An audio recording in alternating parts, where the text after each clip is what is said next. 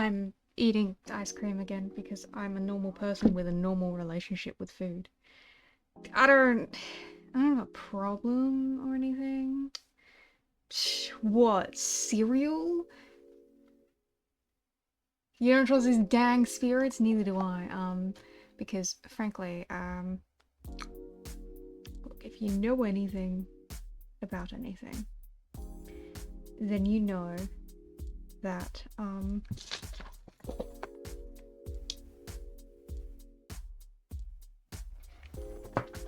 then you know you always gotta be careful around ghosts and shit. You always gotta be careful. Okay, so I went on this rant,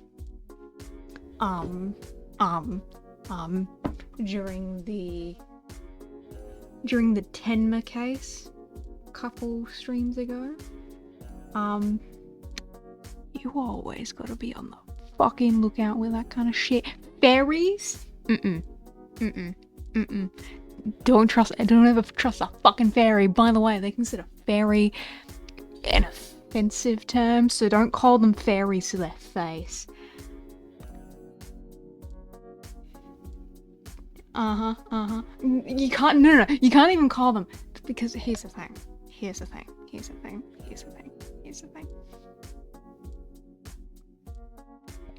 No, you can't even call them the Fae. They also don't like being called Fae. Here's the thing. You can only refer to them as shit like fair folk, because otherwise they get angry at you, and you don't want a fucking fairy angry at you. Terrifying. That's so Una, no. Look, Una, if you ever get approached by a fairy and they offer you food, accept it. Don't fucking eat it. You eat that shit, you are property. They will take you to whatever fucked up fairyland that they come from, and you'll think it's great, but you won't even realize you've been there for 50 years, and the world outside is so different now. It's terrifying. Never trust a fucking fairy. They'll fuck up your life. They will. I swear they will. Why am I peeking so much? Hi, Mizu. Here's the thing, my dude. You don't age when you're in fairyland. When you're in fairyland, right? When you're in fairyland, you think it's only been like 2 hours. It hasn't been 2 hours. Time distortion there is fucking whack. You gotta be careful around fucking fairies. Fucking fairies. And you gotta be careful. And you gotta be careful. Una, I'm sorry, but I don't think you have an innocent and childlike heart. That's the kind of people that they go after.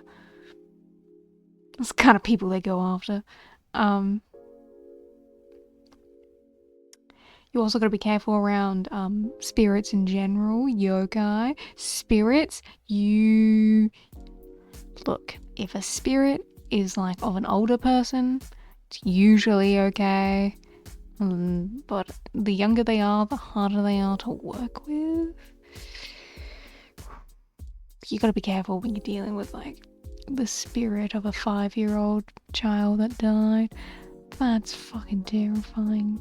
Shit's scary. They're pretty unstable emotionally usually. And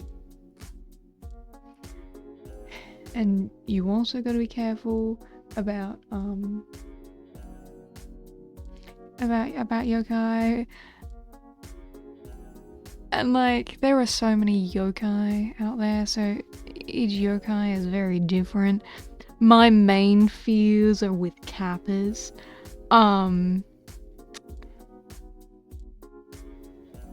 Be respectful to a kappa. Don't call it a yokai. Doesn't like it when you call it a yokai. That's rude. Don't call it a yokai.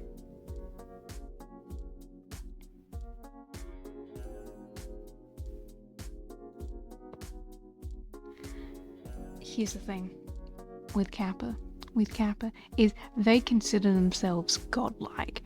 They consider themselves one step down from being gods. They're technically not yokai, which is why they don't like it when you call them yokai. So, you be respectful to a kappa. Probably don't get in the water with a kappa. It might kill you. If you piss off a kappa, main defense mechanism is bowing to it. They're very respectful creatures. They have to bow back, and that usually kills them. Because if their head dries out, oh dear, they're fucking dead. So that's why you bow to a kappa. But still be respectful to a kappa, okay? Okay. Yeah? You got that? Okay.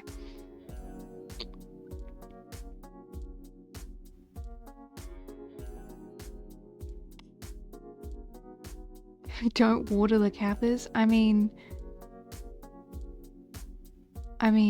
you can. They need that to survive. But if worse comes to worse, look, a kappa will fucking tear you limb from limb and eat you. So you gotta be careful.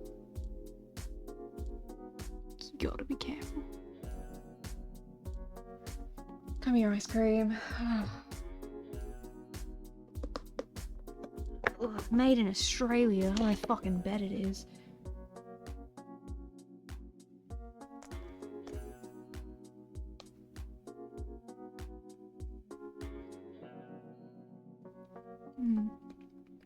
Anyway.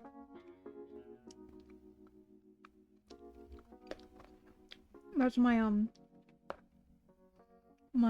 weekly warning to you that don't trust a fucking fairy.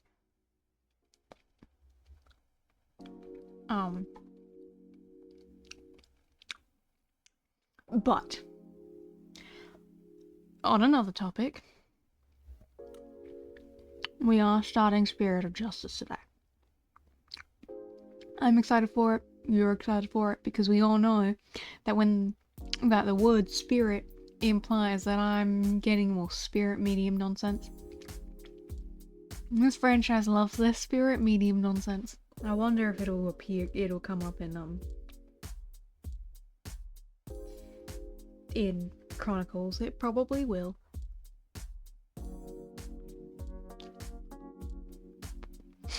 How offensive of Peter Pan to Fae folk.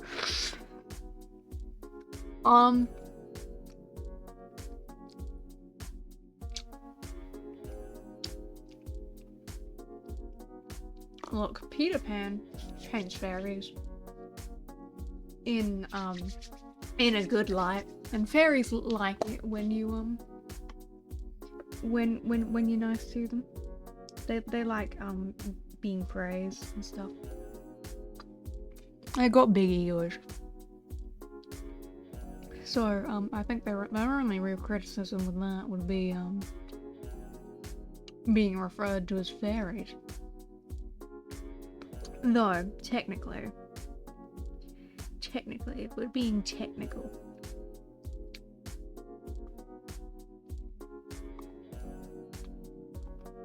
Neverland is technically from what place. But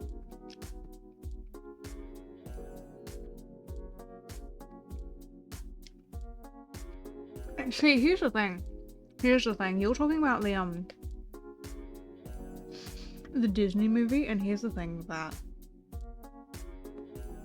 Peter Pan in the original story, straight up a fucking fairy. Which is partly why.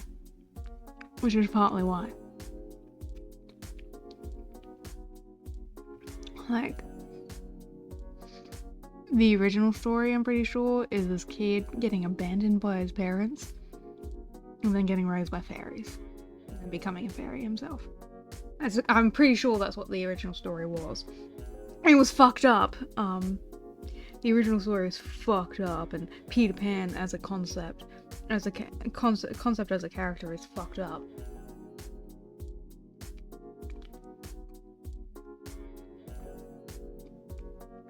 But he's a fairy. At least he's assimilated himself into fae society.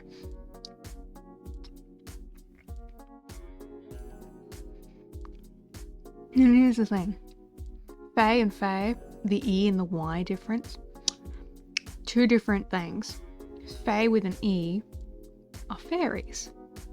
Fae with a Y are supernatural creatures of any kind.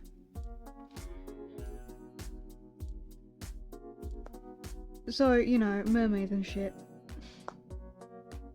Which, by the way,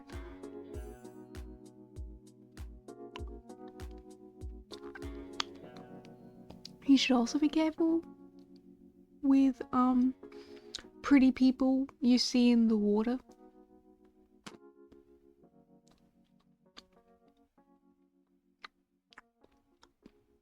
Might be a mermaid. Might be a man-eating mermaid. Might be a siren. Might be a selkie. Might be a fucking vampire, because sometimes it's a vampire.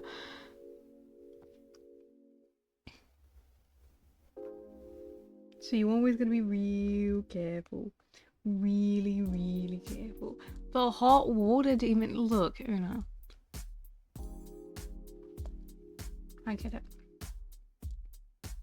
I get it. You're a young lad.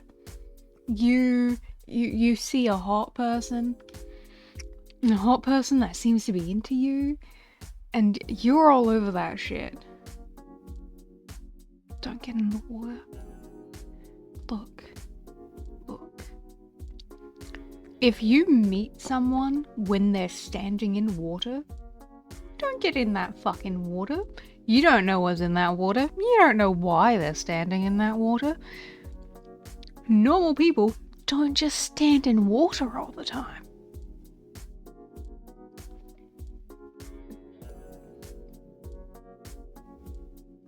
I can't swim either, which is partly why I'm warning you all against going into the water.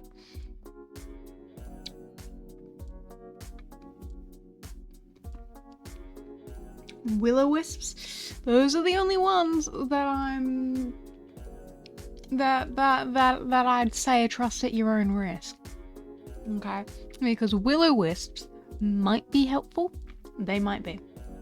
Or they might lead you to your doom. You don't know. Cause sometimes they lead you out of the forest when you've gotten lost. Sometimes they lead you to your fate, and sometimes that fate is death. I mean, the siren's goal was to drown you in the first place, so they succeeded. They've got a corpse that they can eat now. You've just fed a siren by getting into that goddamn water. Don't get in the water.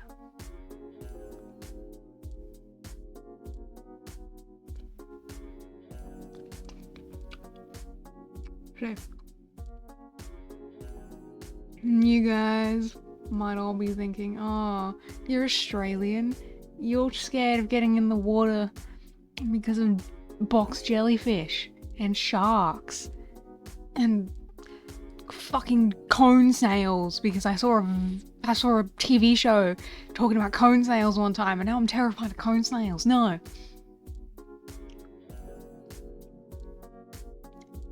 So all the fucking creatures that live in there. The fish are fine. The fish are meant to be there. Things that look like people, not meant to be there.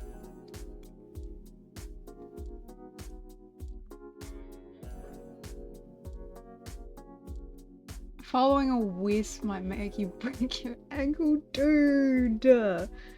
Dude, if you are this easily hurt, you shouldn't have gone into a forest in the first place.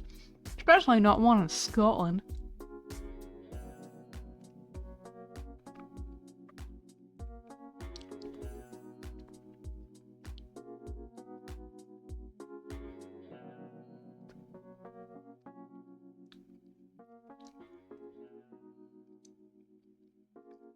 You know, I'd say that's a great idea, except if you don't go outside, then how are you meant to hang out with me?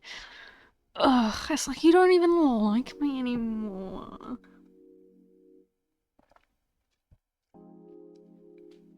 Look, fairies can get into your house, okay? Elves and, house goblins. Look.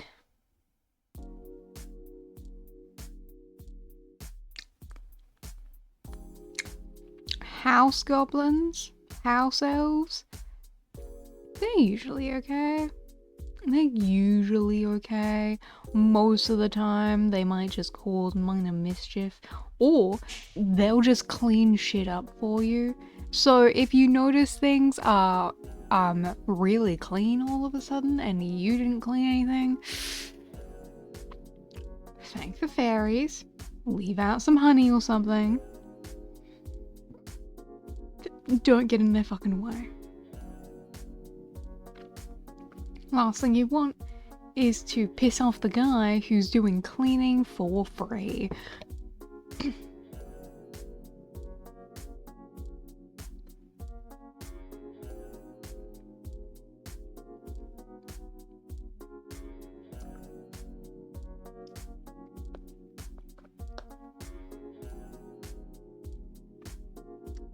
But I also have a lot of knowledge on just general vampire stuff. I even have a favourite type of vampire. That's how many vampire things that I know.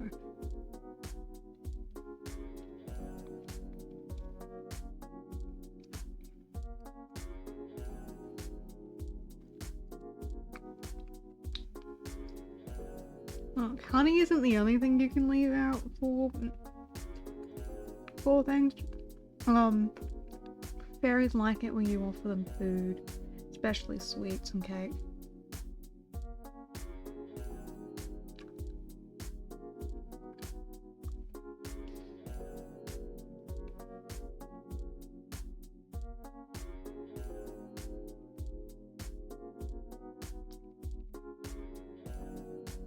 Stop, Alex.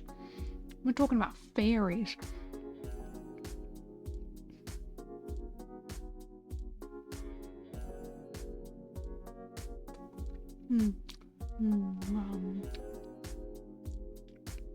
Well, that's enough ice cream for me.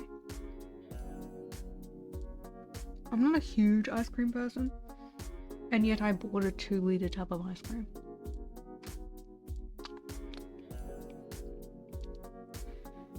There is no current theory. My theory is don't trust a goddamn fucking fairy, like I told you earlier. That's not a theory, that's a fucking fact. Anyone who has any expertise in fairy kind can tell you, don't trust them. All this propaganda. Yeah. All this propaganda about fairies being nothing but kind, nice. Don't let them near your fucking children. Actually, no. No, fairies are pretty good around children. But don't let them steal your fucking children away. Do not sit in the ring of toadstools, okay? Don't sit in the fucking fairy ring, Una.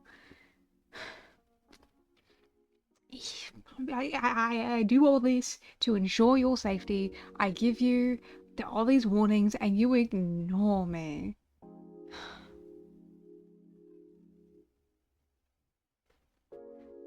Una, please. Please don't, Una. You'll just disappear off the face of the earth.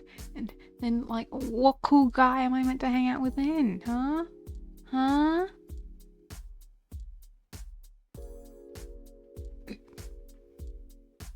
I don't. Do they put missing people on cartons of milk? Like, seriously? To be fair, the only time I've ever seen, like, they did it in the 80s? Jeez. What, people were going missing enough to warrant printing it on cartons of milk? The pin board for missing peoples in your Walmart? What the fuck is going on at Walmart?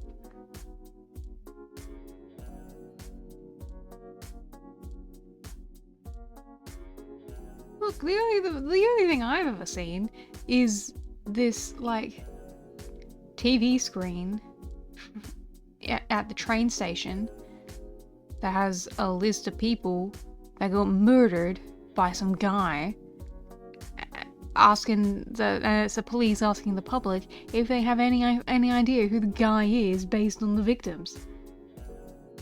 That's the only thing I've ever seen. People usually only put posters for their missing dogs up at grocery stores. I don't think Walmart even exists down here. Wow, that's so depressing. Just walking in to do my shopping and wow, look at all the people we haven't found yet. That's so depressing. That's very depressing. That's so depressing.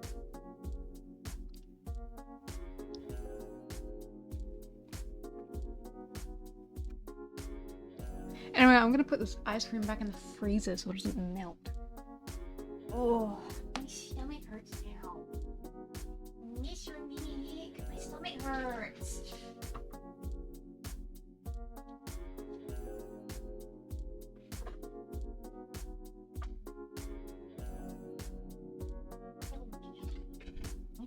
You didn't buy anything.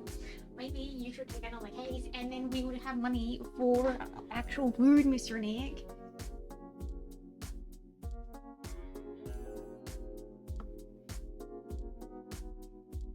Mr. Nick's being irresponsible again.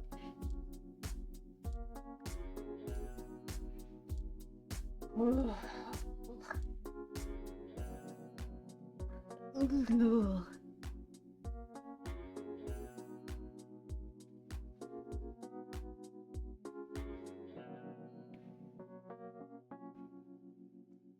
Well, this is all so depressing. I've literally never seen a missing poster person in my entire life.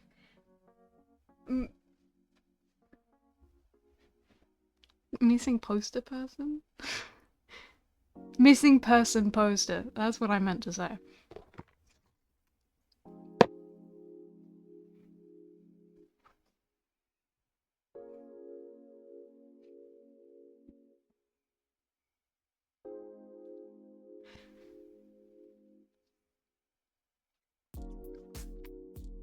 Ugh. By the way, is my audio fine?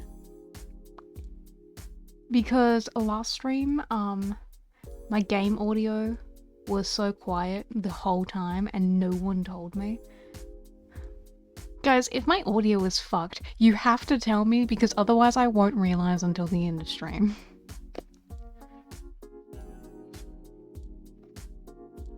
Oh, the game audio and my system audio is the same. So if the music relative to my voice is fine, then the game should be fine. I think part of the problem was I had it at like volume 10 on my computer last time because I was not in the mood to be listening to loud shit all day.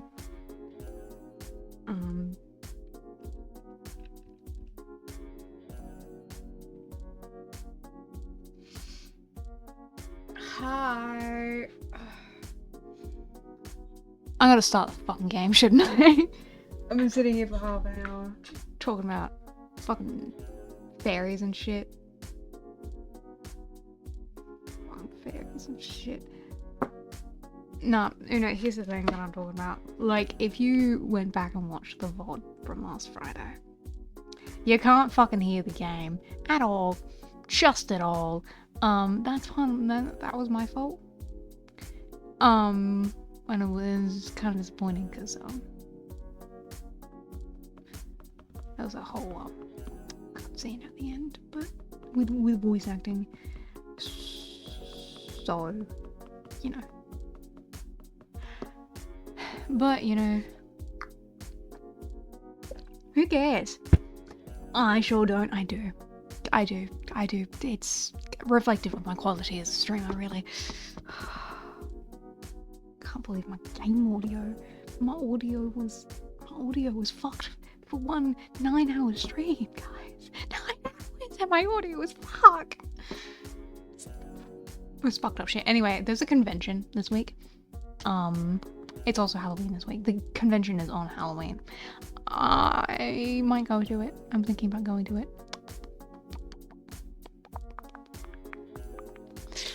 I still can't decide. Because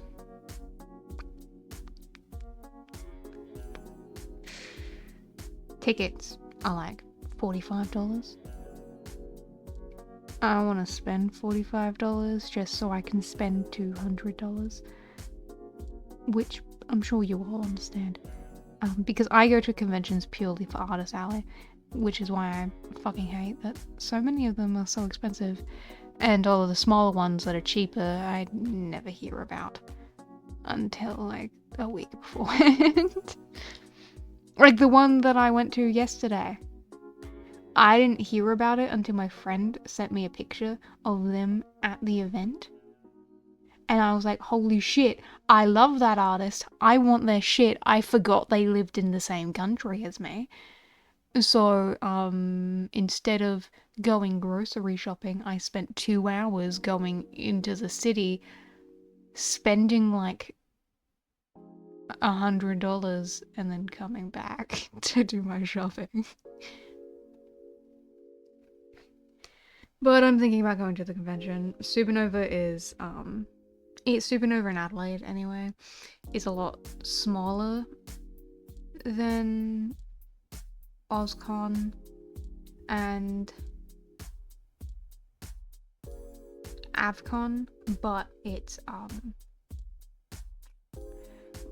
still popular enough that it like garners attention. And see, here's the thing. So AvCon is the biggest convention.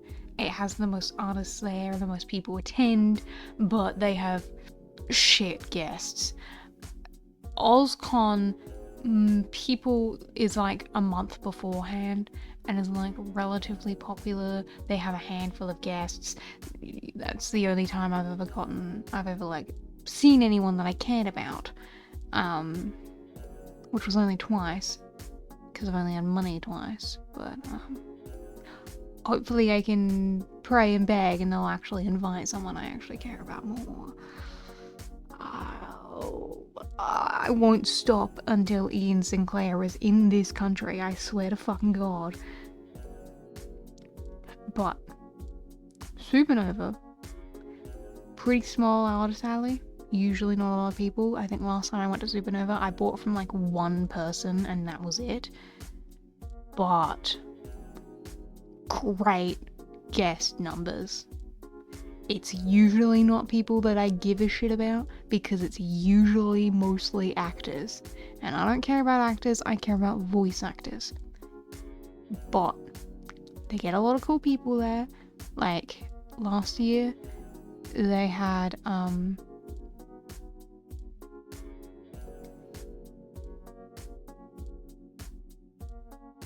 forgot who they had last year, but they had some interesting people. Because I don't remember if things happened at OzCon or Supernova. But both of them have really good guests.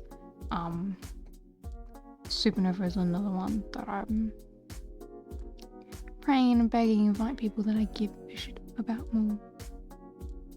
Because it's fun and it's interesting and I like getting autographs and, you know, I want to show my love and appreciation.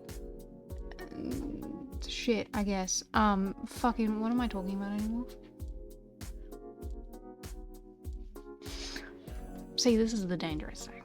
You can't let me sit here and talk at you because sometimes I will just have more and more things to tell you. And no one likes that. I mean, some people like it, definitely.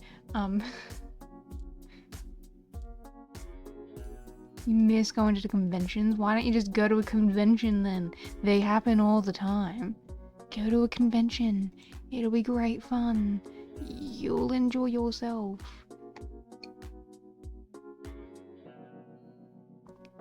Go to a convention.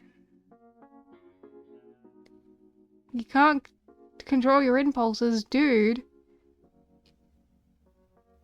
You saw what I did yesterday. Okay, here's the thing. The last 2 conventions that I went to, I spent $500 each time. And I go one day for about 4 hours.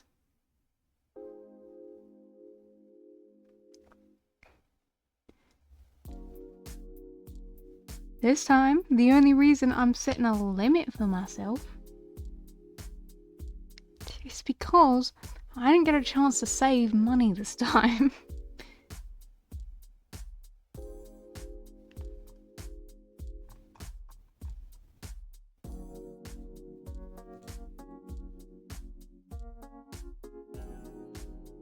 So, sorry, I got distracted. I saw a picture and I was like, wait a second.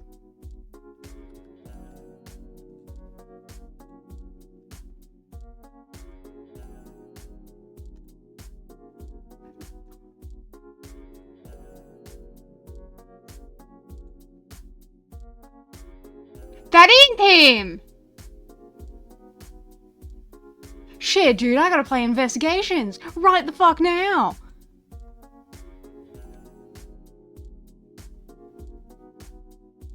Anyway, sorry.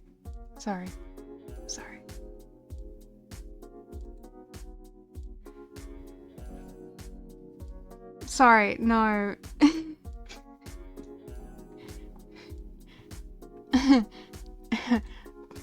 Look.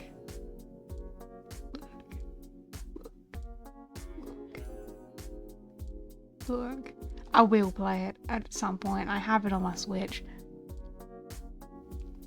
The only reason we didn't play it before Apollo Justice is because it's on my Switch.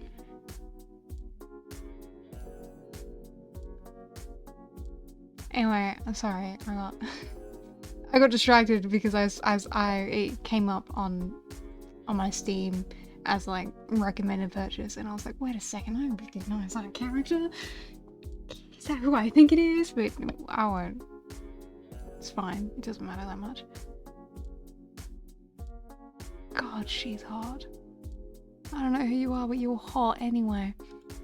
We have Apollo Justice to get to. Fucking Miles Edgeworth. I don't know any Miles Edgeworth. The only prosecutor I care about is Mr. Gavin. Look, Blackwell, I get a feeling that I might have to deal with you again. You annoyed me a lot. Will that change? Good question. Will that change? That's not an answer, Blackwell. You can't just stare at me. Look, Blackwell, look.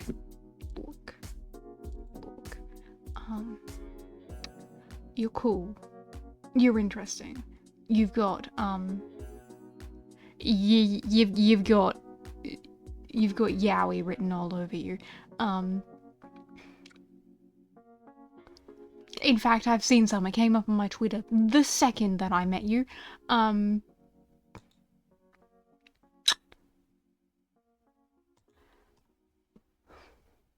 Really, truly, Sir, Blackwell, Sir.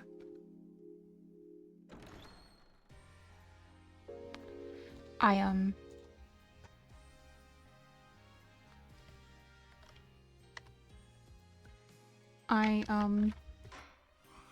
don't know how I feel about you, really. Like, you're cool and all. See, look, I do have to deal with him. He's right there. Look at him. Look at his fucking weird ass face. Fucking weirdo. Fucking weirdo.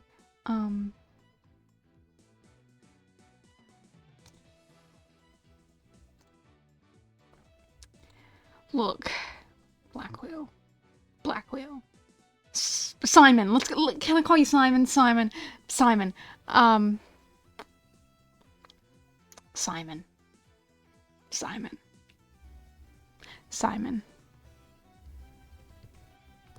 The evil Yowie man. Look, Una, have you seen this guy before?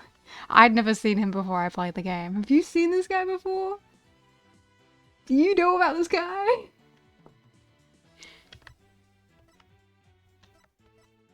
God, my God.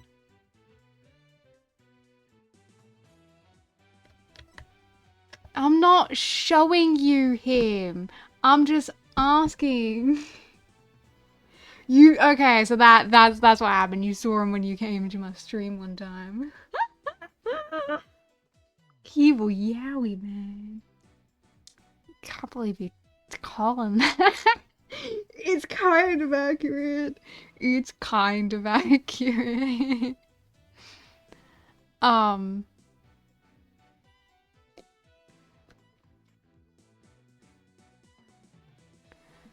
the way, this fucking song, this song in particular, I love it so much. It's really fucking good. It's really good. Yes, Una, I know. But, you know, who knows? You can't hear the game? Fuck me. Fuck me.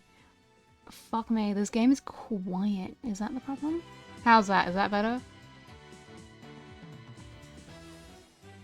No. Shit. Is it really not better? Okay.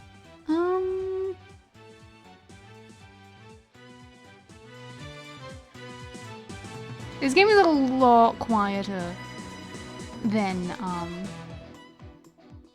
the original trilogy. Maybe I should turn up the sound, because I did turn down the sound in the settings of the game itself, because I didn't.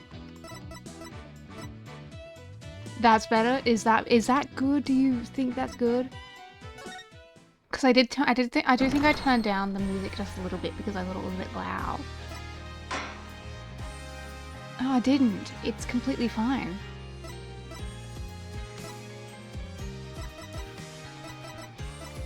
Well,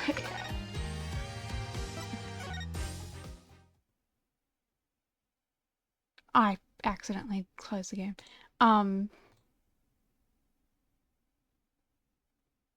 That was my fault. That was my fault.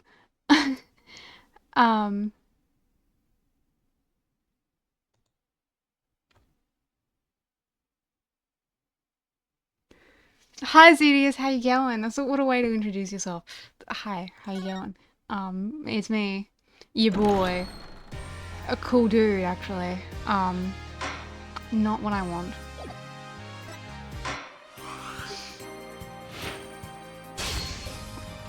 Anyway, because this song is a lot quieter, I think, than these ones. Is the audio okay? Is just tell me, do you think this audio is okay?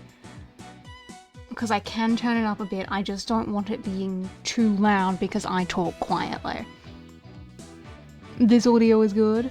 It's fine. Okay, I won't touch it unless you guys tell me to.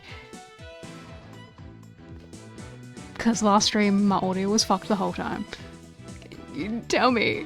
And it made me sad to listen back to it to be like, fuck. Can't even hear the music. That's the best bit of these games. Not really, but anyway, I should stop fucking rambling. I've been talking to you for an hour straight. Wow, Zedius. It's like you don't even want to be hanging out with me. On the western edge of the Far East. Who? Lies a peaceful country of spirit mediums and mystery. Wow. The kingdom of Kurayin. Wow. It's totally different from But now, Kurain. the flames of revolution are threatening to consume it whole. Wow. But things like revolt and revolution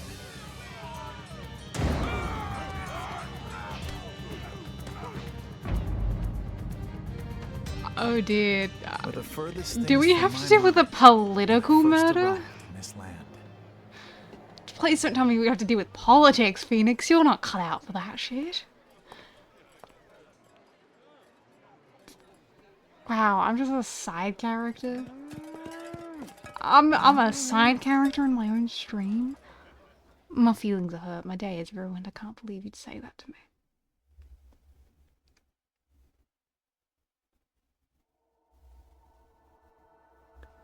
This game is... What do you mean way worse in this game?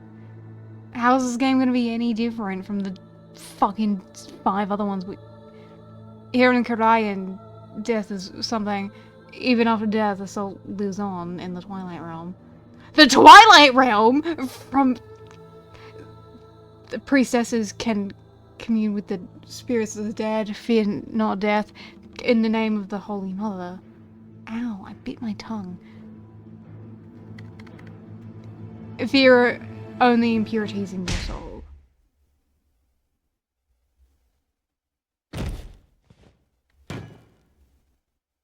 Oh, shh.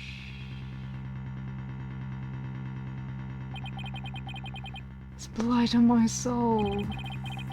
I'll have the child take the blame. What a thing to say!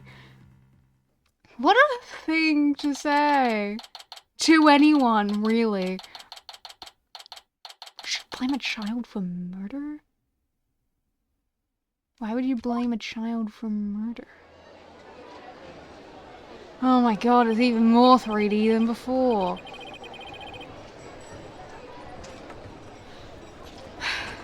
Whew!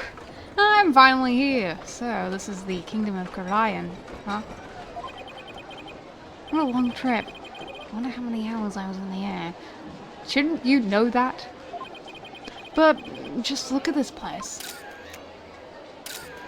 Aw, Phoenix. Get a load of this street! It really feels like I'm in another world here. I mean, if you say so. And that gorgeous temple, I read that's the center of the town. Oh, he's touristing, guys. Wow, an ox right in the middle of the street. Now I have to get a picture of that.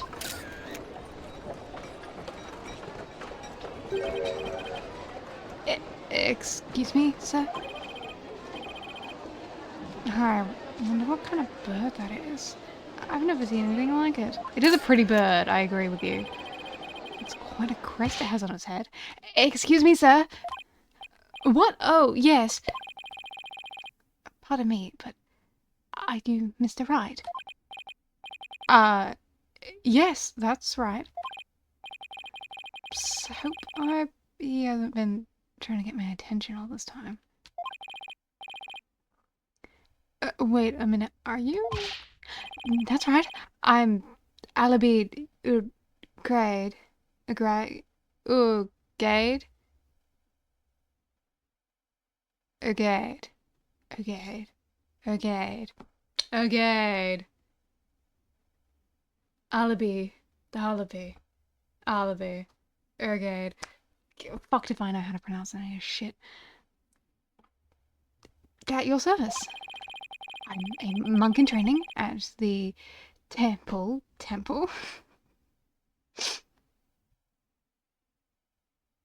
What a creative name. And I'll be your guide around town.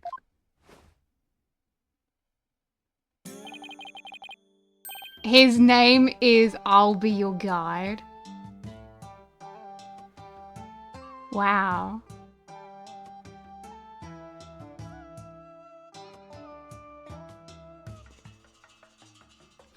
These names just keep getting more and more creative. It's very nice to meet you. Happy lucky.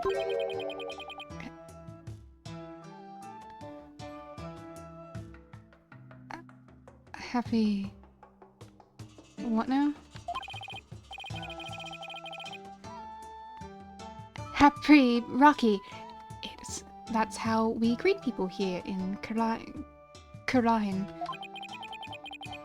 It's like, hello, or how do you do? It's a pretty handy expression to know. Okay, let me give it a try. Hello, I'm Phoenix Wright. Happy Peteraki. My name is Phoenix Wright, and I run a small law office. Well, that's what I do back at home, anyway. Right now, I'm just a traveller, a stranger in a strange land.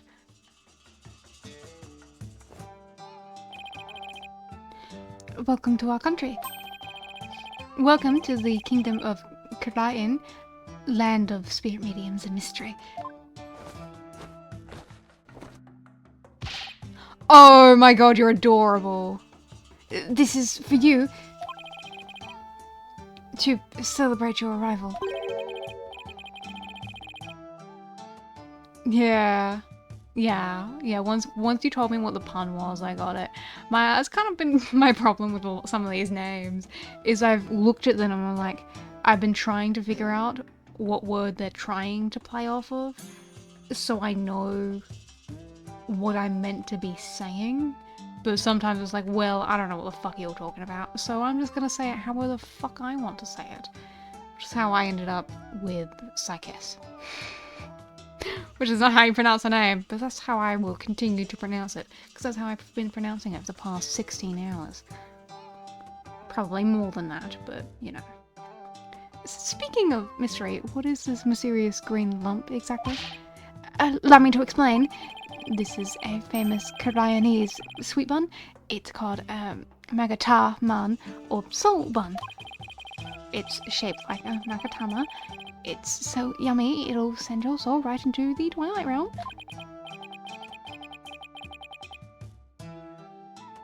Oh, wow, this level, all the names here are this level of pun.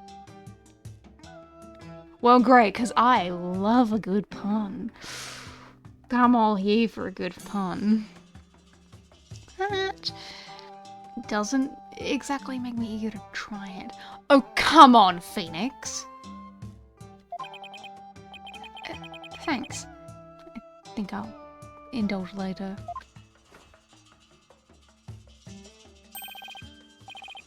That will be 20 dharmas. Thank you for your patronage. I have to pay. I always have plenty of these on hand, so just let me know if you ever want any more. No wonder his bag looks heavy. It's stuffed with all the tools of his trade. Oops! I almost forgot to tell you something really important. It's about Miss Maya. She can't come to see you for a few days yet. Yeah, when I called her from the airport, she said she was still training up in the mountains. I told her I'd wait for her here. Either way, I was glad to hear she was in good spirits. She always is! Oh, Maya, you know I've missed you. Maya Faye. She's a spirit medium who used to work as my assistant.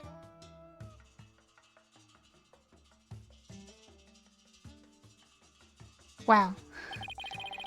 I came all the way out here to celebrate the end of her ascetic training with her. I'll be. This is my first time in this country, so I'll be counting on you, okay? You got it, sir. Please don't hesitate if you need anything at all. Maya was right when she told me I could leave everything in your capable hands. Ah, shucks. She said that? That sure was nice of her. I had a chance to show Miss Maya around a little bit too. If there's one person Maya was worried about, it was me. Because we both know trouble likes to follow you wherever you go, she says. Yeah, it's true, Phoenix. You can't do one nice thing for yourself without running into someone who's dead. That girl worries too much. Wow. Look at you, Phoenix. But you sure came early to the party, Mr. Right, sir. I mean, Miss Meyer won't be done with her training for another 2 weeks. Ugh. I hate to admit it, but I came early because I was worried about her too. See? Oh, well, you know. I thought I'd get in a little sightseeing first. Oh, sightseeing? Did you... Well, I'm your man for that. I'll show you all of the best sights this country has to offer. Thanks. That would be great. I guess Albie takes his job very seriously. Well, what are you waiting for? Those sides aren't going to see themselves. Yikes, you don't have to shove. First up, it's Temple. Right there in the center of the town. There's something there I really want to show you.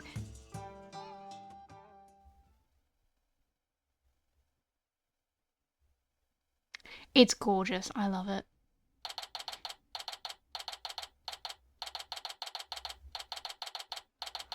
I would love to visit something like this one day.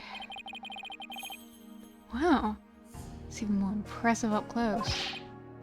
Allow me to explain. This is the heart of the town. Temple. It was created by the founder of Koreanism and the Holy Mother herself. I'm training right here in this temple to be a monk someday. I read that people of this country are all adherents of the Koreanism. According to my guidebook, it's a religion in which ancestral spirits are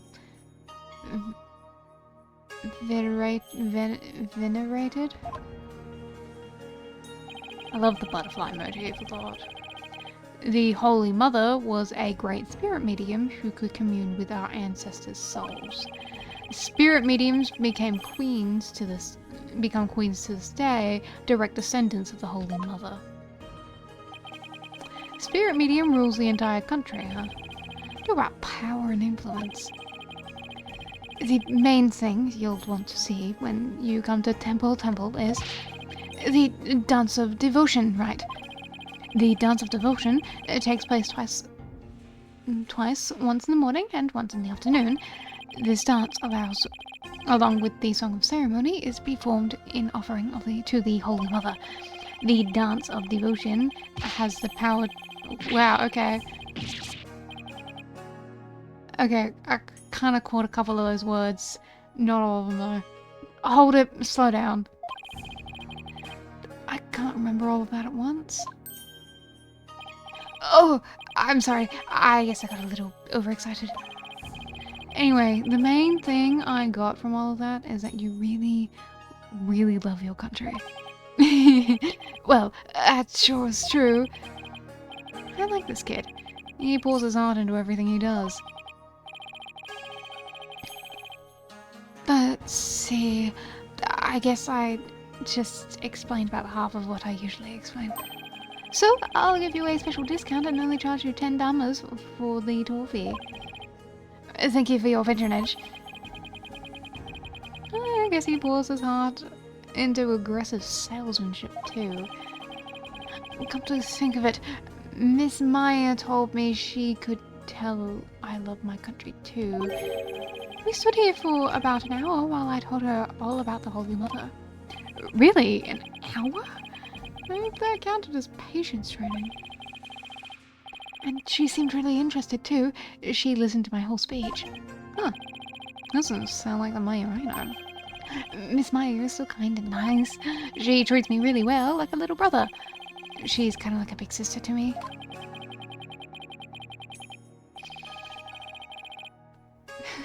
The pun names in this are the worst in the series, you reckon? Wow, Spirit of Justice off to a great start.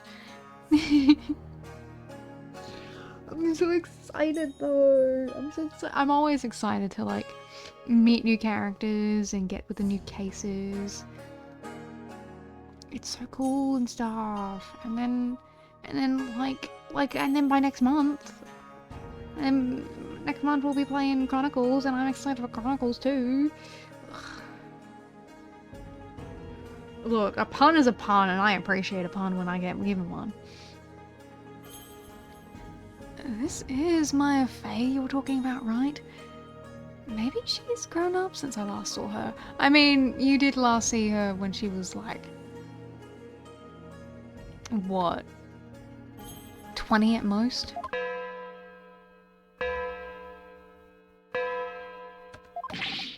Oh, no. What's the matter? Is it that time already? We have to hurry into the temple right away. But first, let me give you this lyric card for the Song of Ceremony I told you about. There's an English translation of the lyrics there too, so give it a read, okay? Let's go. But why the big rush? If we don't hurry, we'll miss the beginning of her benevolence's dance of devotion. Her benevolence?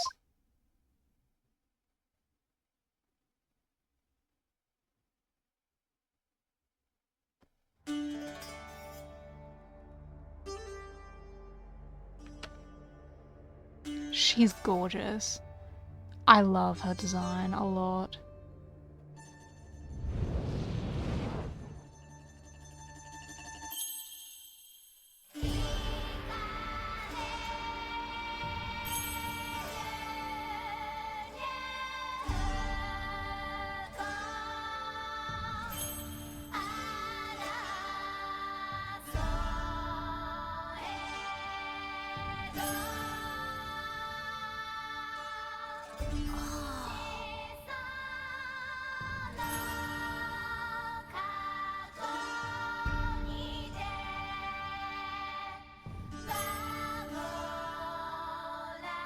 Wow, doing this twice a day, every day, you'd get perfect at it.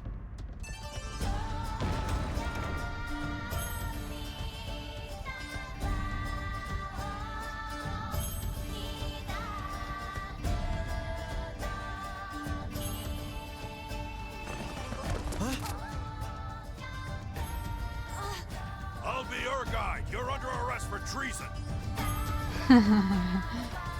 Hearing his name out loud is funny, I'm sorry.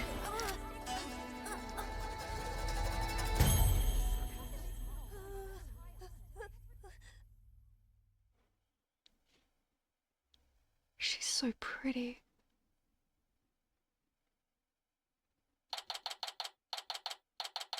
See, that's how you center a picture with something. You always gotta center it with the furniture. Get it fucking right, witness room, whatever number you were. You gotta center the picture in the couch. See how this aperture is centered with the fucking table? That's how you fucking do it. Let me in. Why won't you let me in? Because you're a foreigner. What business could you have with this court? I told you my friend is on trial in there. The police raided the temple in the middle of the dance performance yesterday and arrested Albie as on suspicion of treason. I was worried about Albie, so I just had to come see his trial. A trial isn't a tourist attraction, so clear off.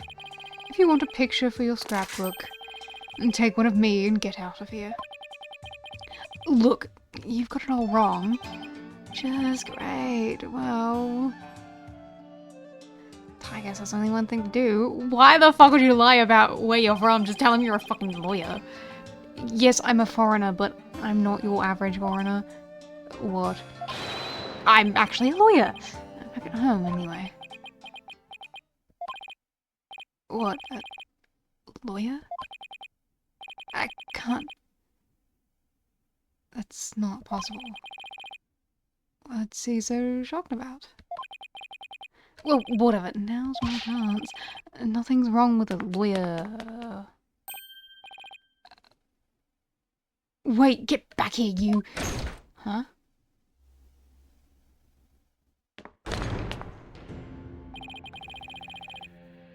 So, this is a Karani's courtroom.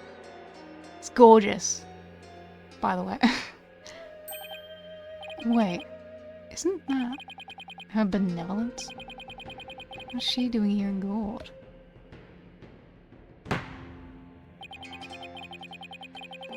The divination seance has been performed.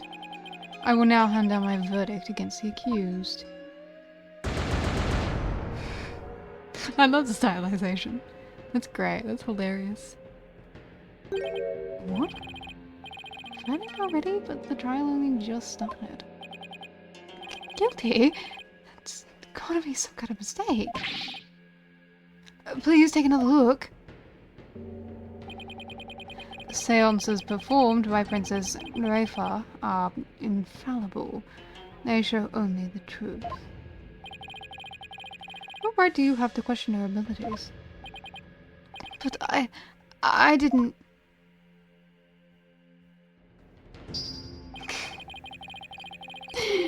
Isn't it ironic that you, a devoted adherent of Karayanism, would dare doubt her insight? Non-believers will only be met with suffering in the Twilight Realm, you know. But I didn't do it. Your benevolence, allow me to explain, I beg you. God, she's gorgeous. Be silent, impudent whelp. There is no merit to be had in indulging in the ramblings born of criminals unclean souled. But... What in the world is going on here? The judge made his ruling based on something called a divination seance? What is Albie's attorney doing? Non-existent. Wait a minute. Where is Albie's attorney? Why is this happening? I didn't do anything wrong. Foolish child.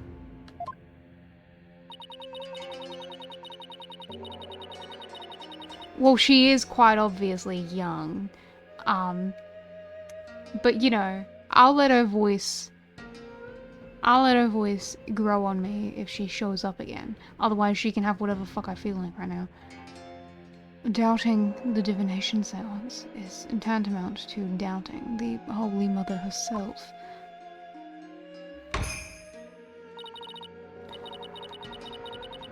Your Majesty, as royal priestess, and in the name of the Holy Mother, I command you. Impose the highest penalty against this unclean soul. As you command, so shall it be done, your benevolence. May her holiness grant us her divine favor. Dahara Karayan.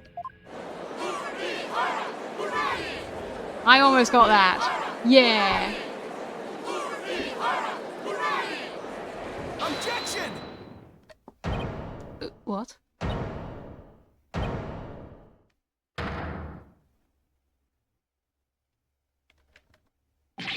Just wait one moment.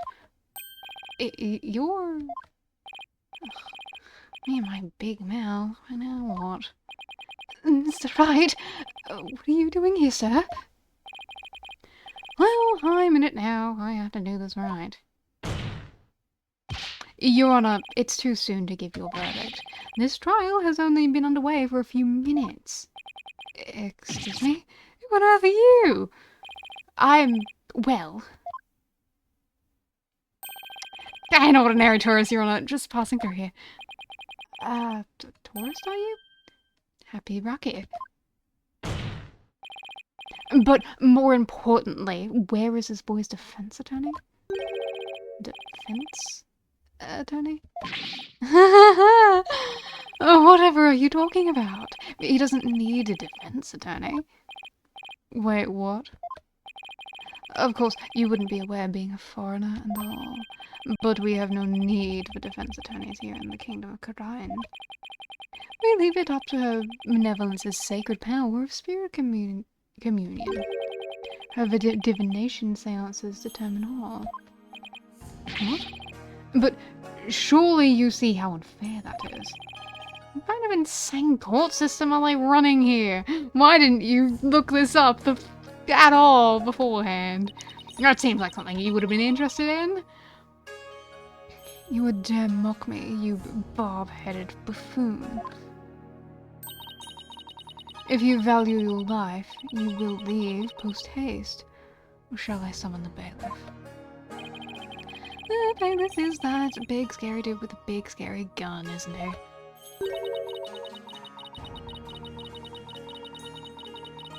I'm sure you would be happy to oblige you a bullet or two as a souvenir for your travels. At the cost of an arm and a leg, no doubt. No, hold on. Mr. Wright has nothing to do with any of this. I'll be. I appreciate what you're trying to do, Mr. Wright, but never mind about me.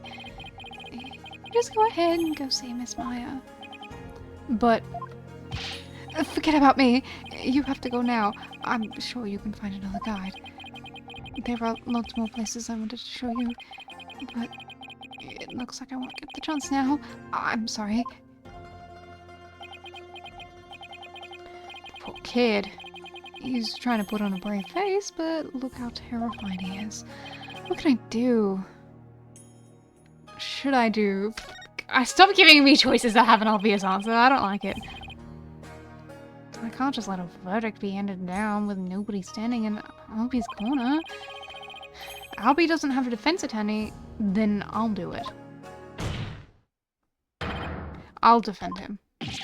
Defend him? You can't be serious. God, I hate that sound effect. What the fuck? Defend me? Mr. Wright, what are you saying? You can't do that. I most certainly can. Don't worry, I'm quite used to tackling all sorts of trials. Besides, can you imagine how furious I would be if I let anything happen to you? Mr. Wright. You are but a naive tourist, ignorant of our ways. But, if you are smart, you will heed my advice. Do not pursue this matter any further. Looks like defending someone is easier said than done in this country. Bailiff, throw this man out.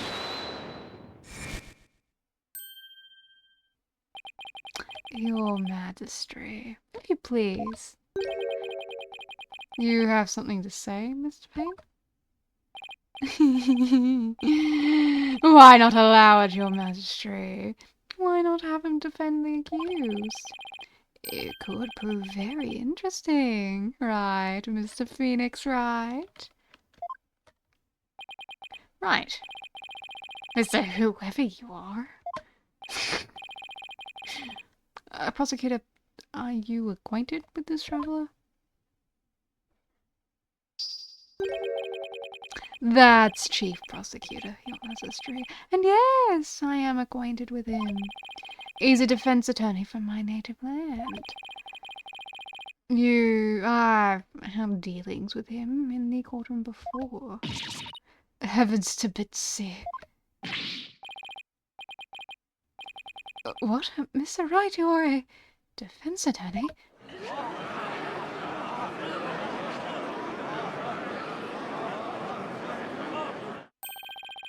A defense attorney? Well, this is a shock.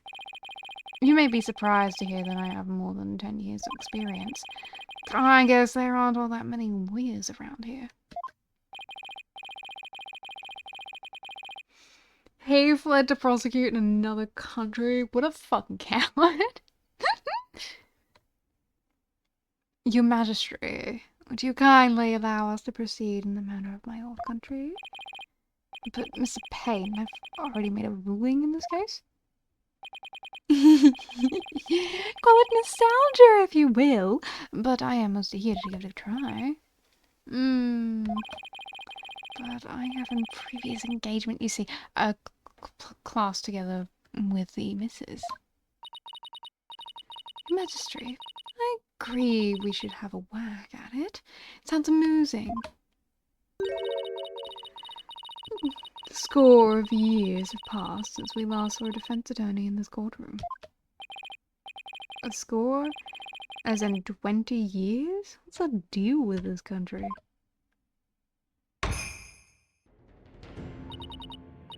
Mr. Payne, I want that bob-headed brought to me on a stick.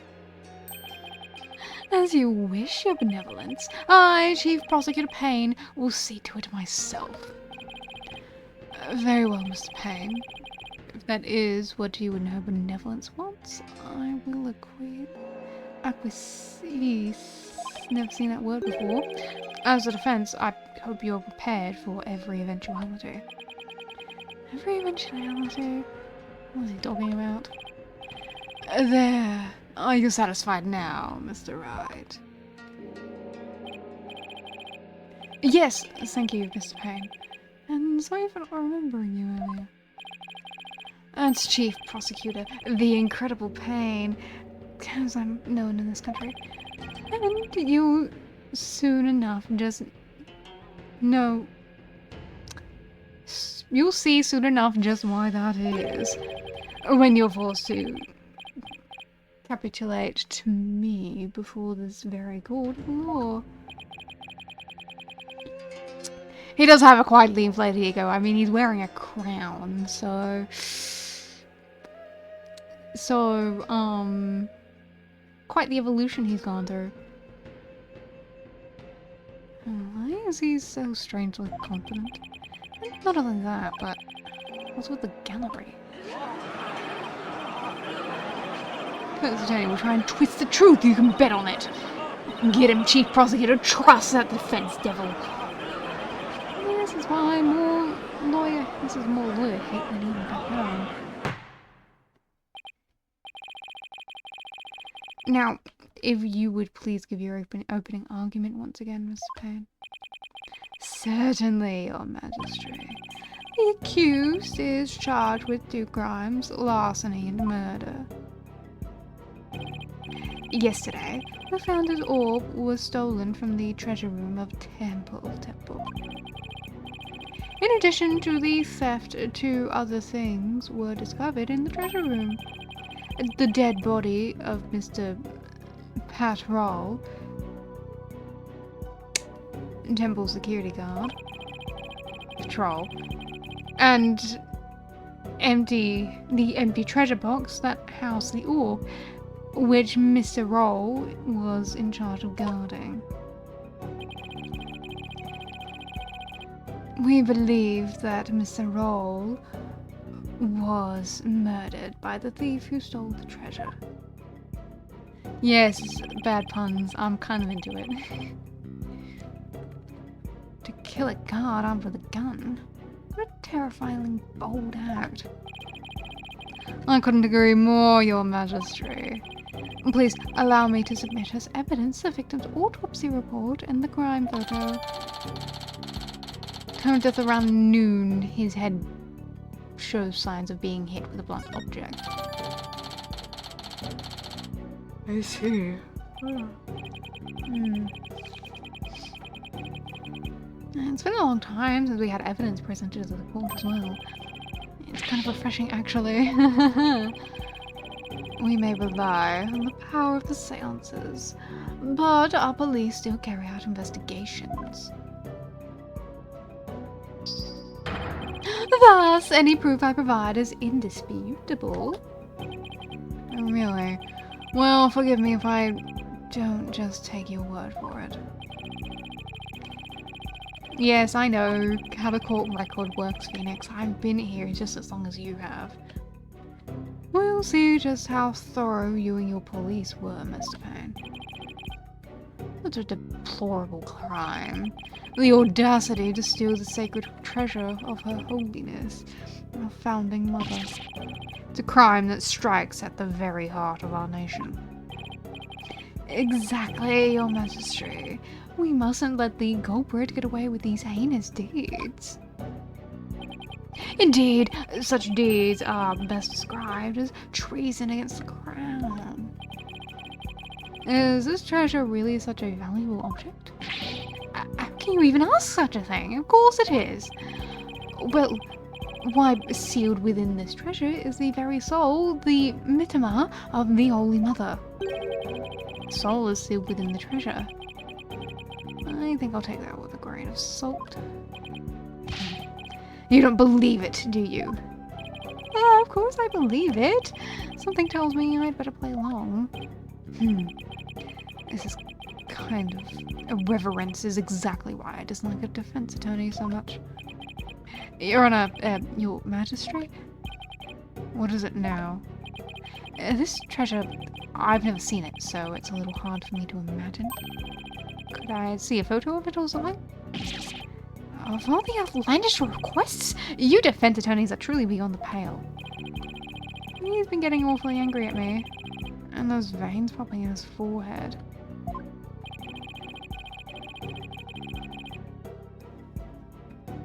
It's forbidden for anyone outside of the royal family to view the treasure itself. They say that anyone without the proper spiritual power could be blinded by it instantly. That is why the average person has never seen the treasure, Mr. Wright. I guess there are national treasures that are off limits to the public back home too. For the benefit of the shamelessly uninformed defense, let me share this newspaper article. It includes photos taken about 8 years ago from when the treasure was unearthed. These are the only public photos of the outer box in existence. What's more, the treasure box only leaves the temple's treasure room but once a year, for a special New Year's rite that takes place in the palace. Therefore, this treasure box has only ever been seen by a handful of people. I hear there's a string of thefts lately of the historical artifacts in the temple. Right, Your Majesty.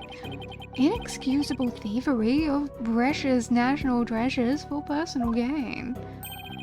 And the culprit is the accused.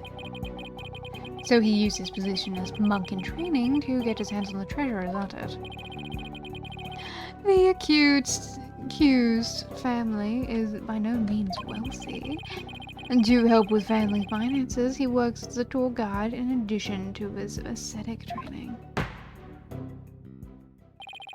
Thank you for giving an excellent outline of the case, Mr. Payne. Now then, no more questions from the defense, I presume? What? No, I do have questions. Even more? But you just asked a bunch. Well, make it snappy. My class starts in just a few short minutes. What? Are you still planning on going to that thing? There's still a lot I don't know about this case. I should ask now while I have the chance. Let's see. What else do I need to know more about? The crime scene itself. Mr. Payne, where did the crime take place? What? As I already stated, it was in the treasure room of the temple. That's right. Have you even been paying attention? Look, you guys went on a long time, okay? He apparently has the brain power of a barnyard chicken, Your Majesty. Oh, that explains why he has a crest like a rooster. No matter where I go in this world, the insults are always the same. Your Majesty, please let me try again. I have been paying attention. Look, the thing is I feel like they already talked about all of that, okay? But maybe it's just that I know what the weapon is and they didn't explain that.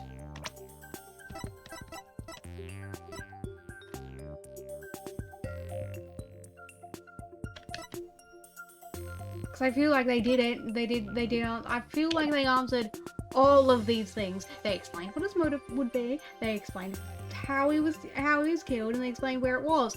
So I don't know what the answer to this question is. Okay. I feel like I already know all of these things.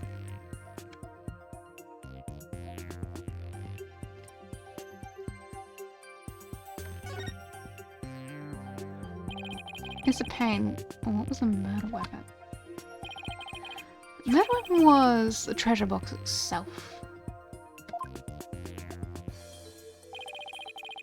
The NP treasure box left at the scene had a large blood stain on it.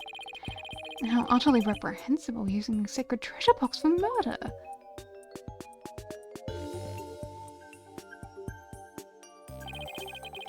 The accused came to the temple room with the express purpose of stealing the treasure. He climbed the altar stairs and snatched the box, ready to abscond with it.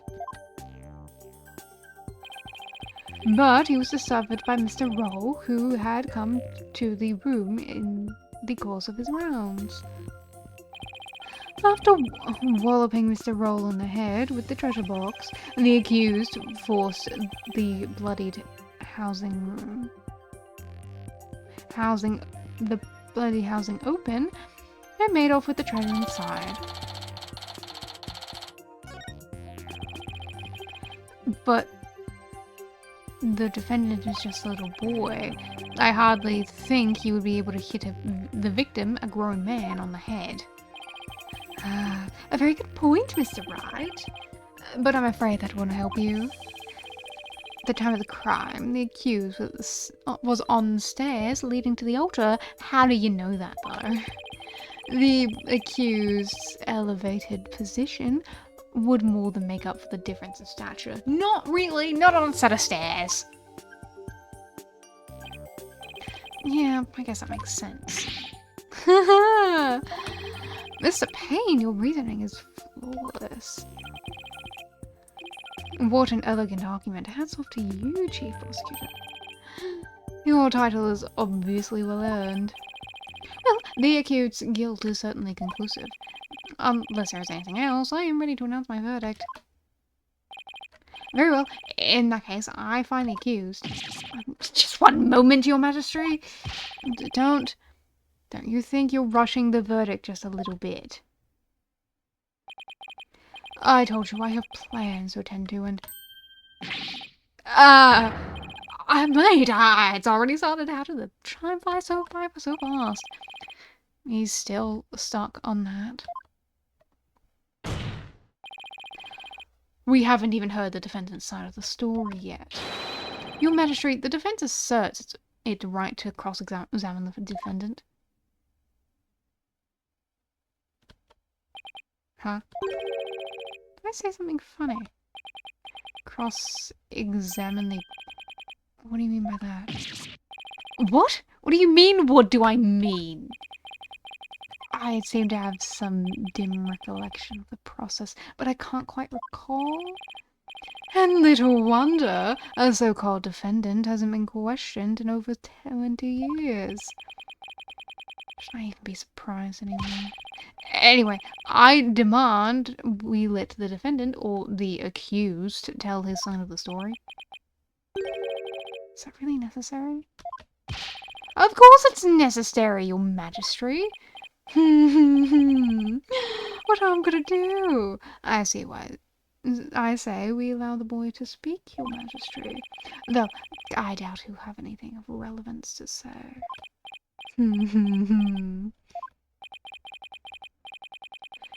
Oh, how kind of rude.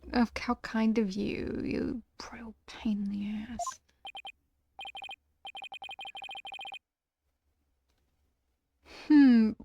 Very well, as long as it's okay with you, Mr. Payne.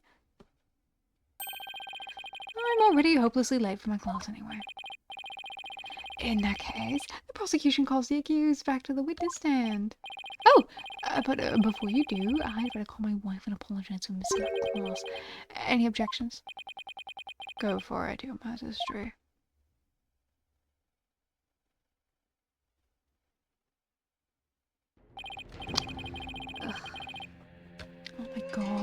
fucking headphone cord is so broken.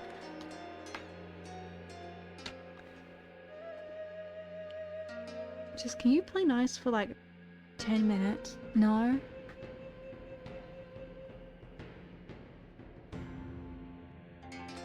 Accused, state your name and occupation again, if you would. I'll be your guide. I'm in training to be a monk, and I'm a tour guide too. Oh me. Now, where were we? Cross-examining the defendant, your majesty. Right. Let's do that then. At the defense attorney's insistence, I might add. Sounds a little dispirited. His wife must have given him a piece of her mind. Well, the defense had better get to it, and make it quick, if you please. The defense. It's alright. I didn't know you were a lawyer. Well, I am, and I'm here to defend you, Albie. Don't worry. All you have to do is tell the truth, and you'll be alright. You tricked me! What? I knew you were a lawyer. I wouldn't have given you that door. Give back the Makataman I gave you yesterday. Albie, what's gone into you? Don't talk to me. You disgust me. Even Albie is against me. But why? This must be a new experience for you, Mr. Wright, being loathed by a client. You're then accused. Please give the court your testimony. The incident occurred around noon, during the break between the morning and afternoon dances of devotion. We want you to tell the court what you were doing around that time. Alright.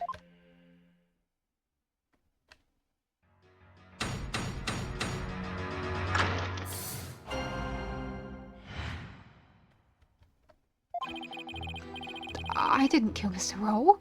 I didn't steal the treasure. I'm not allowed to go anywhere near the treasure room. I've never even seen the treasure box with the green Koreanese butterfly on it. But the incident happened. I was in the hallway planning out my tour routine.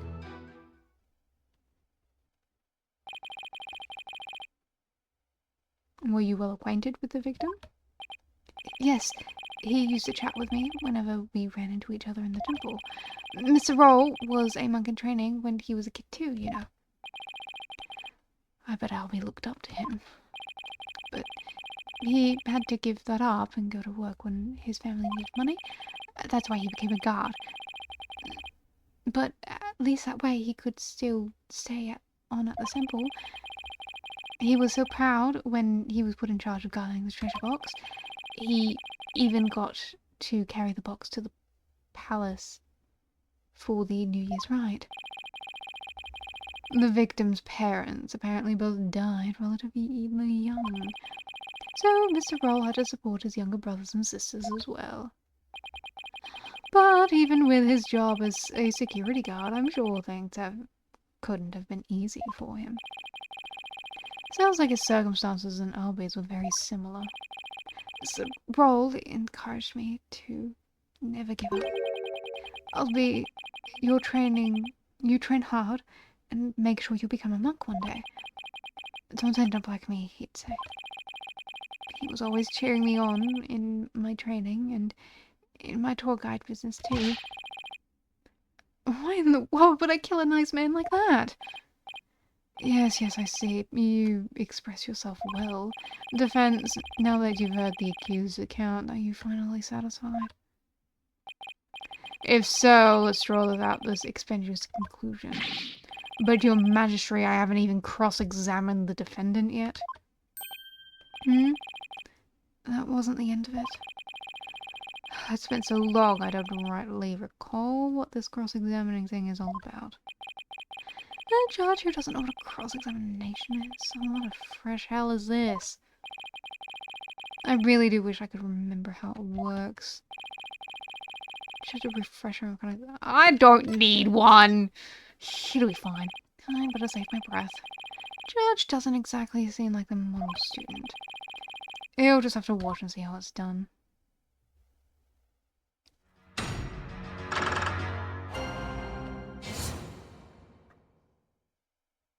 I do not need it. I was doing it the other day.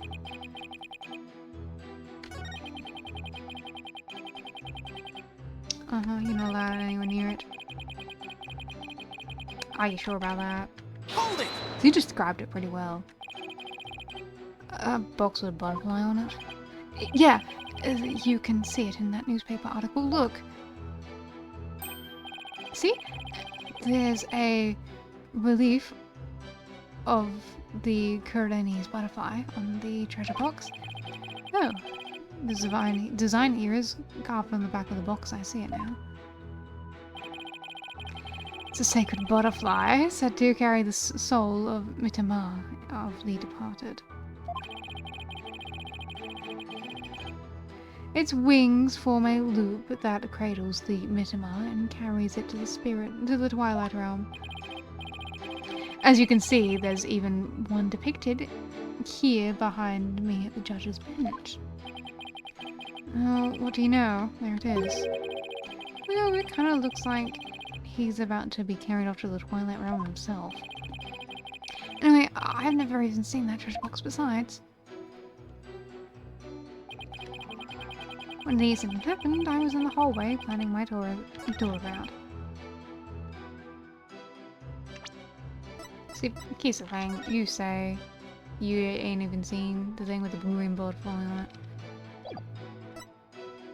But, how do you know it's green? Objection! Oh, Albie, why would you lie to me?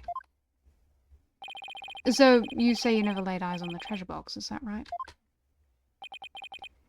That's right. It's forbidden, so I'd never do that.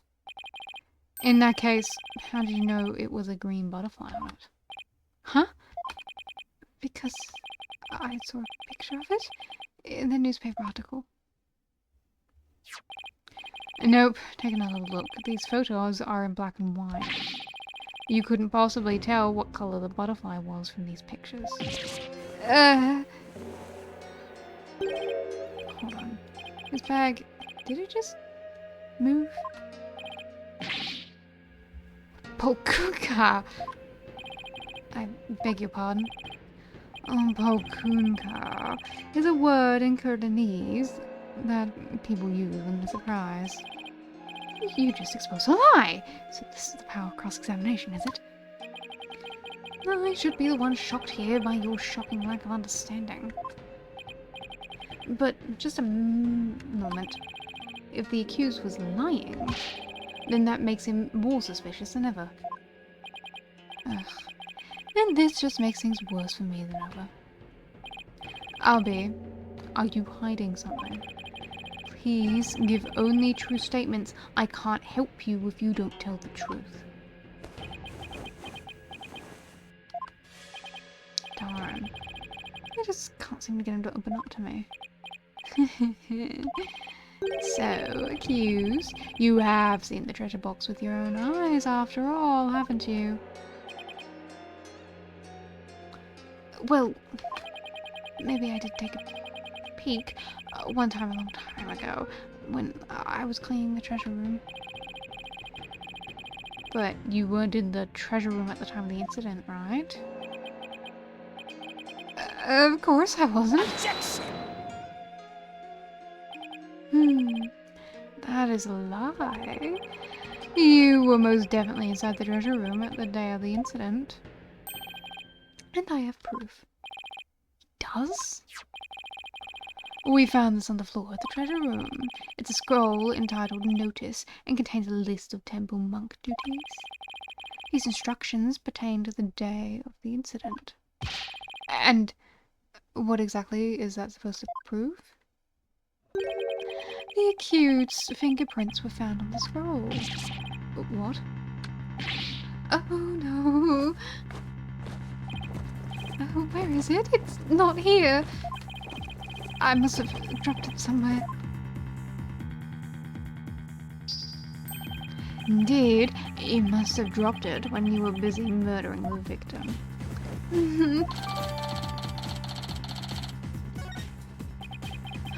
Oh, no. Then that means Abby was there on the day of the incident. So this is the power of cross-examination. The more the accused talks, the guiltier he paints himself. Yes, it would seem so, Your Majesty. Ugh. You predicted my argument with evidence ready to refute it. How is any of this supposed to help the accused? See, I told you can't trust the lawyers and their lies. The benevolence already said the kid's guilty. Just declare him guilty and get it over with. Everything's going wrong. What do I do? As I suspected, this cross-examination session has served no purpose whatsoever. No, you're wrong. But armed as we are with her benevolence's insight, there's no reason to doubt his guilt. Then I guess all we have to do is poke holes in this insight of hers.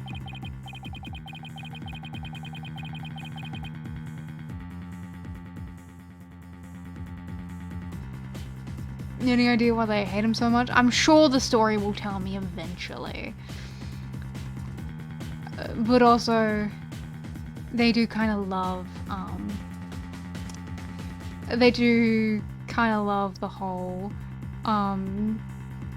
everyone hates you thing. That seems to be common. By the way, this didn't prove to be very interesting at all, Mr. Payne. Nevertheless, I will now finally announce my verdict.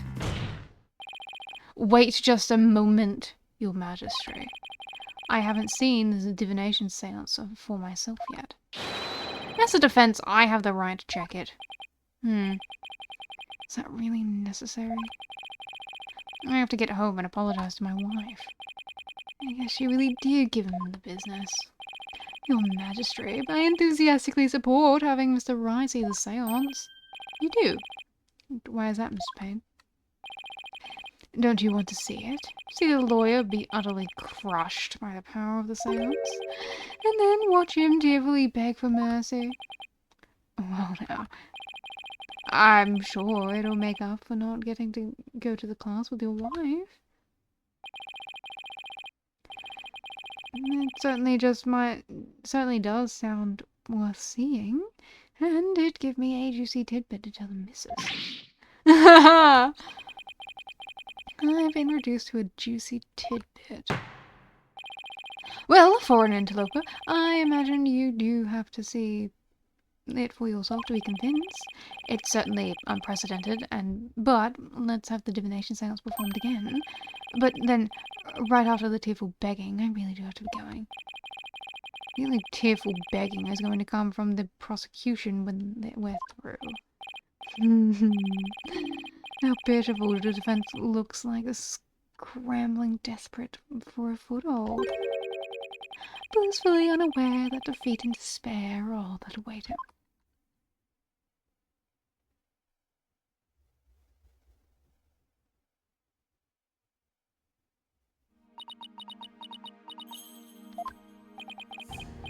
She is. Her benevolence. Your benevolence. Rafa Padma Karayan. Thank you for coming all this way once again. Your gratitude is unnecessary. This is simply my duty. Barb-headed attorney. Yes? I am told you questioned the veracity of the sacred divination seance. It would seem the depths of your reverence and blasphemy are lost on you. I'm just a foreigner, ignorant of the ways and customs of this country. I apologize in advance for anything rude I might say or do, Your Benevolence. All I want is a fair trial for Albie. You would imply that the trials of this country are unfair. To explain, outsider. Our verdicts founded on truths imparted by the very souls of the dead lack impartiality. What's fair about trials with no defense and no chance for the accused to tell their story? How dare you speak to her benevolence in such a manner? Did you hear that? Did you hear what they talked to her benevolence? Yes, yes, yes. Yikes. Looks like I really stuck my foot in it this time. Okay, can we not do that? I hate that sound so much. I can't. I hate crowds. This is the worst thing I've ever been put through. Silence, all of you. Is she standing up for me? Be not disquieted, my people.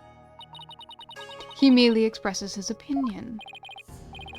Well, looks like her benevolence is going to be more reasonable than I thought.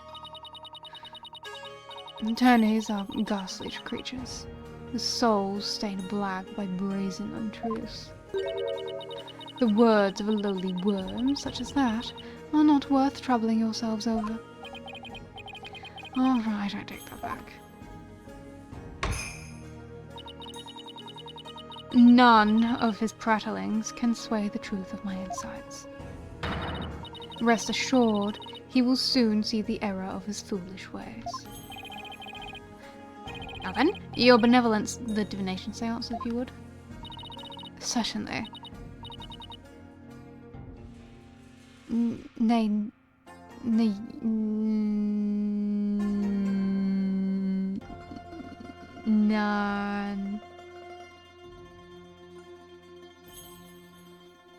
I'm just gonna say Nana.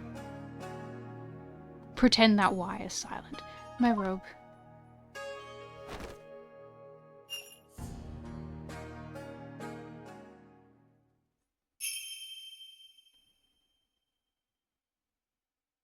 O Holy Mother, we hold this divination seance in your name.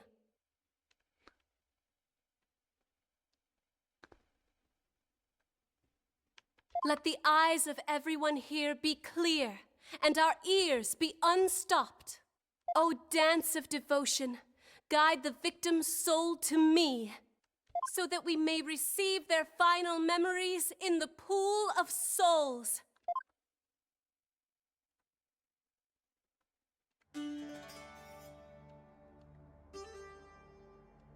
I mean, it's, yeah, most characters out of VA.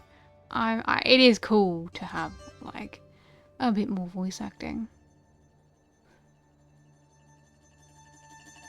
I love it, though. It's so cool. I love her outfit so much.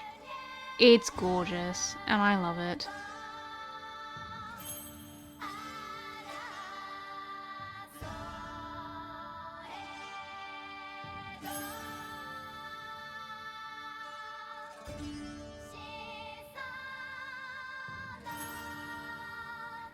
And, every time they show me this dance, I just sit here like, wow, that's so pretty. I got nothing to say, that's just gorgeous. I don't want to interrupt it at all.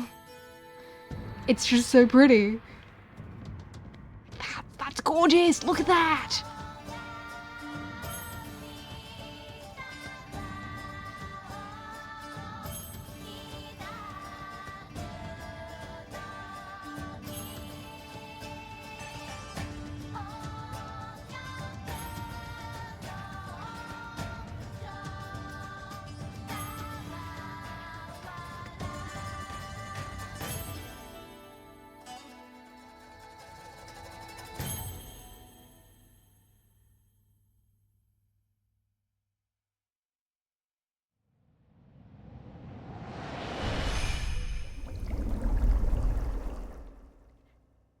Rafa's English VA is 32. I'm not surprised, honestly.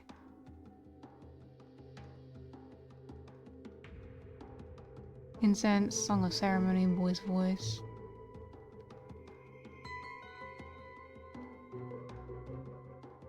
Hain.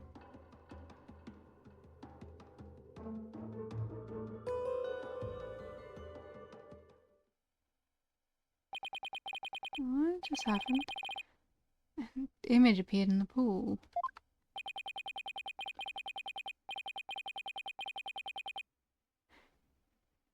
I would not be surprised if they did do motion capture for, especially for that, for like anything, because that's what they do that a lot for basically anything 3D. So if that's what they did, I would not be surprised at all. Final message from the victim's soul, the last communication of his mitama. The divination seance has revealed this to us. Her benevolence can use her power of spirit communion to project a victim's memories of the last few moments before their demise. So what we saw in the pool is what Mr. Roll actually experienced. In the victim's memories, we see the accused raising a weapon up from his head. This is consistent with the findings of the police investigation. There has to be some kind of mistake. I didn't do it. This looks bad for Albie. Really, really bad. Now, do you see why I'm the incredible Bane? More than I can express. But even if those really are the victim's last memories, what can I do with them? There it is. There's a face of a man being utterly crushed. Oh, how I've waited to see it. Isn't it wonderfully gratifying, O Majesty? Oh yes, very satisfying indeed. Now, are we finally convinced, Traveller? The accused is most assuredly guilty. I'm really the only unbiased one here. Now then, I think we have been amused enough. If you give up now, I won't even invoke the Defense Culpability Act against you. You'd be free to slink back to your own country with your tail between your legs. The Defense Culpability Act? What's that? What? You mean you honestly don't know? No.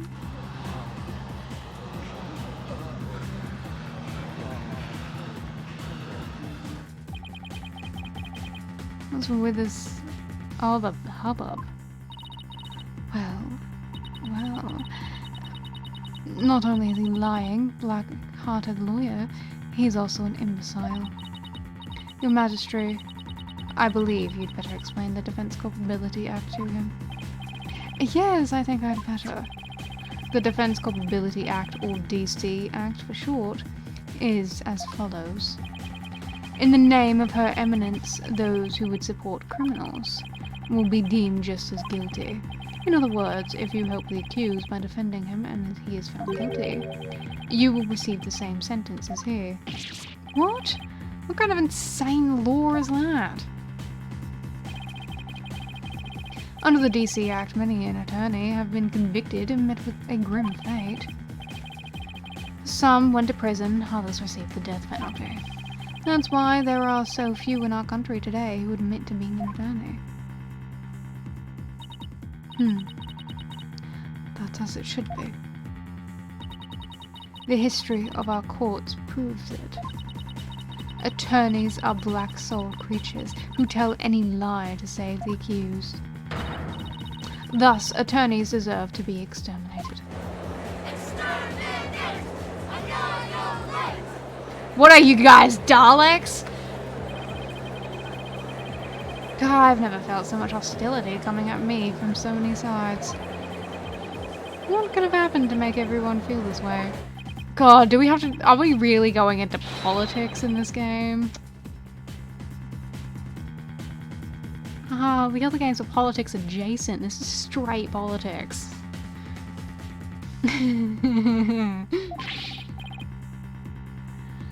You fell right into my trap, Mr. Phoenix, right? Your win streak against me and my brother ends today. With the seance and the DC Act on my side, I'll finally get my revenge. So that's why he's so eager to have me defend Albie.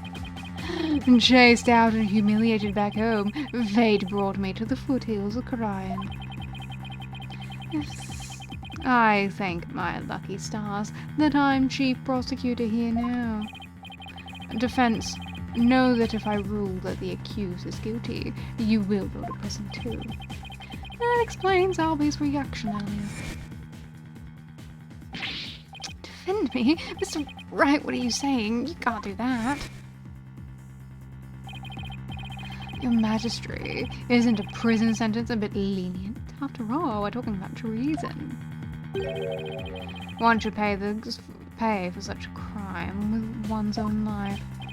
Wow, Payne! This is a little kid and some guy you have a one-sided thing against. Yes, I believe the death penalty might be appropriate under these circumstances. The death penalty? No way. You're kidding, right, Your Majesty? Do I look like I'm kidding? I'll have you put your life and your dark-tainted souls on the line here. This can't be happening. The courts of resignation. Our courts are well known as thus. In this land where my seances provide the truth and no attorneys can intervene. Criminals know that all they can do is resign themselves to their fate. Oh, foreign lawyer, I ask you once more, are you sure you still want to defend the accused?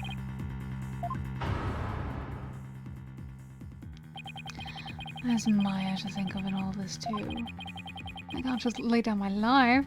Not just Maya, you know, your daughter, your husband, the entire agency. There's a lot of people to consider this. You... I can't just lay down my life. What in the world should I do? Well, nothing else to do now. Isn't this why I became a lawyer in the first place? To help those with no one on their side? I can't just abandon everything I believe in.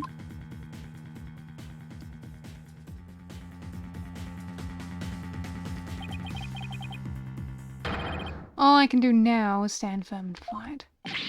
Well, don't hold back your tears back on my account, Mr. Phoenix, right? Admit your defeat and grovel before me, the chief prosecutor, for your life. Objection!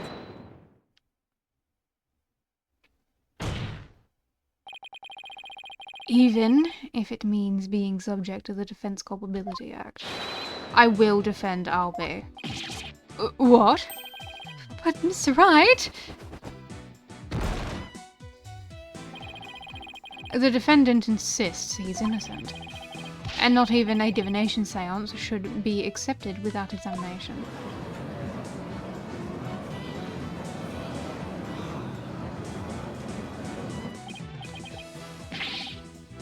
Kunka!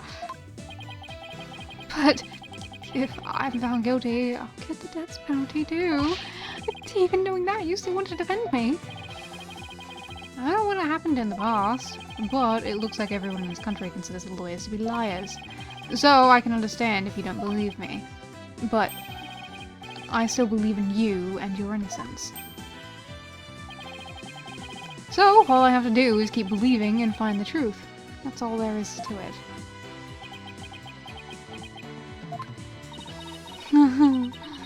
Bob-headed attorney. You continue to amuse me. Though your barbed jabs are proving to be more than mere jokes. Your benevolence. Believe me when I say that this attorney will knock your insides out. Insolent, disrespectful attorney. You'll have plenty of time to regret your folly in the Twilight Realm.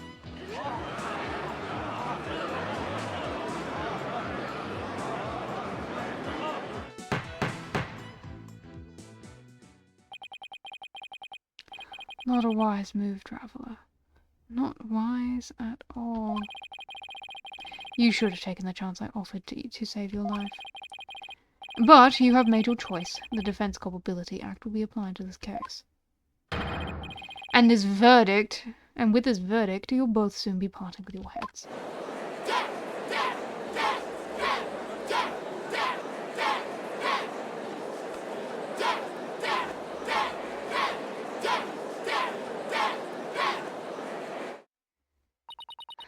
The souls of the departed speak only the truth, and I but give their message a voice.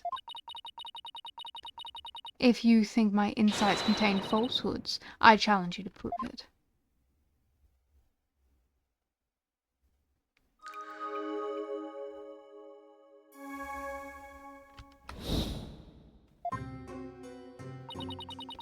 The accused swung whatever he was holding down on the victim's head. With the pain, the victim's vision went dark. This is when he lost his life. Still, I can't believe it. A murder after the morning dance of devotion. These are the victim's experiences just before his death. As the victim's final moments, we can assume they aren't lies. So how do I break this down? Allow me to relieve you of your ignorance, defense. Did you notice the words that appeared in the seance's vision? Come to think of it, I did see words, like a song of ceremony and incense.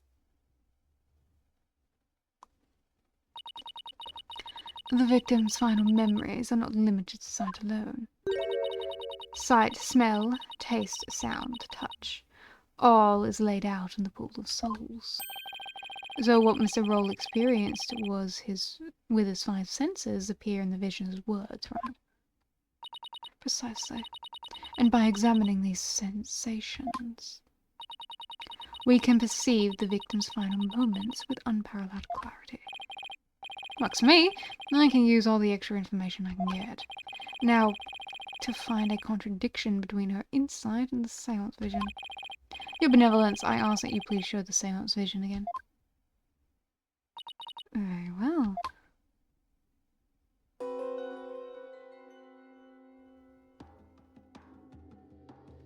Incense. Song of ceremony, boy's voice.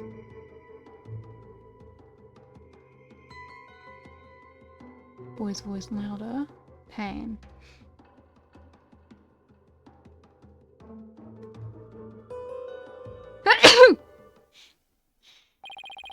Wait a minute. The benevolence said after the morning dance of devotion earlier, didn't she? Isn't there something off about that?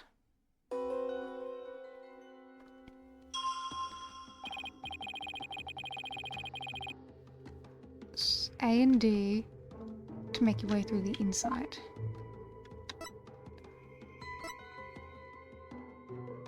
Okay. Okay. Now, I'll just carefully compare that with the insight, this insight to the seance vision. If I notice a sensation that seems contradictory, you select it.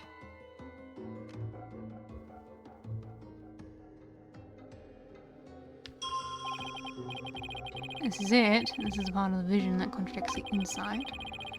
Now, I'll just select the sensation I think is inconsistent. Objection! Wait just a moment. Yes. What is it, bob-headed? You're saying the incident occurred after the morning dance of devotion, right? That's right. What of it? Then isn't it strange that Mr. Roll could still hear the song of ceremony? Oh my, you're absolutely right.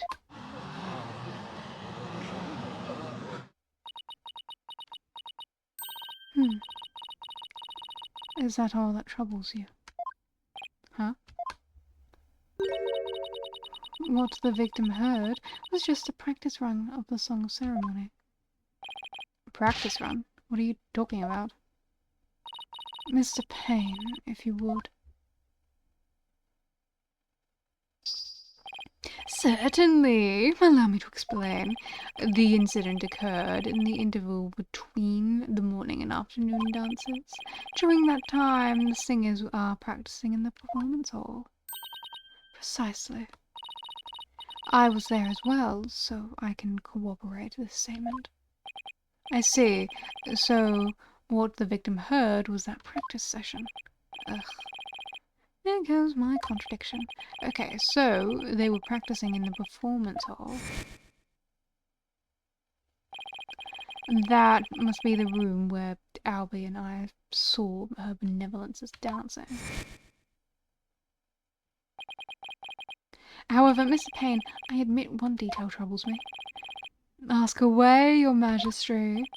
It's a big temple. The performance hall and the treasure room are quite far from each other.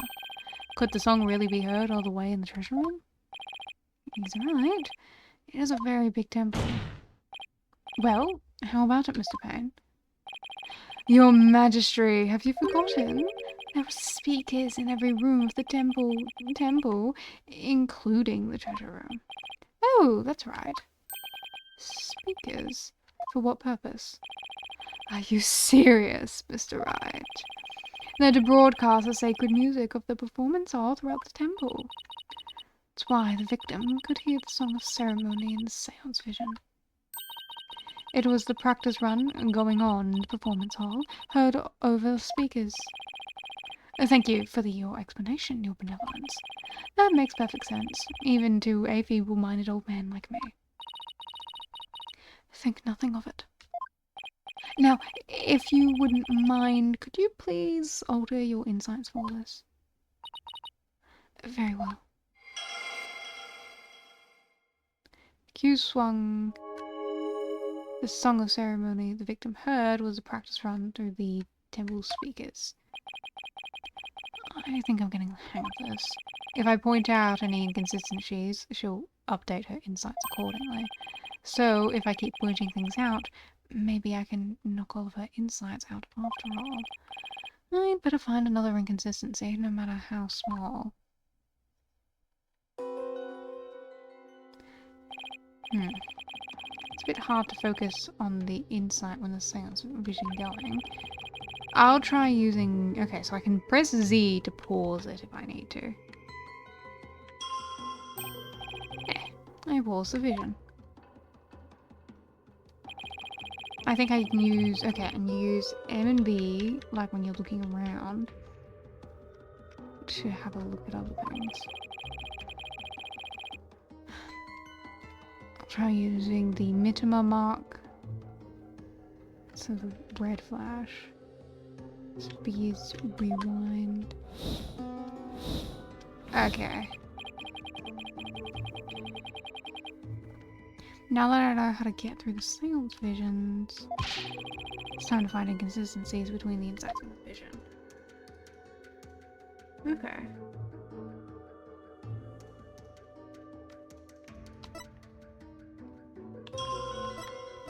Okay, so...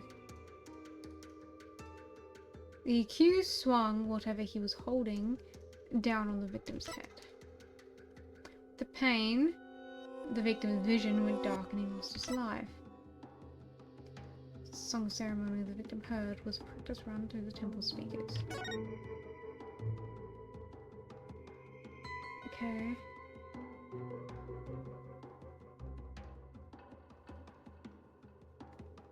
Okay.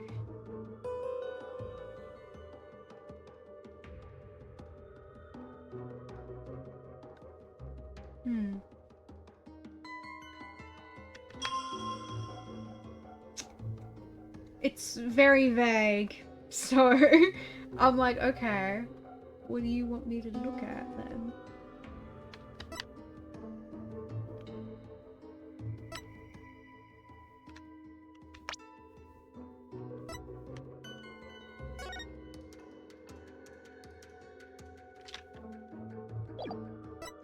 Draw battle things at some point. 12 PM to 1 PM. Cause of death, cerebral contusion from a head injury.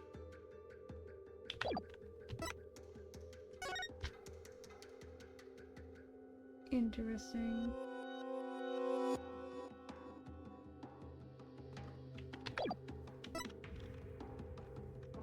Interesting.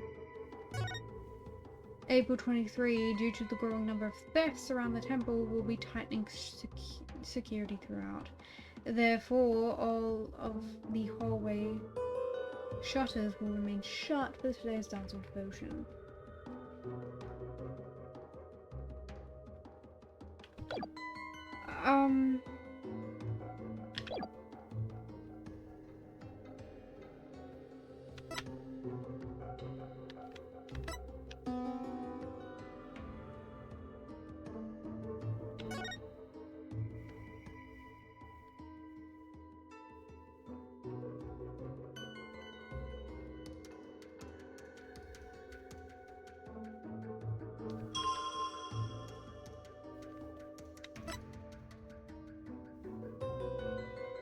Well, the victim's vision went darker before the pain? I guess he did say to point out even small things.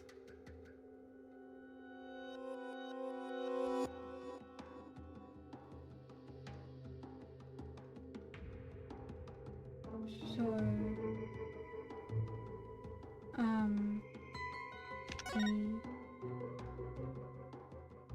Z rewind Z no E site E Objection!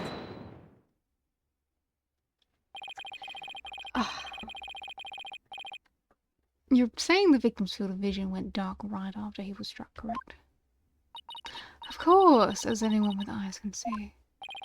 Well, pardon me, but I must disagree. What? Your benevolence, please take another look at the exact moment the victim felt pain. Oh. Everything goes black and then only after that the victim feels pain. Inconceivable. This places the order of events at odds with what you say happened. My word! Oh, Kuka! Your benevolence... what is the meaning of this? I cannot be wrong. My insights are beyond fallacy. If what the defense says is true, this is a very grave matter indeed.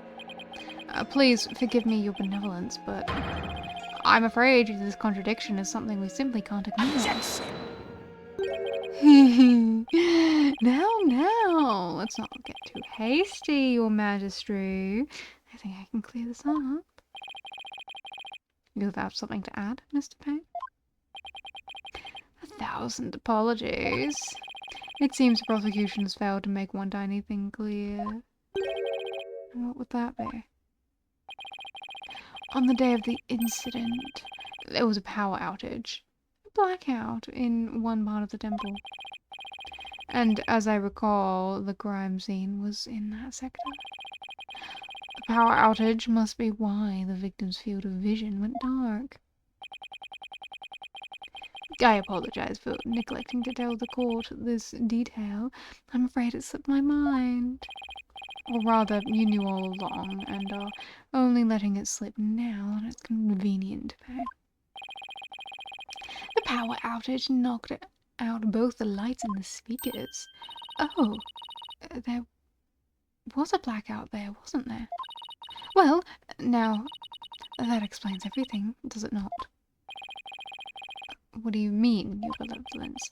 Please share your thoughts with us, if you would. The blackout occurred when the accused and the victim were faced with one another, fearing the victim would flee under the cover of darkness. The accused swiftly brought his weapon down on the victim's head. I see. That makes perfect sense, your benevolence. So, the victim was struck after the lights went out. The depths of your insight is awe-inspiring, your benevolence. Give her a hand, everyone. Hey, I want to live long and prosper too. Enough applause. You flatter me. Now your benevolence in light of this new information. Yes, of course. I will alter my inside.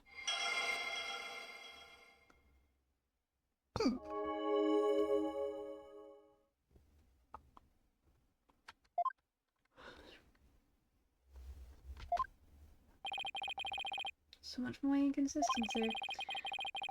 At least I was able to draw some new info. And with new info comes the chance to find new inconsistencies. Now to compare the insides with the vision again. Cool. I think I... Yeah. The speakers never stopped, he kept hearing it. So, you say there was a blackout.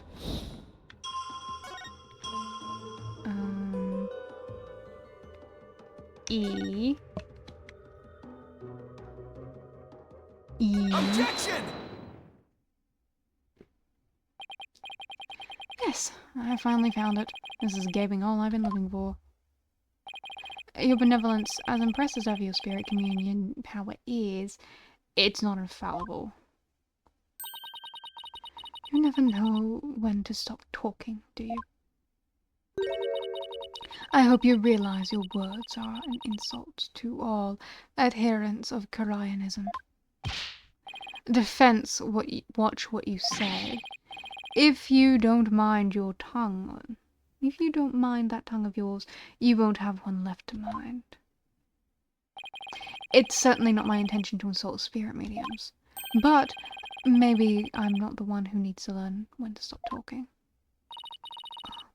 What malarkey. I believe you said a few moments ago that the victim could hear the song of ceremony thanks to the temple's speakers. But then, how do you explain how the victim could still hear the song of ceremony even after the speaker went out? Oh. This contradiction of facts can only mean that the song of ceremony Mr. Roll heard was not coming from the speakers. What? Impossible. What are you saying? That the song he heard was coming directly from the performance hall? That's exactly what I'm saying. It's the only possible explanation. But the scene of the crime was nowhere near the performance hall. Right. The song couldn't make it all the way to the treasure room, not unless... You mean to say... Yes, the treasure room was not the actual scene of the crime. It must have been somewhere else, somewhere much closer to the performance hall. What? You can't be serious. There is a glaring contradiction in the claims of her benevolence in the prosecution. Therefore, the defense insists that this case be thoroughly re-examined. What? No. This is completely unprecedented. Inconsistency in her benevolence's insights? Unbelievable. Heed not his forked tongue, your majesty. These are but the claims of a corrupt lawyer, a feeble ruse from a feeble mind. But the contradiction revealed by the defense is undeniable. We can't just turn a blind eye to it. But the defense's assertion is in the end meaningless. Even if the location of the murder turned out to be different, it doesn't change what we've seen the moment of the murder. It did. The accused is standing right there in front of the victim. Furthermore, the murder weapon remains raised above his head. My insight still stands. I hate to admit it, but he's right. But she's right. The seance vision still makes the situation look really grim for Arby. I doubt even the defense can dream up an explanation as to why. The accused has had his hands up over his head. Well, this defense dares to dream of making it out of this nightmare alive. You what? You still insist on trying to tear down my insides, do you? You'd better be prepared to back up your claim. Remember what will happen to that tongue of yours if we find you are just wagging it. Of course I can back up my claim, just as soon as I think of something. You appear to be fully prepared, Vance. As the embodiment of this court, I give you permission to try and prove your claim, as long as you're willing to stake your life on it. I concur, Your Majesty. Prepare the tongue shears. Chop, chop.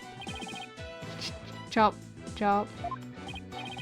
Yes, let's have the bailiff fetch them.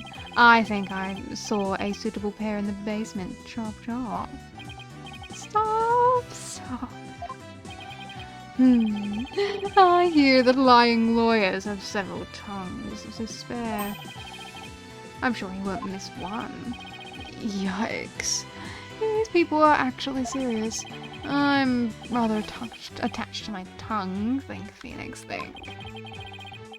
Other than raise a weapon, why would Albie have held his hands up like that?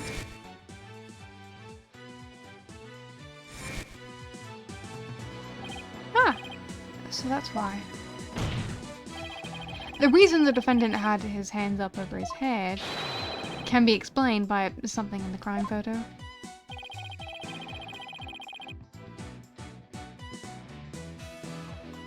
What explains why Albie had his hands raised above his head?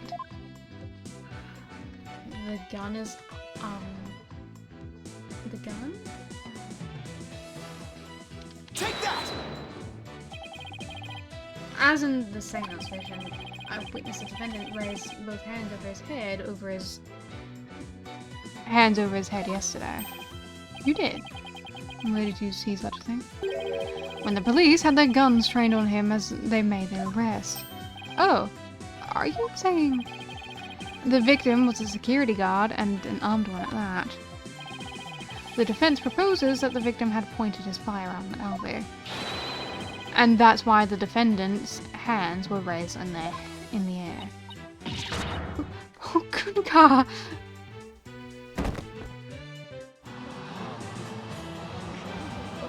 You okay? That's hard ground. That can't be comfortable.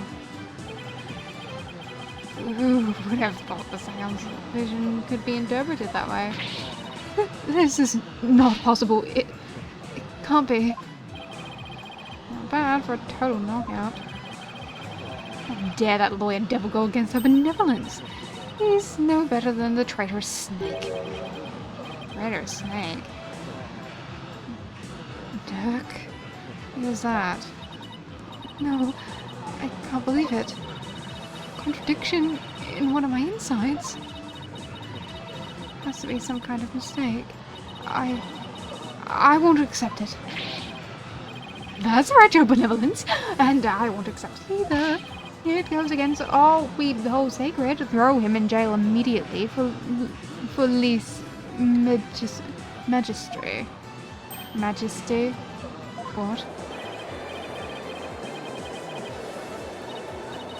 Wow. They're there. These people are definitely not my fans right now.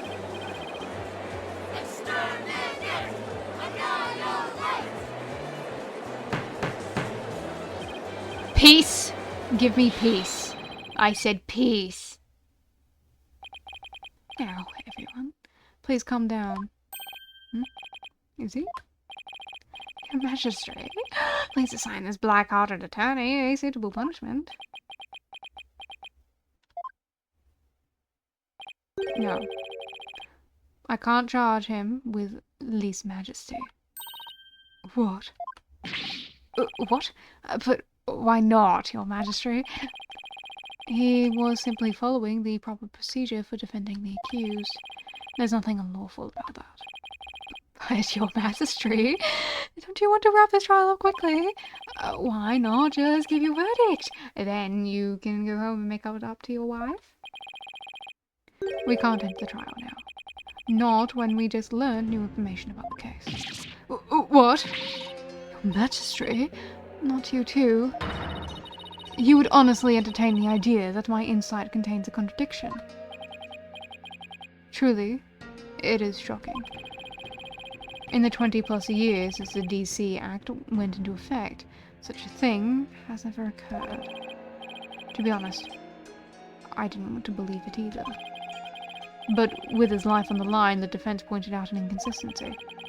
And it is our duty to scrutinize it to the satisfaction of the law. You dare go against the royal priestess, you non-believer! No, my faith is as strong as ever. But I have a duty to make a fair ruling in this trial. If you insist on interfering with that process, your benevolence, I'm afraid I must request your removal from this courtroom, royal priestess or not. What? I'll have you know, your benevolence. Please acquiesce in this, your benevolence.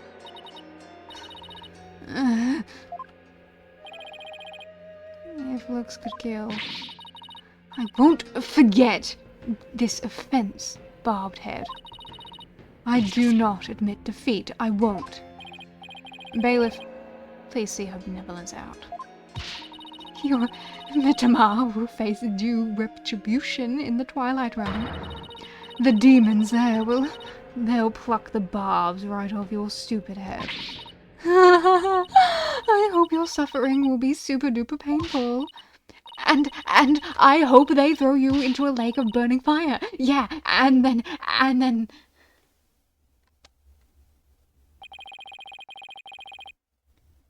I guess she's still just a teenager after all.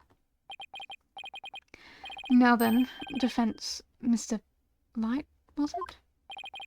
That's right, your majesty. Miss Phoenix, right? Of course, Mr. Wright. My apologies. Well, now that we have this newly uncovered fact, I suggest we proceed with arguments. Thank you, your majesty.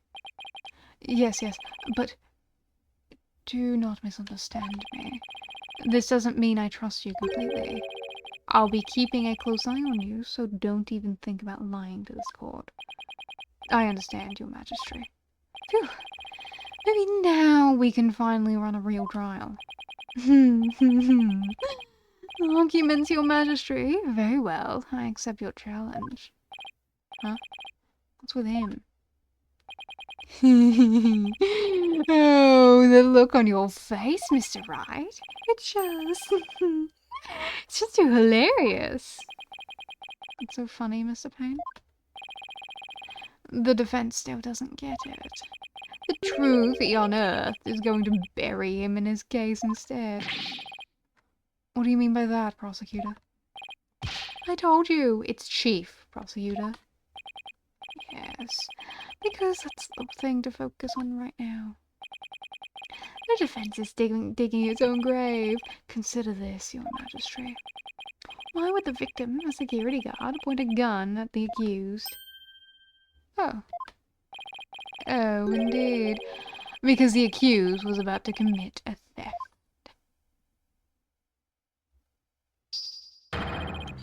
It's the only logical explanation. What? That does sound pretty logical, actually. It doesn't help the accused's situation at all. If anything, it makes him look even more guilty. Yes, I have to agree. Allow me to spell out this truth the defense didn't bother to think through. Mr. Roll came across the accused just as he was trying to steal the treasure. The guard pointed the gun at the accused, and just when the power went out, the accused murdered the victim and hid his body in the treasure room. A hand truck for moving heavy treasure around is stored in the treasure room. The accused could have easily moved the body with that. And after all that hard work to knock down those insides, back into the old familiar corner once more. Mr. Wright, do you have a rebuttal? drawing a total blank here. I hope you're all ready to climb that scaffold. I asked you a question, Defense. I've got nothing. I can't think of any grounds for objection. The only thing to do is point and ask the defendant himself what happened. But I don't know if Albie will cooperate with me or not. Albie, will you tell us what really happened? You don't have to say anything, accused. Fall for his evil trap, and you'll only dirty your own soul. Albie, you have to tell me the truth. I can't help you unless you do. Mr. Pride, I'm sorry. Why won't he trust me? Is this it? Is this the end for both of us? Maya, I'm sorry.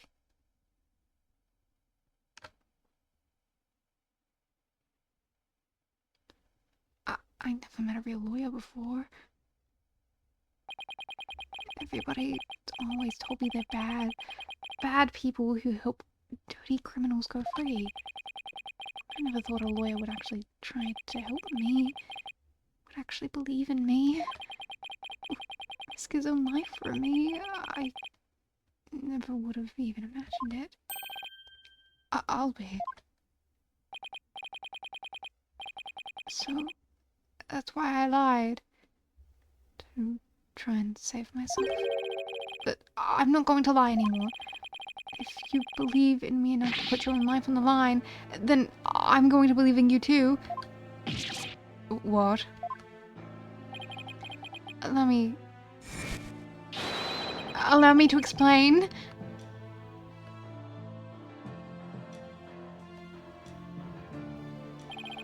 Now we're talking. Don't finally get to the bottom of things. To be honest, I went to the treasure room lots of times to look at the treasure box. Even though the temple told you weren't allowed to go anywhere near it. Yes, I'm sorry. Mr. Rowe even saw me once and scolded me. But that box is so beautiful. The way it glows in the dark. I couldn't help myself. Wait. It glows in the dark? That's right.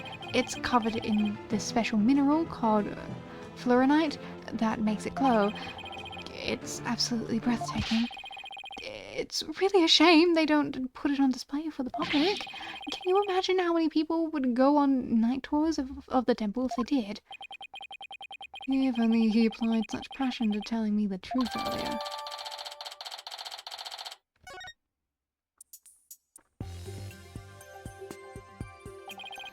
On the day of the incident, I was on my way to the treasure room again, when I ran into Roll on the Great Stairs. So, those were not the treasure room stairs in the seance vision? No, they were the Great Stairs that connect to the hallway. Makes sense. The vision wasn't clear enough to show us what was at the top of the stairs.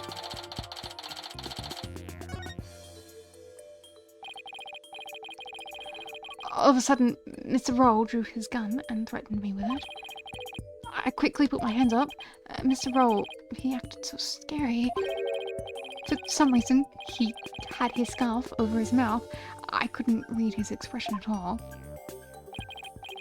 Just then, the power went out, so I took that chance to hightail it out of there. I ran for my life, even now, when I try to think back on it. All I can remember are the gun and the piercing look on Mr. Roll's eyes. That must have been why I dropped the notice scroll. Which means someone else brought it to the treasure room along with Mr. Roll's body. Did Mr. Roll say anything to you when you ran into him on the stairs? What is it, Albie? I have no idea why, but he asked me a strange question. Did you steal it? He said. What?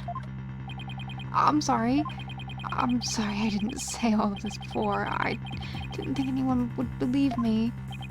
A grand speech. One that confirmed my suspicions that you were the thief. Objection! It's possible the victim simply misread the situation. Where there's smoke, there's fire, as they say. The victim must have had good reason to be suspicious of the accused. Why does every new piece of information have to seem so incriminating? Shut the door. What do I do? Shut the door. And what better reason to suspect the boy than seeing the treasure box in his hands? Of course.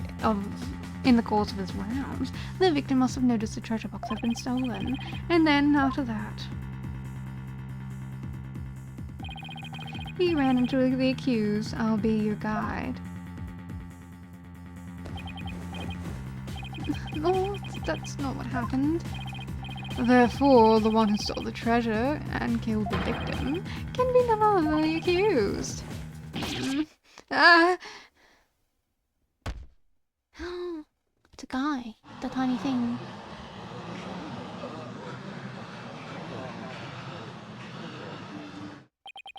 Oh, what now?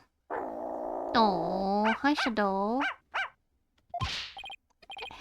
Hey, Shadow, down, boy. Well, what do we have here? I'm sorry about this. This is my dog, Shadow. He nearly gave me a heart attack. So that's what was making his bag move. Can't you quiet that yappy nut down? Shadow says that Mr. Roll made a mistake. You can understand him? Don't tell me this is a surprise witness for the defense. I beg your pardon.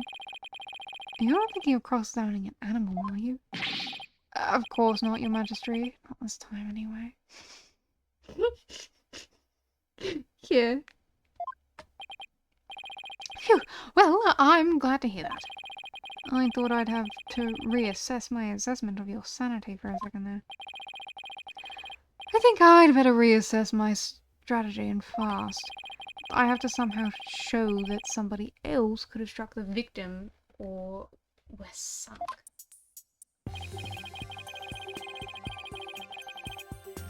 Well, it's true that the defendant was standing in front of the victim when he died.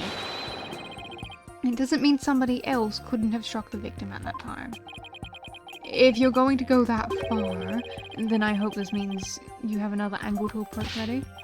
Excellent! Exactly! I mean, who but the accused standing in front and center could have done it? Unless you can back up your claim, it's nothing more than conjecture. Okay, come on, Phoenix. I know I can think of something convincing. Where else could the victim have been struck from? Behind. Take that! With the defendant standing in front of the victim, isn't it possible that the victim could have been struck from behind? From behind, you say? I see. Yes, I suppose it's not outside the realm of possibility. Good. Now at least I have some breathing room. But who do you suppose could have done it? Oh, the true culprit, naturally. The one who actually committed the theft and murder. The true culprit? And I suppose you have a true timeline of events to go along with that? I should have known I'd have to explain everything. Alright, if we assume the true culprit struck the victim from behind, then that means... After going to the treasure room and stealing the treasure, the true culprit tried to escape. But when Mr. Roll appeared making his rounds, I imagine the culprit then quickly hid in the storeroom at the other end of the hallway. You're grasping at straws, Mr. Wright. Admit it, you have nothing but baseless conjecture. I'm going to look for something to base it on right now. I'll be. When you ran into Mr. Roll in the hallway, Was there anyone around the storeroom area? I don't know. There might have been somebody there, but I couldn't see. I was only halfway down the stairs, so I couldn't see the end of the hall. I see. Swing and miss. Oh! Shadow says that someone was there. I see. Thank you for that. Too bad his testimony is inadmissible. You think this is a joke? Maybe the defendant didn't happen to see this other person, but that doesn't mean the true culprit couldn't have been there in the hallway. Your desperate floundering is getting hard to watch. But I will enjoy watching you sink. What are you talking about? Unfortunately for you, only the accused and the victim were there in the hallway at the time of the incident. How can you continue to make that assertion? Because there was a witness. A very reliable eyewitness. What? Your Majesty, the prosecution would like to call its witness to the stand. Calling an eyewitness to the stand? It's been decades since that happened. And unlike the defense's witness, you can rest assured that there are no pets involved. It was a low blow. Very well, I'll allow it. And now for something we've not heard in quite some time. Bring the witness to the stand.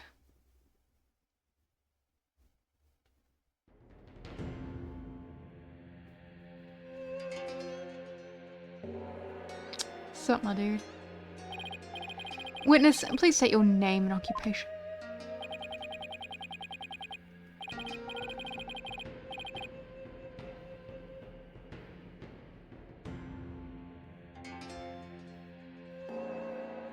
Why do you have to have the longest name in this entire franchise, my dude? Understanding.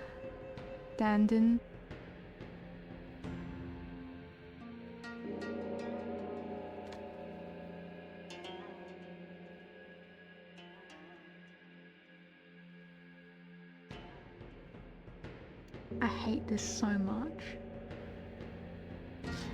Okay, look. Sometimes the pun names are funny. This one is bullshit and I hate it. I'm like... Temple's head monk, can you dig? God, he's a fucking hippie. Oh, if it isn't instructed understanding, you're the eyewitness? Instructor. Not only is he Mr. Understanding Temple's head monk, but he's also a renowned Dharmalan instructor. Sorry to have to ask, but what's a Dharmalan?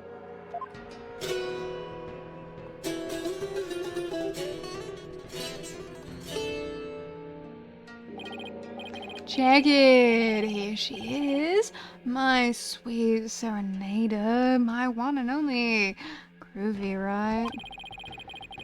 But you heard our sultry sounds once before, brother? Alright, you have fun with that. I'm not singing for you.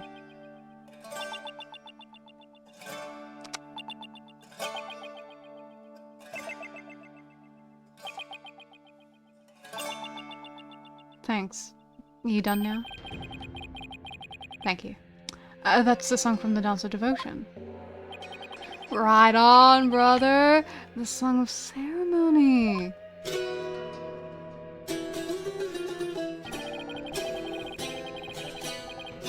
Playing this tune together is a precious gig for me and my girl here, you dig?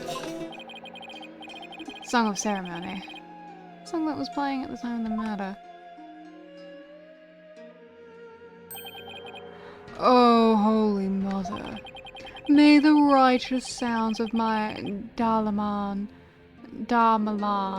serve as my offering to you.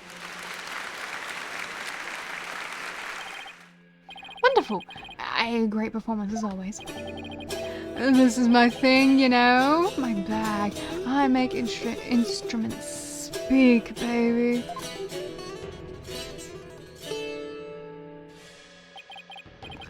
By the by, Magistry Pops. No Darmalan class today. No, I'm afraid this trial has gone into overtime thanks to the lawyer over there. The class the judge wanted to attend was Darmalan lesson. Well, you know what they say, baby. Never trust a lawyer, man. I prefer lawyer boy, thank you. The transgressors against the Holy Mother have to be brought to justice. Thank you for your cooperation, Mr. Understanding. As the treasure's keeper, you must have been shocked to learn it had been stolen. Yeah, man, that was not cool. And keeping the treasure safe is one of your duties, Mr. Understanding? That's right, brother. This here's the one and only treasure key, box key.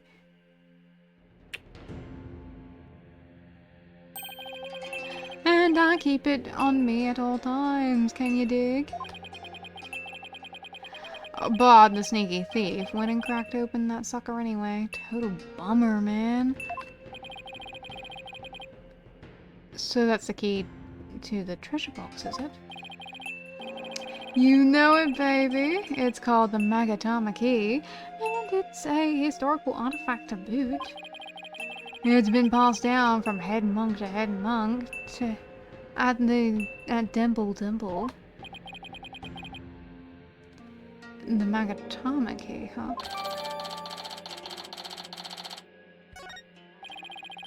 And now someone's jacked the treasure on my watch. It's a real buzzkill, man. Now am I gonna face her holiness again? Oh, Holy Mother, please find it in your infinite mercy to forgive me. Please guide this lost soul and humble lamb.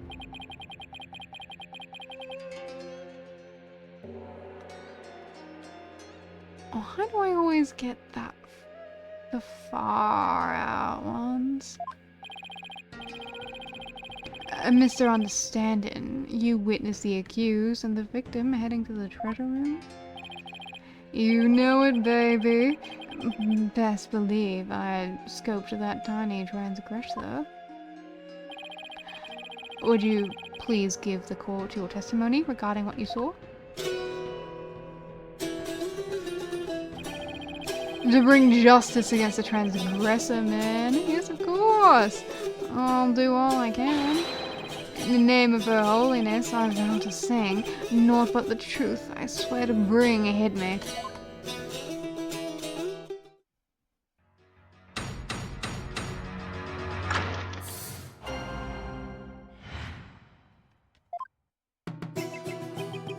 After the morning dance of devotion, to go back to my chamber, I got the notion. Which chamber's on the way to the temple's treasure room? Okay.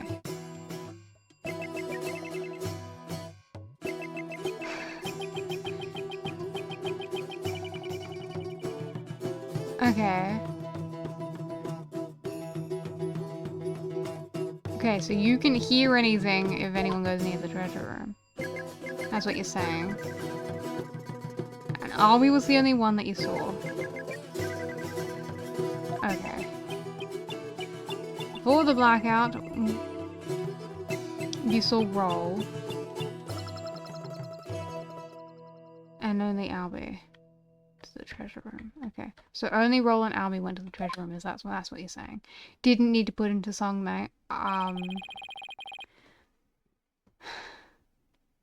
me I was hallucinating just now.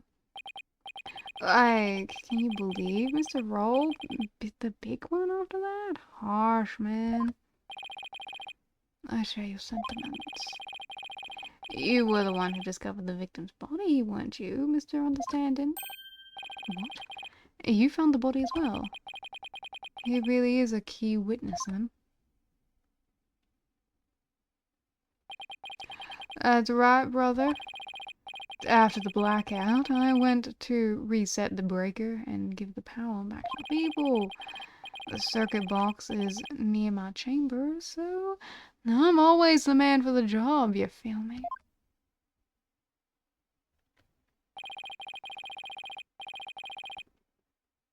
The breakers are in the first floor hallway, in front of the storeroom. On the way, I got a whiff of something funky. Blood, man. Really hushed my mellow. I knew something wasn't kosher, so I swung by the treasure room to see what's what. It was like, whoa, man. That was poor Mr. Roll dead on the door now. Okay. Heavy interval between the end of the dance of devotion and the blackout. The only ones who went to the scene of the crime were the victim and the accused. So you see, Mr. Understanding's unassailable account is what led to the accused's arrest. Hold it. Isn't it possible that the murder took place before the end of the dance of devotion? I'm afraid that's not possible. The victim was in the performance hall until the very end of the dance. He was. Would you like some proof? How's this? A photo of the morning's dance of devotion taken by a tourist.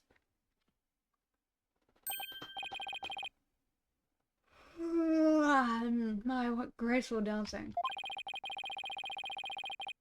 I can almost hear the sound of Mr.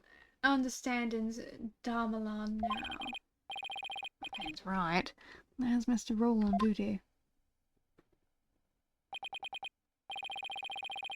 Never underestimate the incredible pain. So, in addition to Rifa's insights, he had backup evidence lined up too.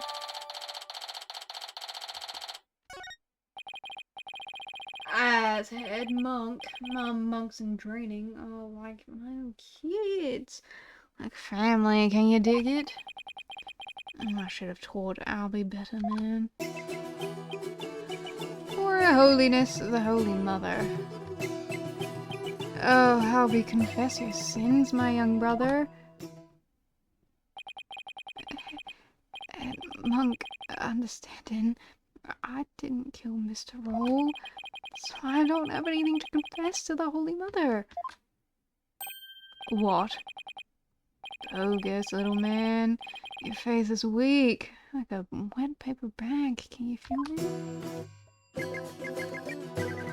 Spare the rod, eh, baby? Spoil the child, not maybe.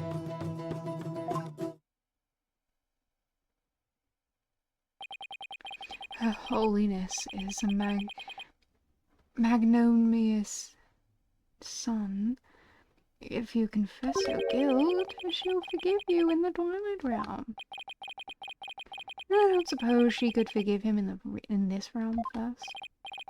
Defense, please begin your cross-examination.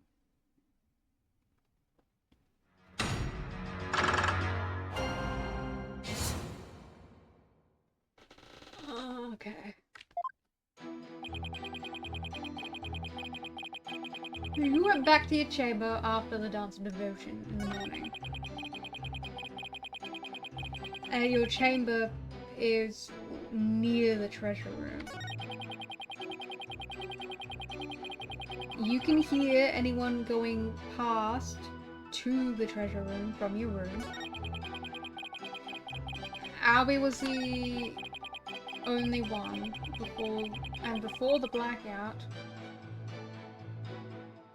Roll went as well. So Roll and Albie were the only two people who went to the treasure room. And that's what you're claiming. That's what you're claiming that you heard from your little bedroom. I didn't notice any inconsistencies in his testimony. I'm going to have to press his statements that are more information.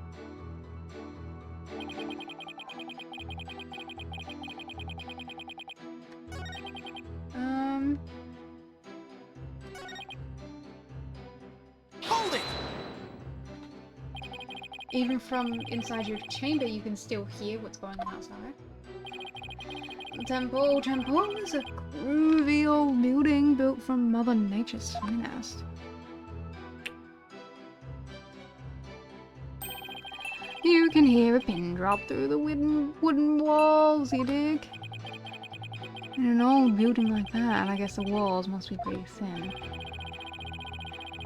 And that's how Mr. Understanding could know the culprit's movements. It's all thanks to the Holy Mother's divine protection. Right on, man. I dedicate this testimony to her holiness.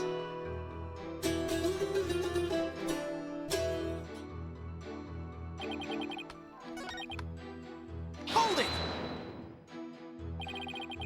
How can you be sure that no one else was there? Whoa, man, you lawyers are so uptight. Isn't it possible that someone else could have snuck past?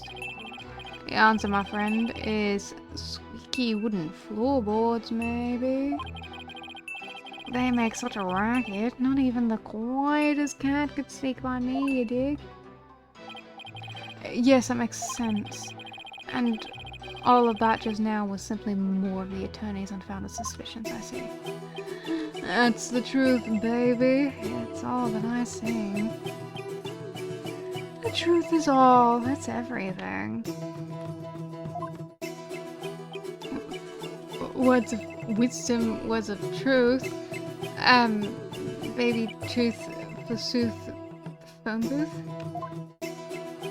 Much thanks, Mr. Understanding. Let's bring an end to the defense grandstanding. You're not stopping me. Until my client goes free. Wait a minute. Why am I singing? Impromptu musical, that's why. And even the lawyer's joining in, baby. Everyone's starting to feel the groovy vibe of my far-out rhythm. I refuse to let him run this show.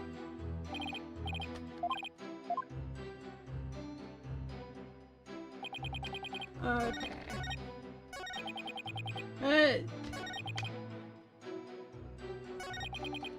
Hold it! How could you tell it was Albie just from the sound of some footsteps? Albie is practically family, man.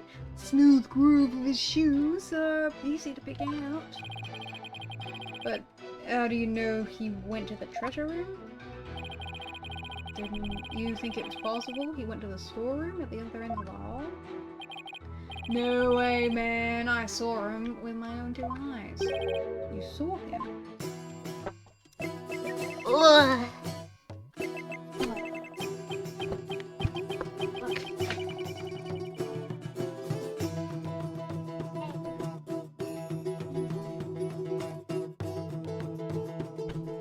I have in my hands Kyoko Kirigiri. Ugh, this is my second Kyoko Kirigiri. I pre-ordered this one fucking months ago. This is the this is the big one. Not big one. She should be. I have I got the Popeye from my grandmother on my birthday.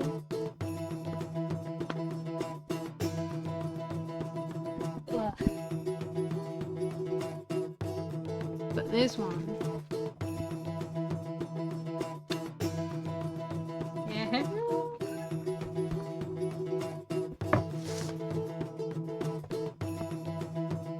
so happy. This is the 1/8 scale figure that they re-released recently. Along with they also re-released the Chiaki Nun one that they did.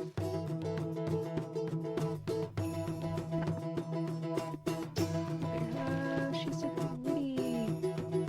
She's so pretty.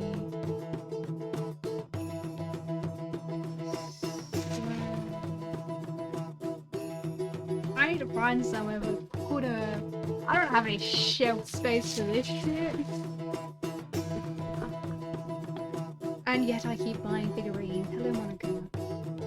Hello, Monica. My cute little Monica. I'll have to figure out what to put it later. We've got a fucking a guide of the cues. Come on, Kyoko. You're a detective. Right? You're a detective? You can help us out, Kyoko. Ugh, come on, Kyoko. You know how this all goes. Where the fuck did I put my hat? Fuck if I know. Who cares? Anyway. Okay, you saw Albie. That's what we're saying. And tell us where it is you stood when you saw the accused, if you would. When I heard the footsteps, I looked out the window. From my window, you can see the window of the first floor hallway across the courtyard, you dig? And through that window, I saw Albie walking into the treasure room. I should have him add this. Yes, please add it to your testimony. Could you please add that statement to your testimony, Mr. Understanding? You got it, brother.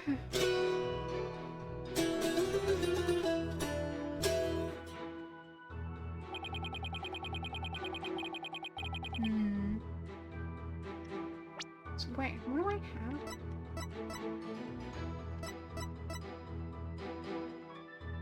Oh! I know! Therefore, all the hallway shutters must remain shut, so you couldn't have seen him if the windows were covered. Objection! There's something off about that, Mr. Understanding? My music is off? I'm sorry you feel that way, man. Maybe this vibe ain't topping the charts where you're from. What's your poison? Orchestra, jazz, soul? There's nothing wrong with my ears, witness, but something's not quite right with your eyes. Mr. Understanding, you've been lying to this court. Now why would I lie? I got nothing to hide. Truth and truth alone is all I sing. Lying, y'all. Nah, lying ain't my thing. I contend otherwise. Do you recognize this object, Mr. Understanding? Why do I keep saying Anderson? It's temple notice, man. What of it? In this notice, the following instruction to the temple monks is written. All of the hallway shutters will remain shut for today's dance of devotion. What you talking about, Phoenix? All I'm talking about, the facts from your chamber. You couldn't have seen anyone going into the treasure room through those shutters. Looks like you didn't get the memo. Wait, I don't believe it, man. If you don't believe it, why don't you read the notice for yourself? Let's see. Something for something. Is that your idea of reading? I'm not so hard at reading Koreanese, man. I usually get one of the other monks to read stuff for me, you know? Doesn't that make your duties as head monk a little difficult? Hey, cut me some slack, man. I only moved to this country 6 months ago. It's quite recent, isn't it? So, how did someone who's only been here for 6 months become head monk of a temple? How little you understand. Religious phase can be measured in months or years. I've only been an adherent of Curanism for 3 months myself. The Holy Mother's teachings only spoke to me, prompting me to stay in this country. Or was it the fact that there were no lawyers here that spoke to you? Mr. Payne, I know just how you feel, my man. Her Holiness's teaching spoke to me too. Ladies and gentlemen, I present a Brother Dumb and Brother Dumber. Well, I know why Payne suddenly became a believer in Curanism. But could Understanding have had an ulterior motive for becoming a believer too? Mr. Understanding, were you really in the chamber as you claim? What? Hey, bit chill, brother. Weren't you instead somewhere else? Objection! Mr. Right? What kind of nonsense are you spouting now? According to Mr. Anderson's testimony, he saw Albie with his own eyes. Therefore, is it really nonsense to suggest he could have seen Albie from somewhere else? Well, do you have a theory, defense? Do you know where Mr. Understanding was, if not in his chamber? If he wasn't in his room, then if Albie had gone down the hallway towards the treasure room, there were only a few places he could have seen Albie from. I do have a theory, Your Majesty. Let's say the witness really did see Albie going towards the treasure room, then what then? The defense proposes this is the only place he could have been to see Albie go down that hall. Take that! There. But you just suggested earlier that's where the true culprit might have been. True, but no matter how I look at it, this is the only place Understanding could have been. Mr. Foreign Lawyer, don't tell me. Are you accusing Mr. Understanding of being the true culprit of this case? I mean, kinda. Yes, Your Majesty. I contend there's a strong possibility this witness is the murderer.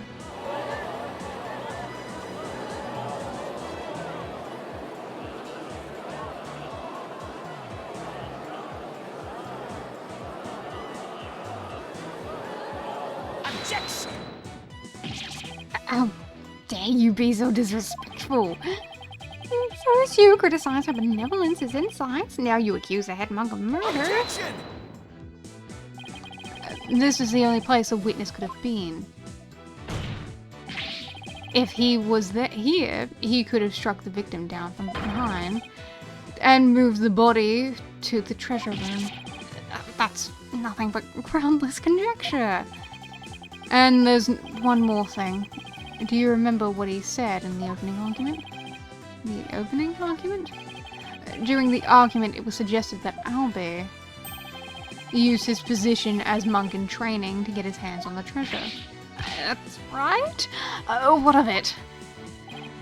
Well, why don't we try this twist on for size? The thief used his position as head monk of the temple to get a hold of the treasure. What? What? You joshing me, man? The key to the treasure box has been passed down from head monk to head monk. Better position to be in if you want to steal the treasure. You can't possibly be serious.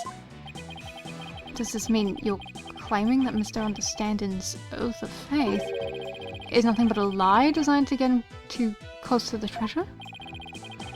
The witness hasn't been truthful in his testimony to the court, so clearly he isn't above lying.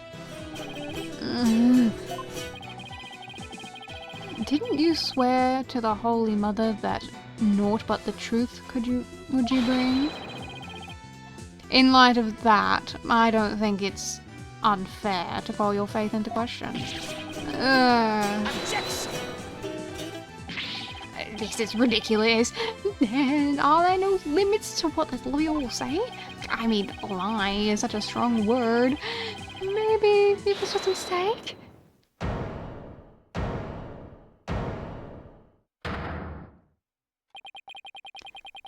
A nervous wreck routine, prosecutor.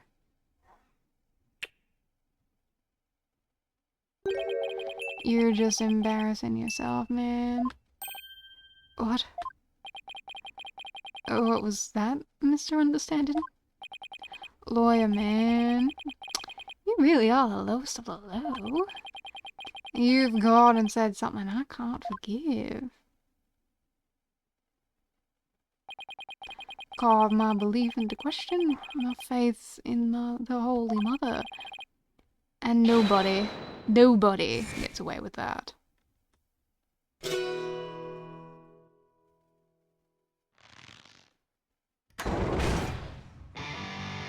Aww. I was kind of into the other one. What on earth? That music! It's making my ears bleed.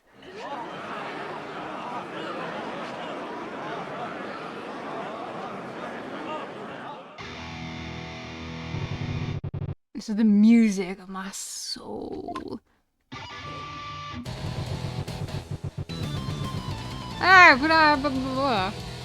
We don't need to be doing any death metal about me, okay?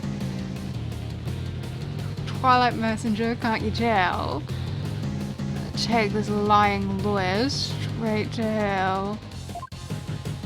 Okay, I'm pretty into this beat. This would make a fucking fire song.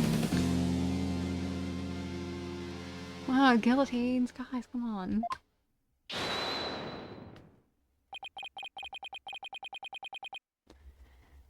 And now for something completely different. Hey! That's one of my favourite Monty Python sketches. Plankety punk music just wouldn't let me express my rage. Your rage, huh? Isn't the real source of your anger having your lie exposed? What a text sound! You just don't get it. If I lied, it's 'cause you drove me to do it. All sniffing around and suspicious and throwing out false accusations. Sorry, but as a lawyer, I'm afraid that's my job. Yeah, well, lawyers are crap. Keep making noise, and I'll have to use my partner on you. I'm the one making noise. Hey, so you want to know the truth, huh? Think you can handle the truth, do ya? Fine. Let's see you try. Feel the heart of my brutal death beat. Hell yeah. Savage, right? Sweating bullets, ain't ya?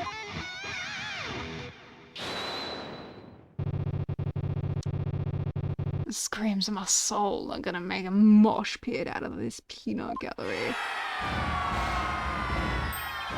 Did we really just win the court over with that performance? Yo, geezer. I got something to testify. Get ready for the howling of my soul. I call this chart topper soul-screaming truth.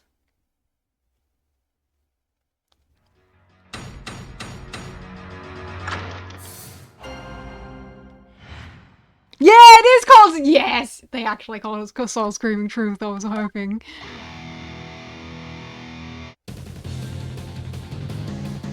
Priestess's dance.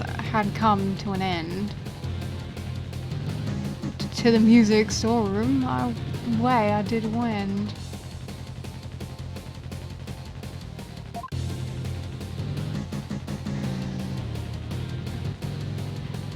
Death, truth is what you dread. Hear me shred from my spot in front of the storeroom. So I'll be creeped in the treasure room.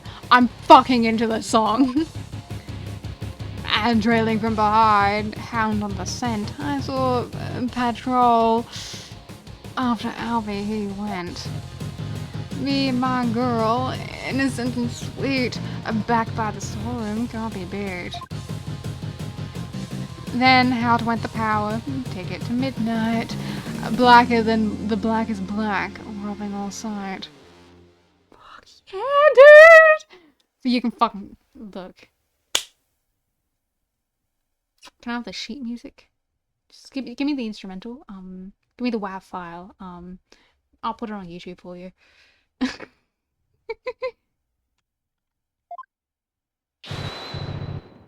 Yeah, baby! Had that soul metal flow. What is that music? I've never heard anything like it. It's so fast. It's making my head spin. This is Damalan Death. Hey, Giza. How are your ears ringing?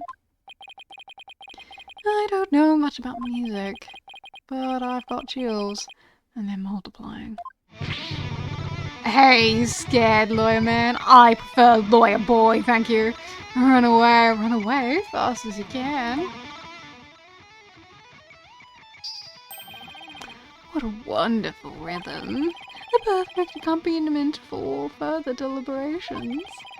Now, Mr. Understanding, what did you go to the music storeroom for? Hey, I went there to put my Damalana away.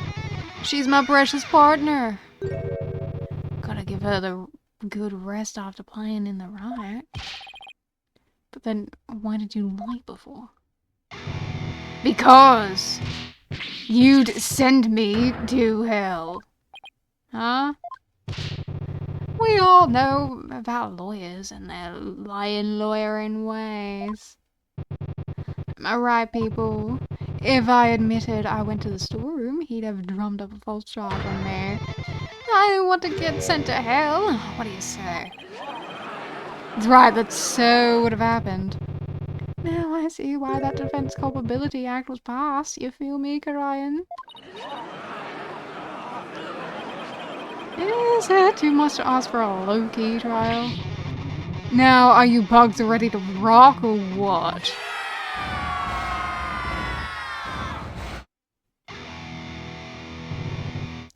I can't hear you. I said, are you ready to teach this lying lawyer how we do things around here?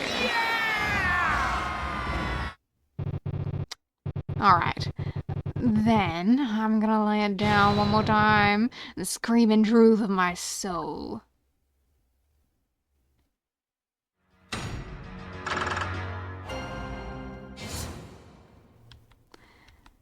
Alright. Okay, so you went to the music storeroom after the Dance of Devotion.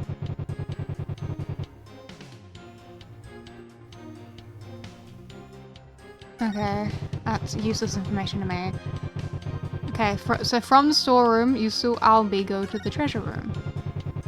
And you saw Pat walk after him.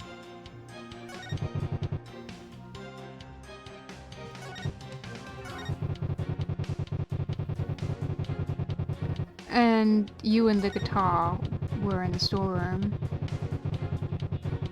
And the power went out.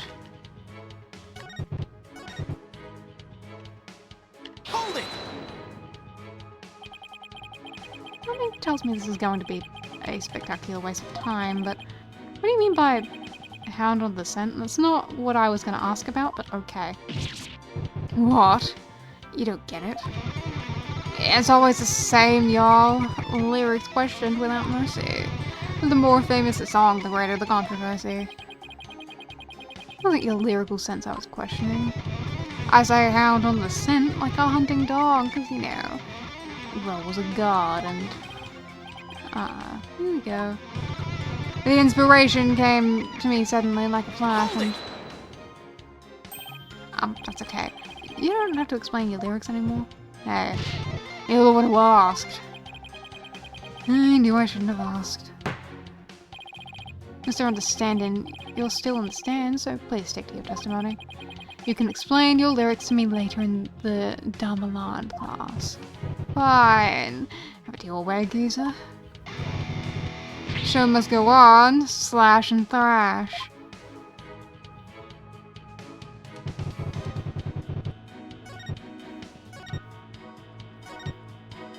Okay.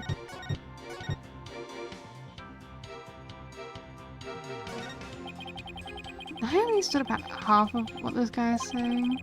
I suppose I should press his statements, but I'm really not looking forward to it.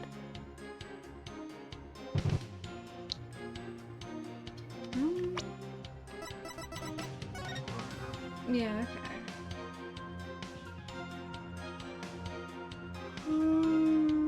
okay. Okay.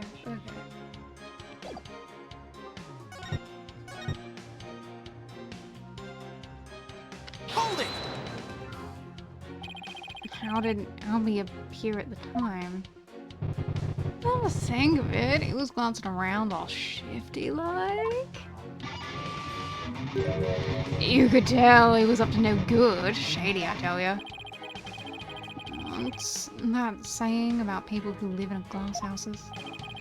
Well, he was about to steal the treasure, so it only stands to reason he'd look furtive. Objection! Furtive? The defendant admitted he was sneaking to see the treasure box. Wouldn't that be why he was looking around? What's that, people? Only the Holy Mother knows the truth, you say? Psst, wrong. Peace Lubin knows the score, baby. From my lips to our Holy Mother's ears, an artist can only sings what he saw there. Fuck me, I'm getting hiccups. In other words, my reasoning isn't good enough for the god boy here. And what did you see next, Mr. Understanding?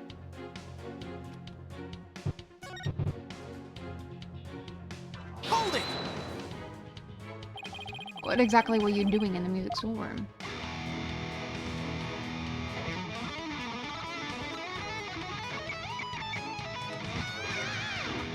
Okay. There! Get the picture. Picture? Or what picture? Mr. Understanding is requesting that you not ask him the same thing over and over. Hey, geezer, I got it in one. And take a bow, baby. How the heck did he understand that? What was I doing in the music storeroom, you ask? I already told you. I was taking care of my partner in crime, getting ready to put her away. Let's see, would you believe it? Hold it! Where were you when the power outage occurred? Like I said, I was in the music storeroom. My girl had been sounding a little off, so I had to get her back in tune. Isn't it true that you were actually in the hallway at that time? The hallway, you say? Why would I be in the hallway? You were waiting for Mr. Roll to come back from his patrol of the treasure room. Now that he's discovered the treasure had been stolen, you were going to kill him. Lawyer man, just as always, so full of bull. Spewing noxious lies and more than wool. A filthy liar through and through. And I ain't never ever gonna forgive you. Other lies with no evidence. As always, his claims are just tenuous. Hey, nice prosecutor. I'm picking up that what you're throwing down. Someone stop this jam session, please. I only said about half what was going to say. Yeah.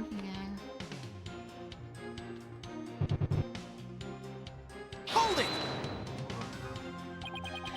You say you went to the music storeroom? But how do we know you didn't go to the treasure room to steal the treasure instead? And on what ground would you base that accusation? Got anything to show for it? He's right, I don't really have any proof, and yet... Well, you can't prove you didn't go to the treasure room either. You stole the treasure and were ready to make your getaway when you saw Mr. Roll. So you panicked and ran to the music storeroom, isn't that right? Why do I feel like I'm being stabbed by icy stares from every direction? Silence is your answer, lawyer man. His audience knows the score. This is what we needed! A moment of silence, a bid this lawyer's baseless claim goodbye.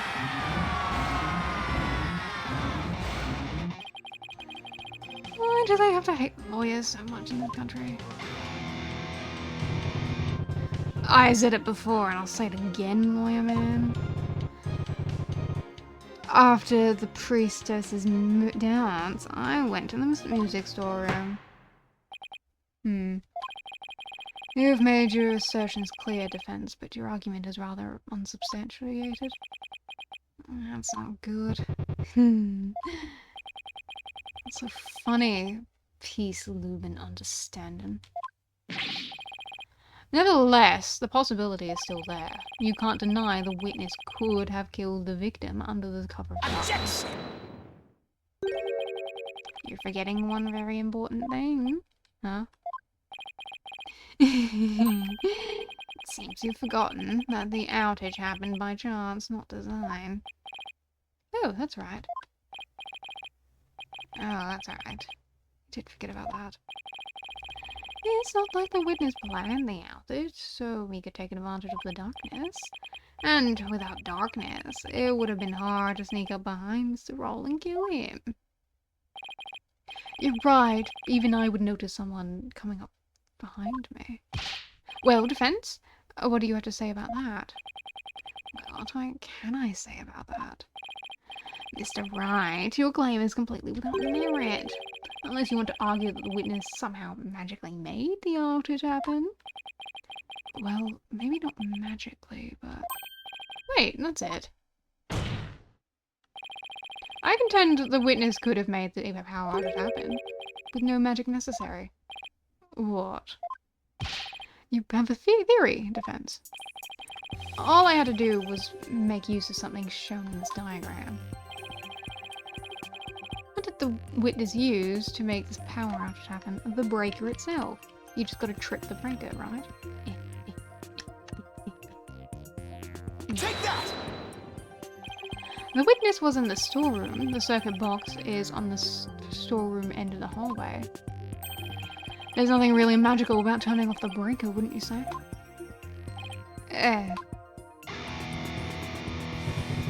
Let's try, but that theory doesn't hold water, lawyer man. Why not? You're saying I turned the breaker off and then snuck up on Mr. Roll and hit him? In pitch black darkness with no source of light whatsoever? Is that what you're saying? With the lights off, the hallway is blacker than 100 midnights. You can't see the hand in front of your face. How could anybody commit murder like that? Unless it was somebody standing right in front of the victim, like the accused. I hate when he's right. I can't just let the point stand.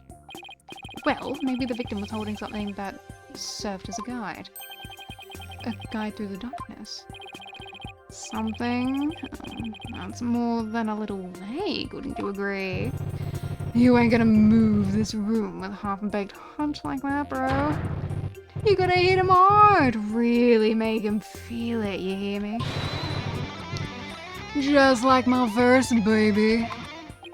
Well, I'm afraid I don't understand the witness's lyrics very well either, but in the trial your arguments have to be clear and precise. Let's see some of that clarity and precision in our defense. Oh, I do. Can you present us something that could outside of the guy through the darkness? I can! Yes, I can. Because there has to be something. Alright, let's see what you have, defense. What could the victim have been holding that served as a guide through the darkness? The murder weapon itself. Take that! I believe the victim was holding the treasure box. Huh? Huh? Huh? Have you gone mad? Well, the box goes in dark, so you could use it as a sort of beacon. Well, I guess you're right. Why in the world would the victim... the victim be holding the treasure box? Oh, well, I don't know we were asking about the victim. I think this is as good as mine. Ugh.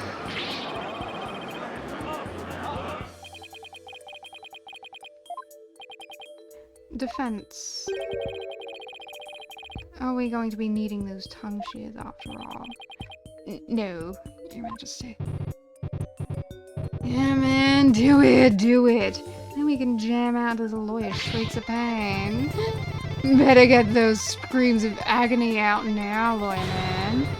Well, you still have a tongue to scream with. Guess I better come up with a reason. No pressure or anything. As to why the victim was holding the treasure box, easily explained as thus. Afraid don't fail me now. Reason would the victim possibly had to be holding the treasure box.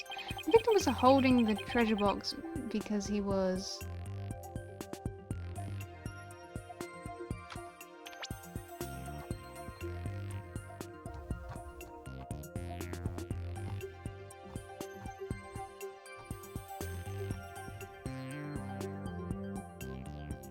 You present something that could have served as a guide through the darkness.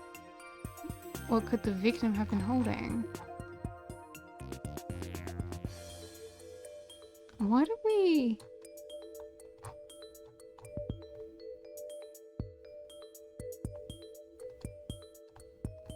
Okay, why did you assume... Why the victim? But okay, whatever. A security guard, a devout believer, the thief.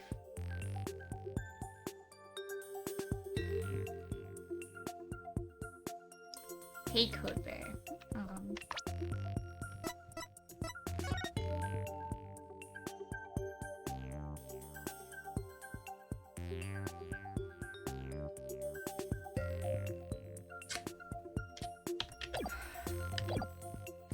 Really could be anything, really. Because he was a security guard. I beg your pardon. Mr. Roll removed the treasure from the treasure room in order to protect it. What on earth are you talking about? He must have known that the treasure would be stolen that day. Maybe he'd received a warning from the culprit. And so, before the treasure could be stolen, Mr. Roll decided to take it somewhere safe.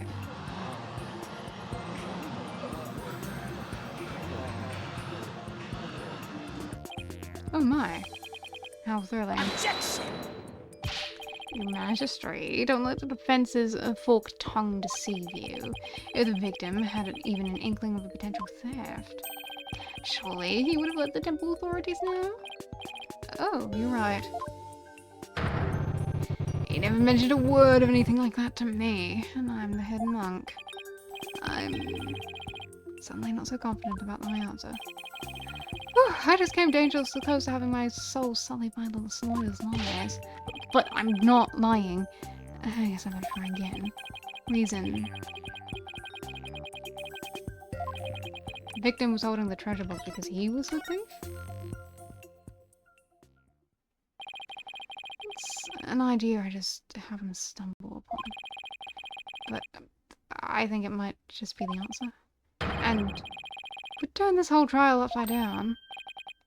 Hello, defense, are you still with us? Let's hear this easy explanation you promised. Isn't it possible that it was because the victim himself was the thief? The victim? The thief?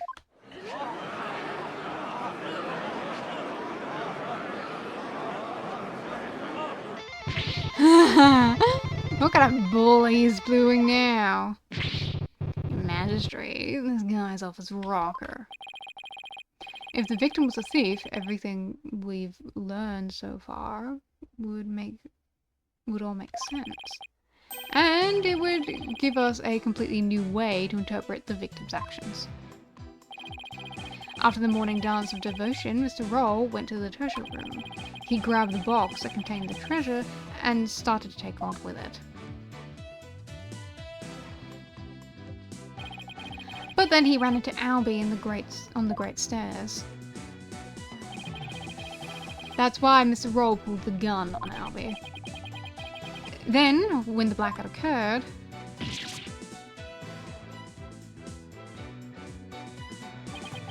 Mr. Roll was bludgeoned to death in the darkness. This explanation explains why the victim would be holding the glowing treasure box in the dark. And now it would have been possible for someone other than the accused to kill him.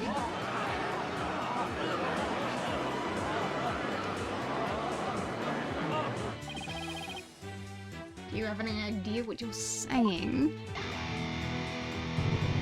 You're unbelievable, lawyer man. I think you've lost it.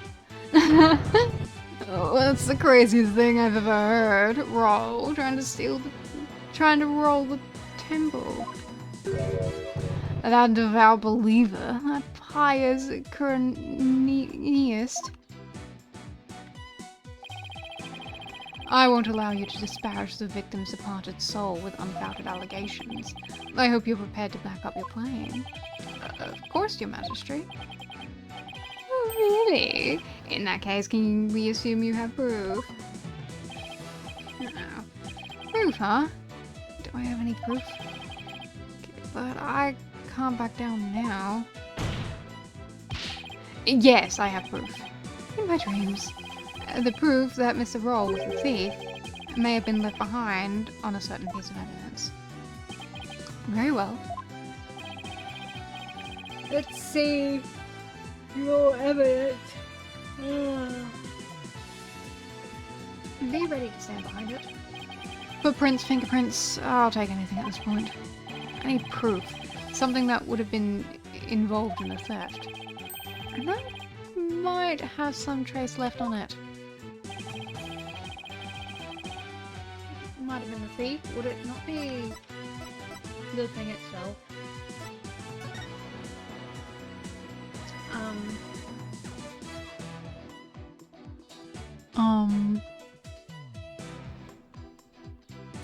Because he wears gloves, so it's a little... It's not exactly like the best thing in the world.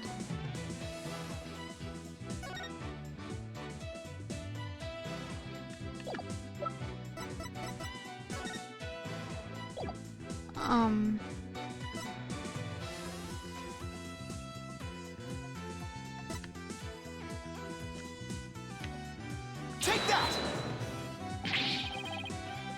The defense would like to examine the treasure box.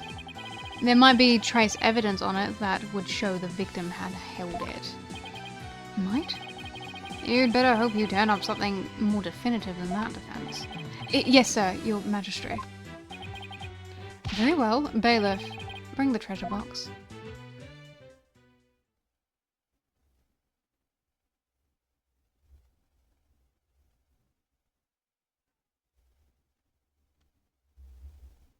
Wow, it's pretty. There you are, defense. You're free to examine it. If I don't find something now, my entire argument up to this point will be blown. Plus, there's that little matter of old tongue shears. I have to find something, and I just have to. Okay. Yes, we rotate it. And we can zoom. Ooh, there's now a reset button. Okay. Yes. Once you examine every interesting detail. Lid of the box was forced open. But while the victim was holding the box, the lid must have been closed. I'll try closing the lid too.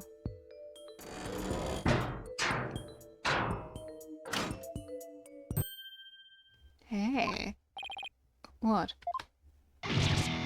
You son of a... You locked it. So? What's the big deal? I thought you can open it with the key you're wearing? Yeah, I had no sweat. Then why is there a bucket load of dripping off of you over there? I think I'd like to open this box back up again. Could you lend me your Magatama key? Sure. Okay, let's see. That's the keyhole. Well, it's the Magatama key. So wouldn't it go in the hole above the Magatama mark?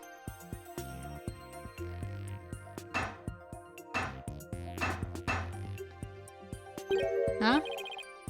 It won't open. Would you look at that? The thief must have busted the lock and then forced the box open. Really? So I'm not so sure about that.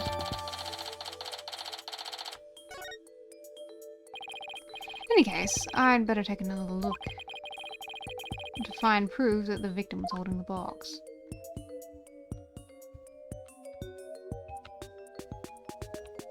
Aha! Handprint! This bloodstain. It shows the outline of a hand. Could this be what I've been looking for? Your Majesty, take a look at this. There's a bloodstain here that outlines the shape of a hand. Really? Let me see that. Oh my, you're right. Now I'm getting somewhere. I believe the bloodstain is an outline of the victim's hand, as he was holding the box. What? Even as he was being struck, he held on tight to the precious treasure box. After all, he'd gone through so much trouble to steal it. The blood from his head wound splattered across his hand and the box. Magistrate, don't let yourself be taken in. It's just more of his lawyering deceit. What do you mean? Mr. Wright, where is your proof that the outline is none of the victim's hand? What? I should have seen this coming. Be the show proof, we're prepared to meet the shears. Or you can save wolves all the time and sometime and bite your tongue, but out now and submit it instead. That I did not see coming. Well, defense, how about it? Do you have proof that the outline is the victim's hand? Where would the proof of something like that be? Please submit your evidence at this time. It's on the victim himself. Look at his bloody hand. Take that! I've got it.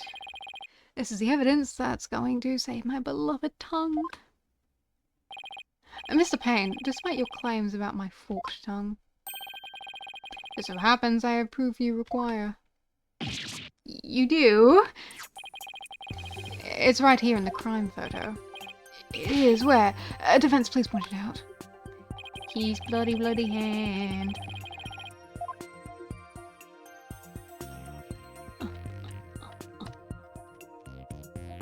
Take that! Mr. Payne, take a good look at the victim's hand. See this? That's blood. What? If we place Mr. Roll's hand inside the bloody outline, you think the blood on his hand would complete the splatter? Exactly.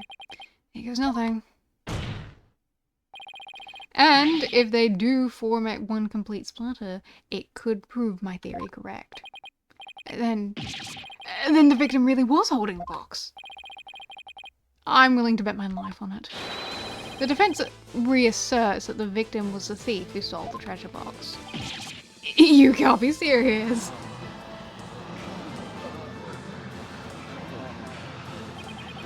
I protest. There's no way they would ever match up. I assert that it's patently. Ow. I'm talking about tongue karma. Sounds like he just bit his. What's the matter, Mr. Payne? Did your forked tongue get tangled up in there?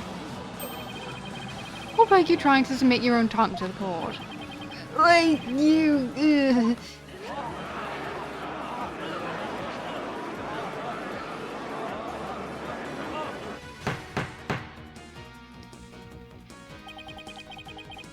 I can hardly believe it.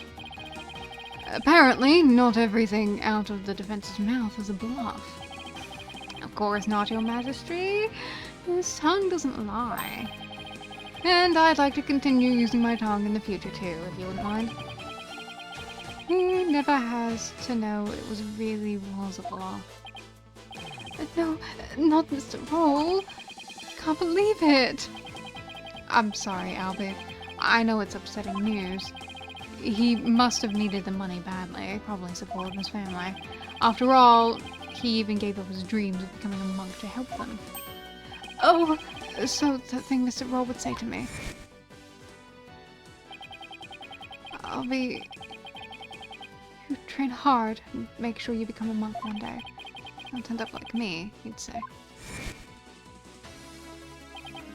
Yeah. He was probably warning you not to end up a thief. Mr. Roll. Objection! Now, wait just 1 minute. If the victim was a thief and he was holding the treasure box, then that means that Mr. Roll was holding the murder weapon when he was killed. Oh, that's a good point. Doesn't make much sense, does it? Objection! If the victim was holding the treasure box, it couldn't have been the murder weapon. Which means the real murder weapon must have been something else. The real murder weapon was something else. The blood was thought to have gotten on the weapon when the box was used as a weapon, but it turns out that wasn't the case. The blood splattered onto the treasure box the victim was holding. When he was struck with the real murder weapon, that's what really happened. Isn't that right, Mr. Understanding?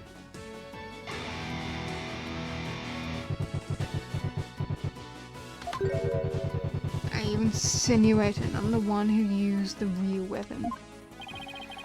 Are you saying I'm wrong in my understanding? You got me riled up, lawyer man. I feel a song coming on.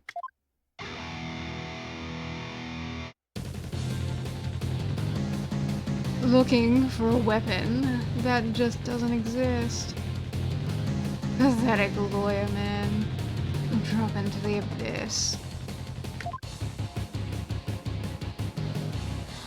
Despicable lawyer man. Yo, you make me sick. You can disappear just like a magic trick. Worthless lawyer man, done in by a weapon. For you, miserable wretch, held off beckon. Yeah. No, I don't need to remind you, defense, that your life is on the line. I know, Your Majesty. Yet, are you prepared to risk it all on this mere idea of a real murder weapon? Death to the lawyer.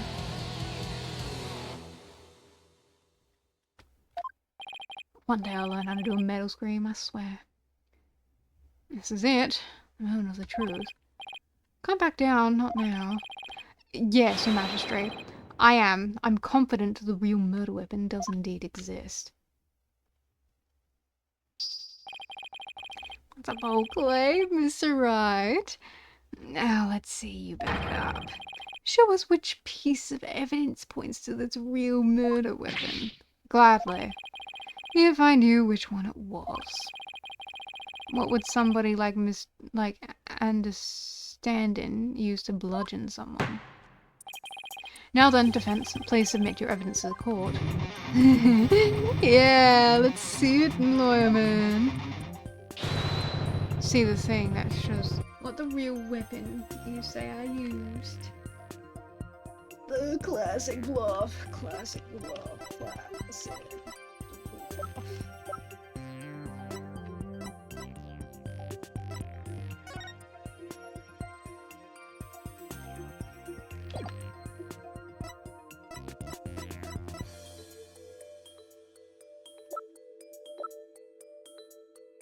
Take that!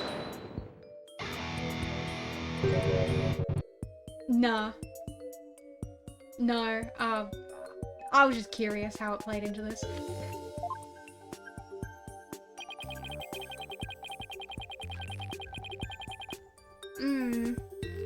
I am curious though. What would be the murder weapon?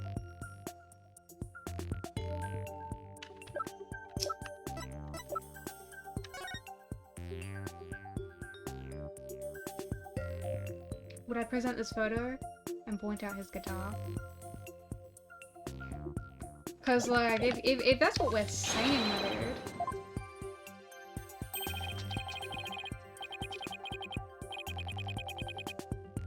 Although, that's a...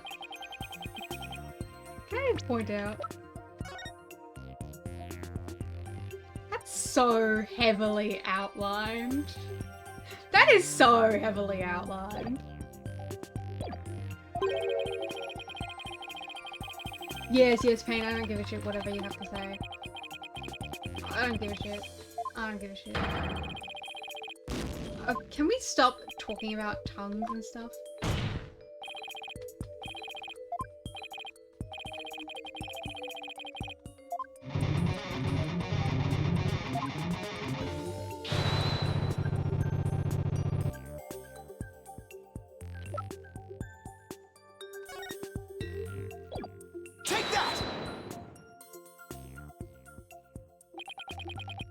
About to present is really nothing more than a possibility, but this thin thread is all I've got. Allow me to discredit the court's attention to this... direct the court's attention to this photo of the morning dance of devotion. This photo... How's that going to help you, Mr. Wright? There's something about it that doesn't sit right with me. Oh yeah. And what's this something? This thing is odd, I can say that at the very least. Take that! Mr. Understanding, why is the instrument you're holding different from the one you're playing in the photo?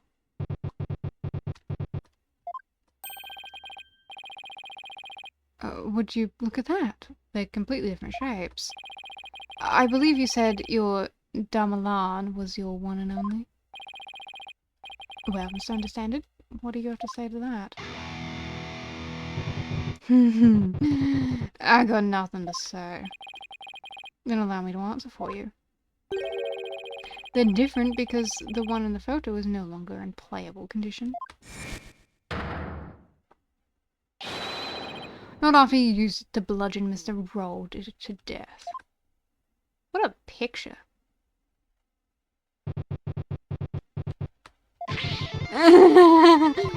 My old partner wasn't doing so hot, so I brought our sister along, that's all. Not a big deal, lawyer man. In that case, please submit your old Damalan to the court as evidence. Too bad! You're too late, I got rid of her yesterday. So what? And burned her up with the rest of the trash. Ashes to ashes, baby. He's already destroyed the evidence. And I see more trash right in this gourd, and that needs to burn in the fires of hell. Lawyer trash. Well, there's no proof to show. Oh, come on. That was pathetic. Your agony can sound better than that. What's that? Where's that great scream of yours? This can't be how it ends. I think I've had enough.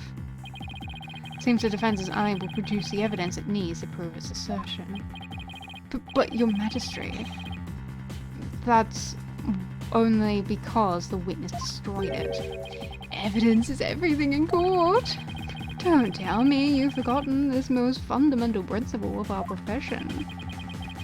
Without sufficient proof, your claim that Mr. Understanding is the murderer is no more than conjecture. Ugh. There's that pained expression I've been looking for. By the way, there seems to be one more thing you're forgetting. What is it now? You accused Mr. Understanding of being the thief. But the real thief turned out to be the victim. And with that, Mr. Understanding's purported motive of murder goes out the window. Great born prosecutor, you tell him. If I had been there, I would have just collared Roll and gotten the treasure back.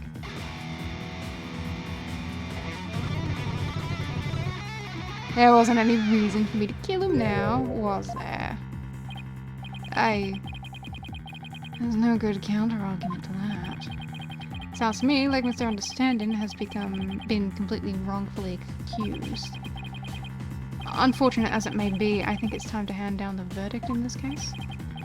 Good, not good. Defense, I trust you understand that you yourself will receive what you yourself will receive for taking on this case. Yeah. Fucking shut up, peanut gallery. What do I do? The murder weapon's been destroyed, and now I've got no motive. Albie will be convicted, and I'll lose my life too. Mr. Wright, you wasted this court's time and disparaged everything we hold sacred. We should charge you with lèse-majesty in addition to the crime of abetting the accused. Yeah, you should pay for just creating my good name. Bye-bye, lawyer man. And time for you to do some repenting in the Twilight Realm. This guy is guilty as sin. I just know it. Oh wow. They actually gave him nipples. That's the first time I've ever seen anything do that. That wasn't hyper-realistic, I might add. He must have had some reason to kill Mr. Roll, but what? Come on, people, let me hear you scream and shout. Time to take this lawyer trash out.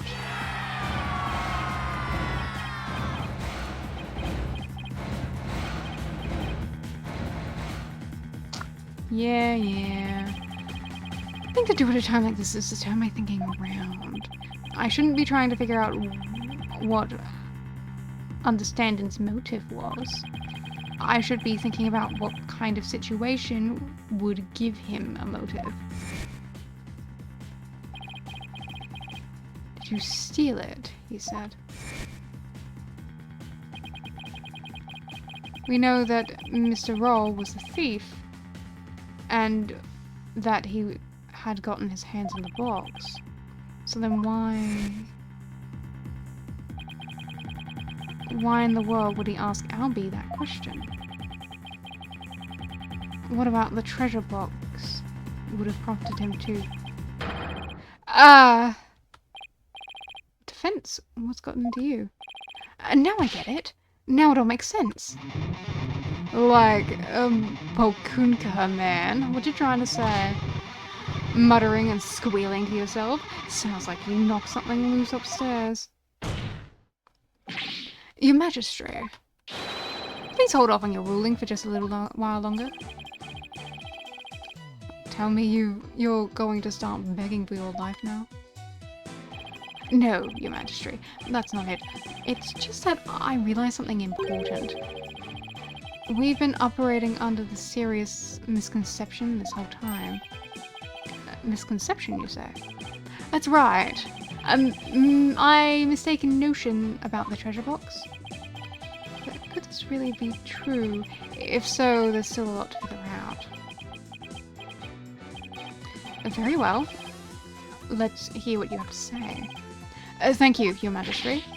Your Majesty? This is just more of his nonsense. He's just stalling for time. This is your last chance, Defense. The second I find it really is nothing but nonsense. No amount of begging will stay my hand, understand? Yes, Your Majesty. We all know this is going to be another one of your stupid bluffs. Now then, Defense, what is this misconception you mentioned? The thing we didn't realize about the treasure box was that it was empty. What if the treasure box was already empty from the start? What? What? Oh, please recall that when Mr. Roll ran into Albie on the Great Stairs, he asked the boy a question. Did you steal it? Also recall that Mr. Roll was holding the treasure box at the time. So why then did he ask Albie the question that he did? That is a bit peculiar, isn't it? Not at all, Your Majesty. Not once you realise that by the time Mr. Roll got to the treasure room, the treasure box was already empty. I beg your pardon? Mr. Roll suspected that Albie had gotten to it first, which is why he confronted Albie when he ran into the boy on the stairs. But how would the victim have known the treasure box was empty? He didn't have any way of opening it. Once a year, the victim had a duty of carrying the treasure box to the palace. Yeah, he was so proud when they put him in charge of guarding the treasure box. He even got to carry the box to the palace for the New Year's night. He would have been able to tell by the weight when he lifted it that the box was empty. Ah, I see. Yes, I suppose that would have been... he would have been able to tell, wouldn't he? Mr. Roll also likely decided to at least steal the empty box. It's an important historical artifact in and of itself, after all. But what's your point, Mr. Wright? What does any of this have to do with Mr. Understanding? My point is this. It gave Mr. Understanding a motive to murder the victim. A motive? Mr. Understanding, keeping the treasure safe is one of your duties, isn't it? So, if anyone had found out that the treasure was missing, you would have been accused of incompetence. From the moment Mr. Roll discovered that the treasure was gone, his fate was sealed. Because you decided then that he had to be silenced forever. But that's absurd!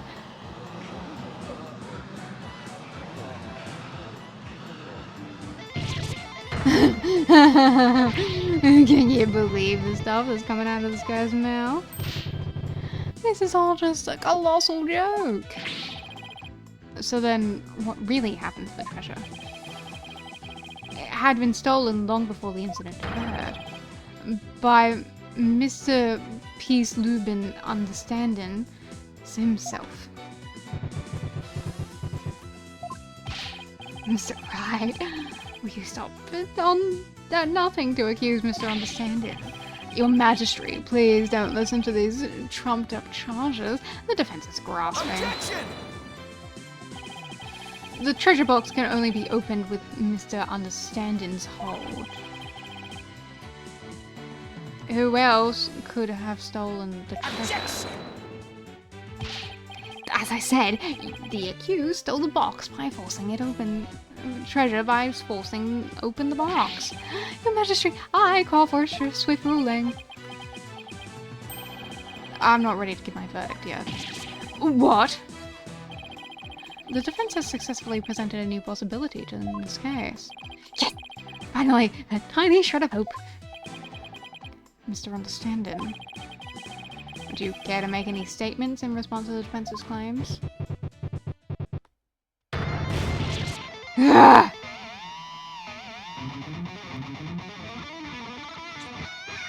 Wow, you need post-shredding, my dude. This is all bull. My noggin's a rage cage and it's ready to explode, baby. Instructor and Understanding, please calm yourself. I'm not gonna take it. I'm not fucking saying that. I dutifully watched over the treasure with pride. And now I'm getting accused of stealing it. His lawyer is a lying scumbag. You better believe I got something to say. Open your ears and ho, sheeple, let's rock. Thanks. We don't need to call for my death again.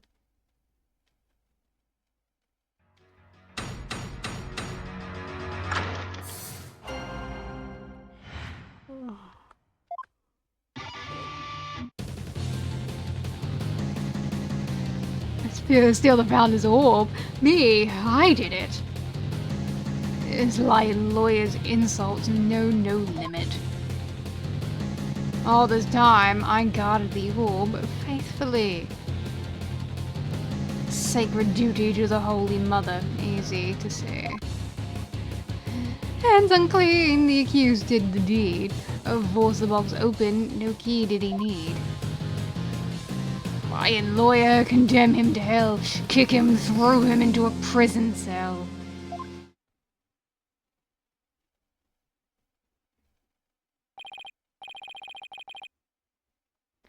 Alright, we've now heard from both sides. Either the treasure box was forced open by the accused, as the witness claims, or Mr. Understanding opened it, as the defense claims. Defense? This is your last chance to cross-examine the witness. Yes, Your Majesty.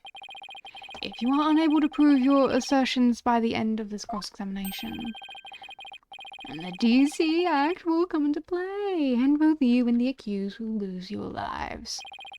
I understand. Life or death, it all comes down to this. Mr. Wright. Don't worry, Albie. I'm here to defend you. Promise it'll be alright. Thank you. I believe in you, Mr. Wright. I know you can win this for us. And after we win, we can go see Miss Maya together. It's a deal. I can't let Albie down. I have to win this trial. Somehow I have to prove that only Understanding could have stolen the treasure. Do you worst lawyer trash? This is your requiem. The last song you'll ever hear in this mortal coil.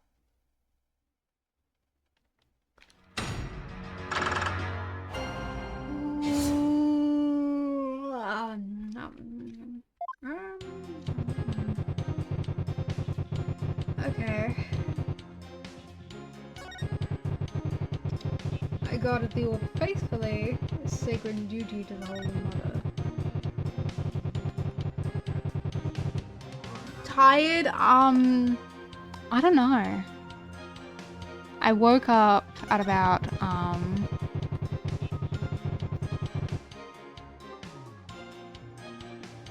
6 o'clock in the morning, and it's 1 p.m. now. It might be low iron, it might be low vitamin D. I feel the same as I always do. Except, of course, I feel really hungry and desperately want this trial to end so I can go eat something. This is it. My last chance. The thing is, even though our lives are on the line, I feel strangely calm. I think it's because I know as a lawyer, I just have to do what I do best. All I have to do is believe in my clients and Albie's innocence.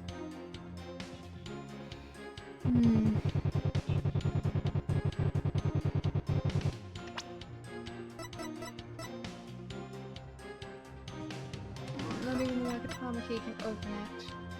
Kept on his person at all times. Okay.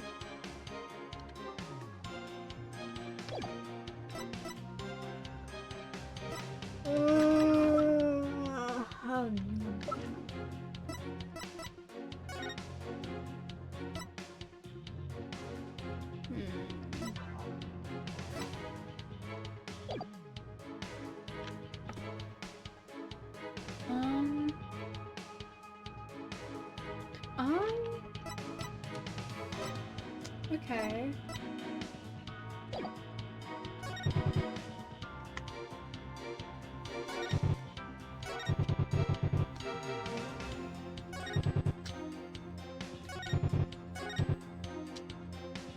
Hold it!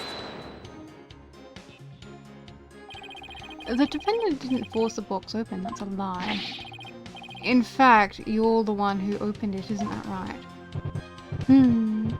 Come on, I just saw you just saw for yourself, didn't you?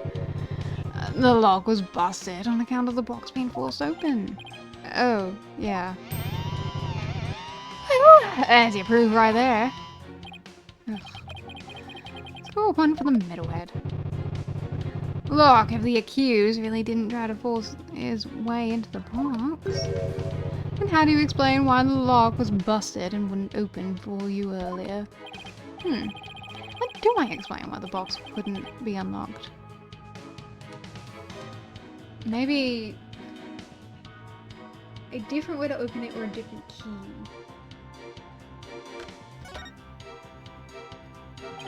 I'd like to suggest that a different key is required to open it. A different key? To open the box? As we saw earlier, the box wouldn't open with Mr. Understanding's key. Which means that a different key, the true key, must exist. Are you kidding me? Of course not. You can't prove that it doesn't exist. Can I just say that the last time that when Miles showed up during the last trial that we did, he didn't do the thing where he waves his hand at you. Phoenix did that. He didn't. Phoenix stole his thing. It is so cute to me. Just calm down a second and think about it, lawyer man. Why in the world would I bring a fake key here with me? Why, you ask? Well, because... You don't remember, but I was paying attention. I was looking specifically every time Miles was on screen for him to do it, and he never did it. Not once. I didn't get a chance to point it out because I was busy at the time. But I was looking. I was looking that whole time because I wanted to point out that, yeah, see, that's the thing that Phoenix has been doing this whole time. And he doesn't do it anymore. He doesn't do it anymore. And it's so cute. It's so cute.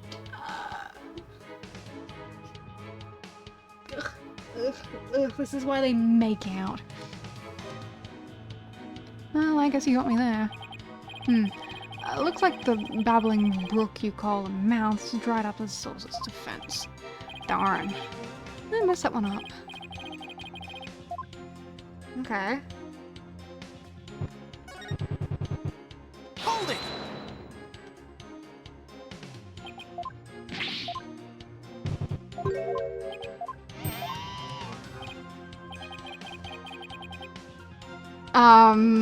I want them to make out while I make out with Gant. Look, I want them to, like, live happily ever after. What I want from Gant is,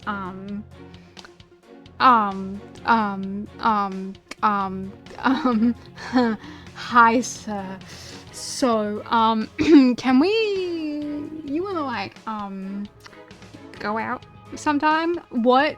You're going to prison later today? You're so funny, sir. Seriously, do you want to go have some lunch? Dinner? Sometime? Food? I'll pay. If you'd like. Sir. Sir. Sir. It's really not that bad, sir. I'm sure that things will be better, sir. Sir. Sir. Oh, sir. You don't need to look at me like that, sir. It was just that question, sir. You're allowed to say no, sir. I'm just... I was just wondering, you know. And it's not my place to, ask you like that, sir. But, you know, sometime, maybe, sir. Please, sir. Professionally, obviously. No other reason, but professionally. You know, sir, I'm so very interested in police chief things and, would love to hear all about you and... What got you into swimming, sir? Wait, Right. Questions for later. Questions for later, sir. I understand.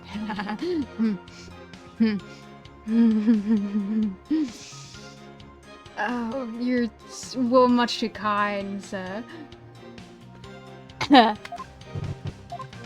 Anyway.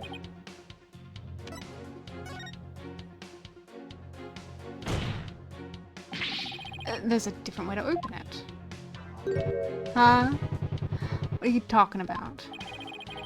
There's a secret trick to opening it. To protect its contents from being stolen. And you're the only one who knows how it works, isn't that right? Are you for real? You've been watching too many movies, lawyer man. So you're one of those tourists. Honestly, Mr. Wright, did you come expecting magic and mystery around every corner? I'll have you know, defense, the kingdom of Korian is not some sort of fantasy funland. Ugh. It's true, I don't have any real grounds to make that assertion, and yet... Oh yeah, I'm feeling another song coming on. A little number about a crazy lawyer with fantastic ideas. A real method to open and lock, you say? Delusional man, there ain't no way. Ah, you verse. And please do add it to your testimony, Mr. Understanding.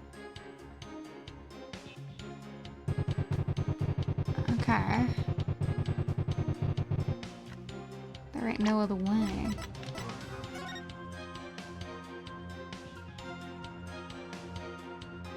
Huh.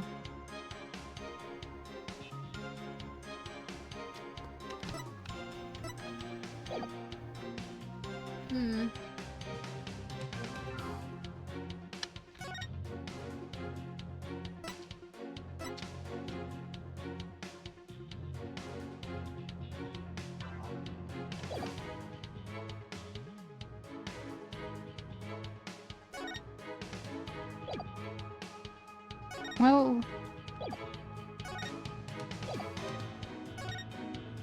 I don't know if this is relevant at all, but that Magatama symbol is not the same as this Magatama.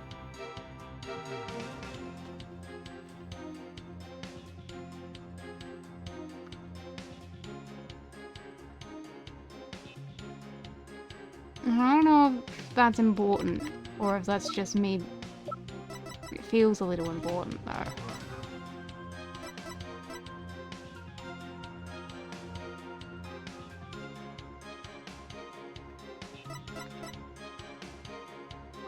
Objection!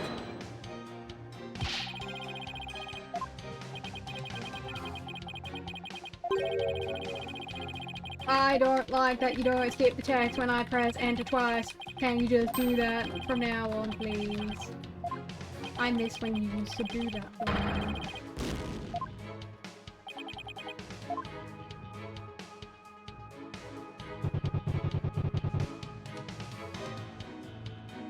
Hold it! Delusional, am I? We'll see about that. Wild ideas, it's called delusion.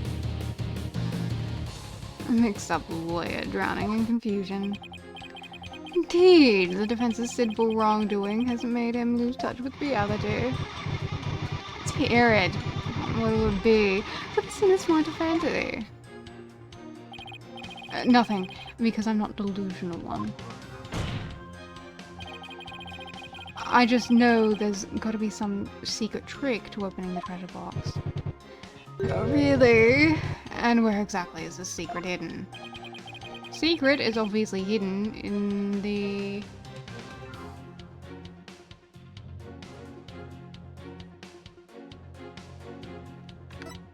key? Into the key. I'd like to examine it if you please. You don't know when to quit, do you? Here, go ahead, examine what you like. Nothing. I don't see a thing. Well, defense, what have you discovered? I'm afraid I haven't discovered anything, Your Majesty. Here, I'll return it. I told you, didn't I tell you? Yes, you told me. There's just no reasoning with this man. The accused forced the lock open, there's no other explanation. That's right. He desecrated the box by opening it without using the Mitama key. Wait. What did he say? I'll say it as many times as I have to get it through your thick skull, lawyers. Only the Mitama key unlocks the treasure, blows it open, and reap the founder's displeasure.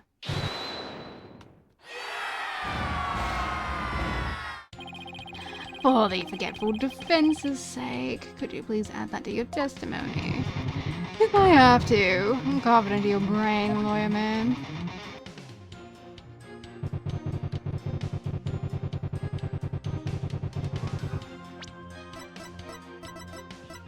Yeah, this is a Magatama key, not a Mitama key. Objection! Just a minute, Mr. Understanding. You just called your key the Mitama key, didn't you? But didn't you originally say it was called the Magatama key? Yeah. The Mitama key? What's that? I don't know, Your Majesty, but apparently it's rather crucial information. What? What's the big deal? So I said the wrong thing, so what? People's simple slip of the tongue. An A for effort, Mr. Right, but your grandstanding betrays your desperation. I'm afraid a small slip of the tongue like that adds absolutely nothing to your argument. What say you, defense? Is it an important detail? Judging by Understanding's reaction, I say it's everything my argument needs. Yes, Your Majesty, it's very important.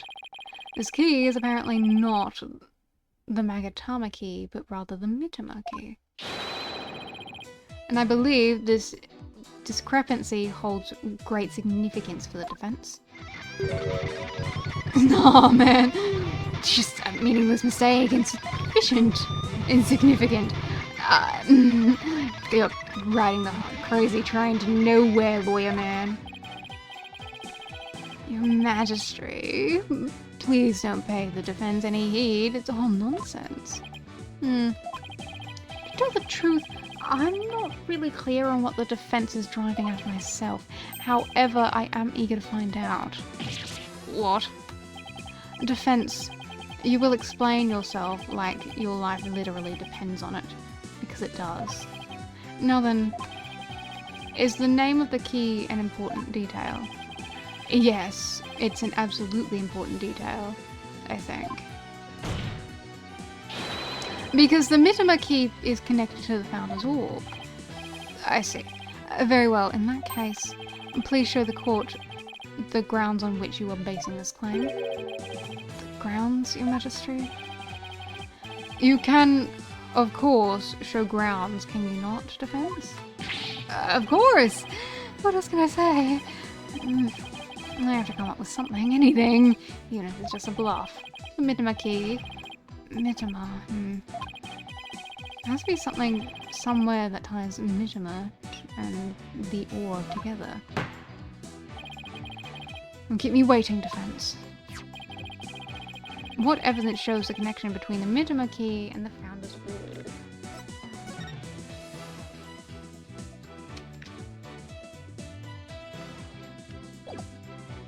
This? Take that!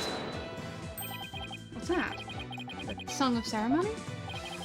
All this time, the answer was right there in front of me. It's right there in the Song of Ceremony performed during the Dance of Devotion. Your Majesty, the Song of Ceremony tells of the mystery of the treasure of the founder of Quranism, but hidden within its lyrics is a secret behind how to really open the treasure box. Holy Mother!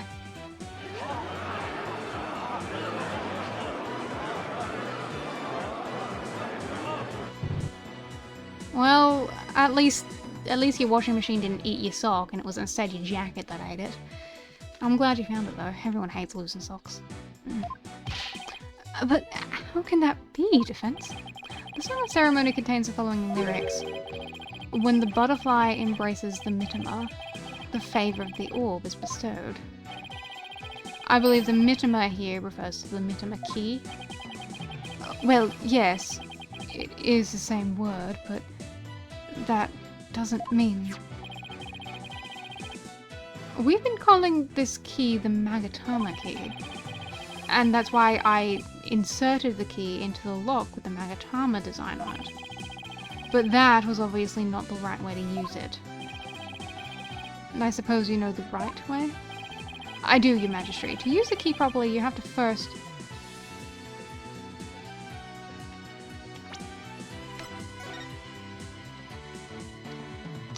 When the butterfly embraces the Mitama...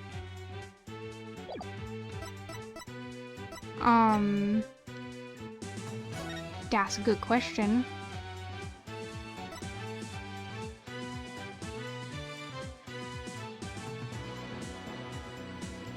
Flip it vertically, flip it horizontally.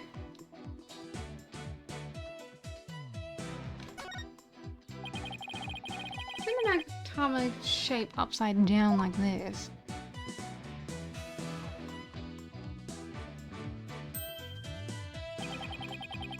It becomes the Kuranese symbol of the soul. In other words, a Mitama. Oh my, you're absolutely right. But now what? What do you do with it? It's too big to fit in the lock that way. Oh, I knew you were just bluffing. Bluffs and lies are the only tools of his trade after all. There must be some other place this key fits, but where? Let's see. What were the words of the song ceremony again? When the butterfly embraces the Mitama, the favor of the orb is bestowed. Why should the minima key actually be used?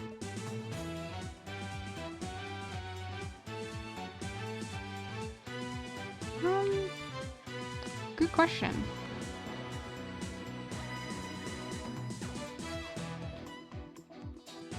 Oh, I see, there's shadow there. Interesting, you open it from the back. Got it!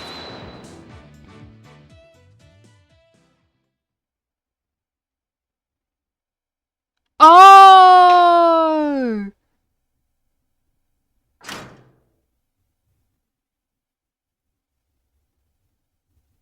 Why weren't you wearing gloves, Phoenix? You should have been wearing gloves to hold that thing.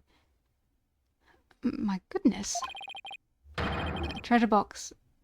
It really opened. No way, man. What? No. And that, ladies and gentlemen, is the real secret behind the Song of Ceremony. It's a true key to opening the treasure box.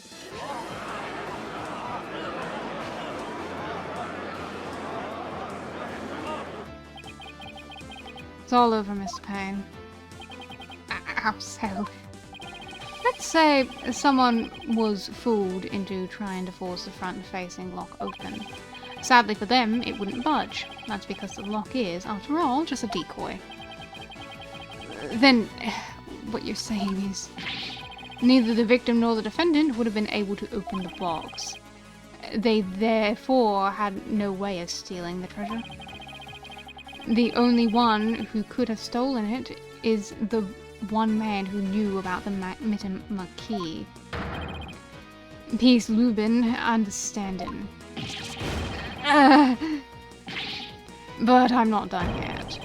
Please recall the scene of the crime. On the floor by Mr. Roll's body was the very unlocked and very open treasure box. Only someone who knew how to open the box could have left it in that state. And so, there can only be one true culprit. Admit it, Mr. Understanding, you're the one who killed Mr. Roll.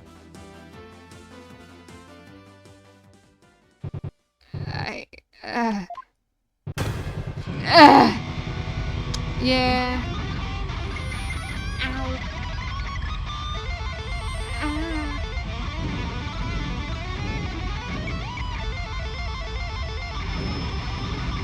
Thanks, dude, for hurting my fucking ears.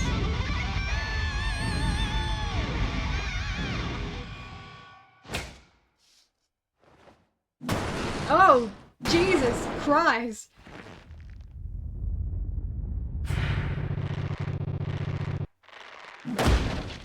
Oh.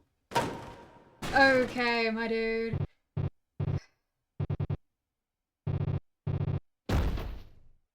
Oh, okay. Okay. Okay. Curse him. It's all his fault. Why do you have to try and steal the treasure? Why do you have to spot him with that box? On my way to the storeroom after the morning dance. It's his fault I had to cause that blackout and clock him good.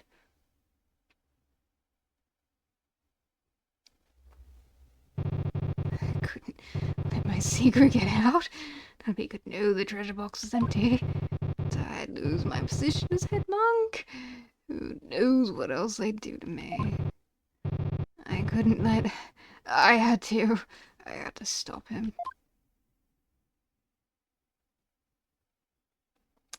Well, there's your confession. What a shocking development. I scarcely believe it. Nothing like this has ever happened since the DC Act was enacted 23 years ago. No, my perfect, unblemished record destroyed. Incredible pain ruined. No.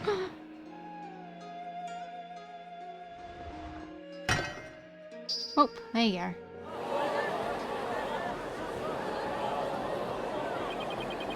A lawyer really win? I can't believe it. No way. This can't be happening. Peace. I said peace. Honestly speaking, I'm just as shocked as everyone else. But the truth has been made known, so it's time for me to give my verdict. In the name of the Holy Mother, this court finds the accused. I'll be your guide. Yay. Yeah, oh my god.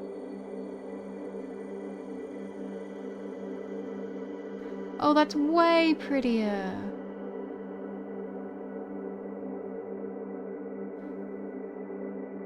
I do think this has been the longest tutorial case so far. Whoa. But I also spent an hour before stream not playing the game, so...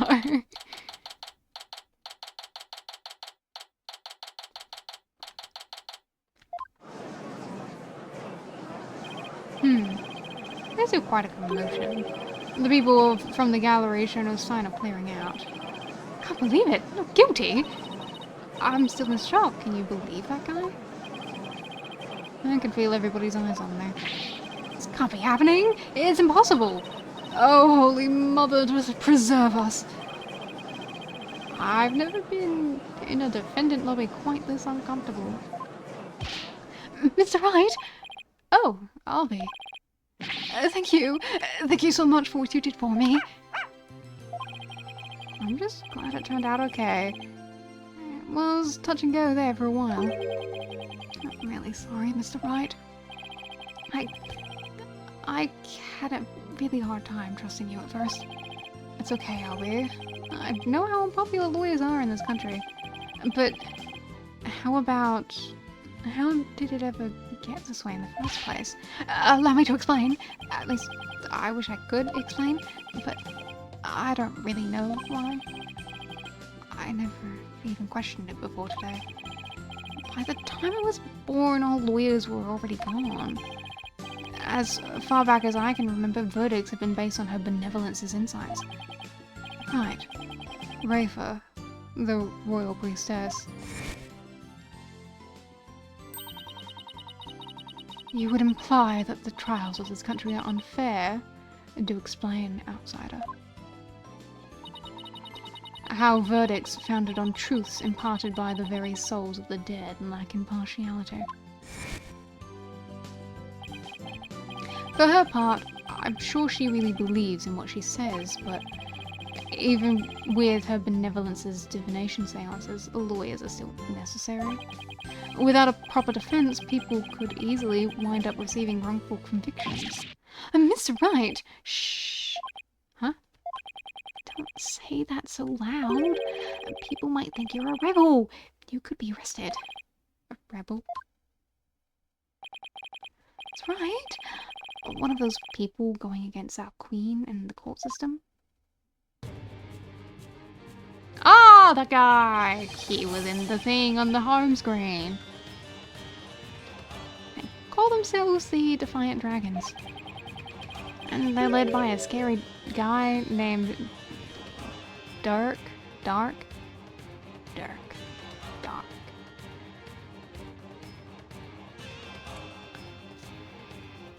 Okay, whatever, dude. I'll do anything to overthrow her eminence, even commit crimes. Dark.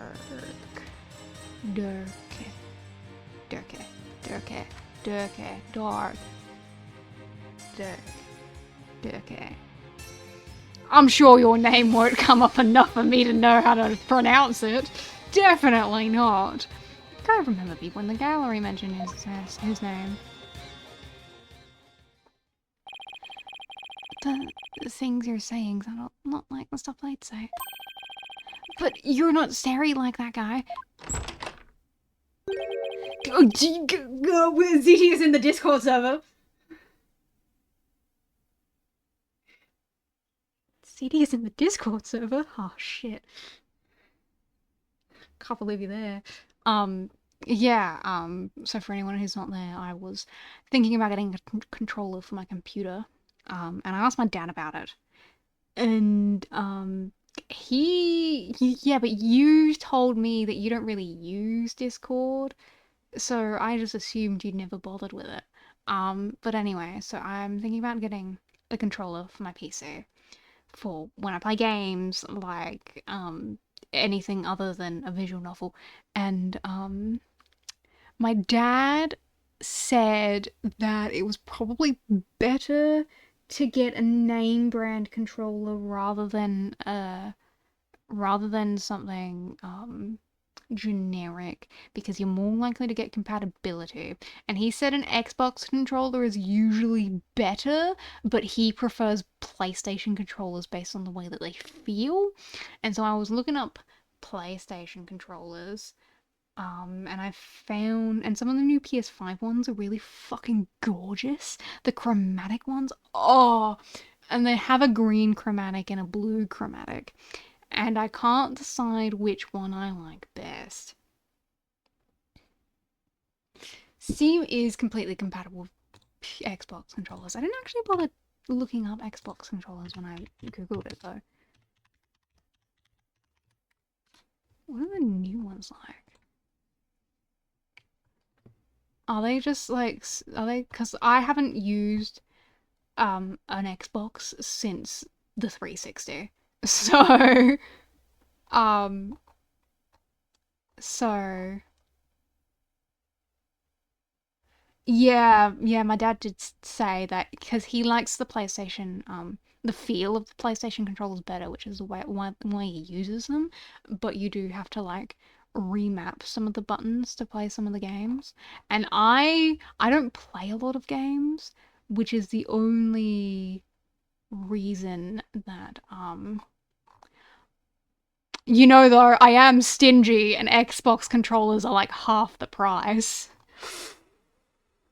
And look at that! Oh my god! Oh my god, that's gorgeous. Oh, that's gorgeous. Oh, that's so gorgeous. You use your PS4 controller on your PC and you've been struggling a bit. Yeah, my dad's been uses PlayStation controllers for fucking everything.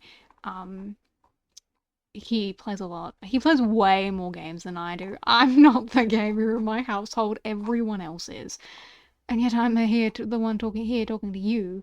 The Xbox controllers are like not nearly as gorgeous.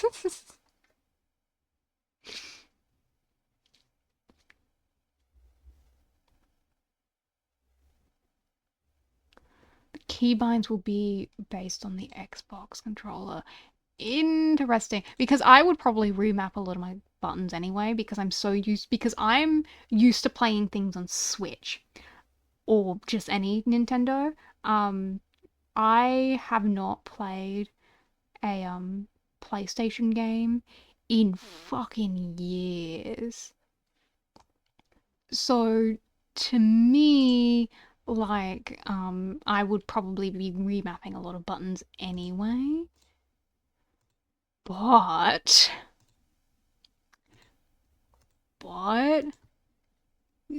$70 for a Xbox Series X controller versus the 120 it is for a PS5? Oh boy! I'm a cheap bastard. I see cheap. Look, okay, I'll show you the two Xbox controllers that because these are just at my like the local JB Hi-Fi. There are like regular ones, like black ones. I don't want an RGB one though. I don't like RGB. I think RGB is like really distracting and stuff. And I only bought RGB headphones because they were cheap as fuck. But you can get a regular,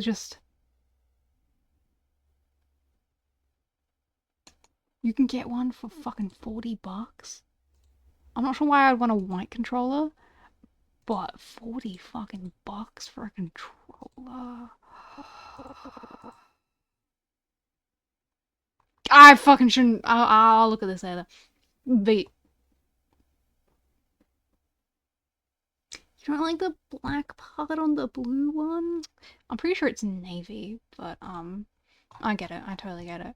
I do like. I like the controllers a lot. Oh, but look at this. This is like, there's a floral Xbox controller. They don't have any green Xbox controllers, which is, well, they do, but it's velocity green. And I don't want to buy a bright neon green controller. And they also have, and the other green kind of green one is a Doom controller, and I've never played Doom, so I'm not interested in that shit. But they have like really pretty like floral ones that I might look at.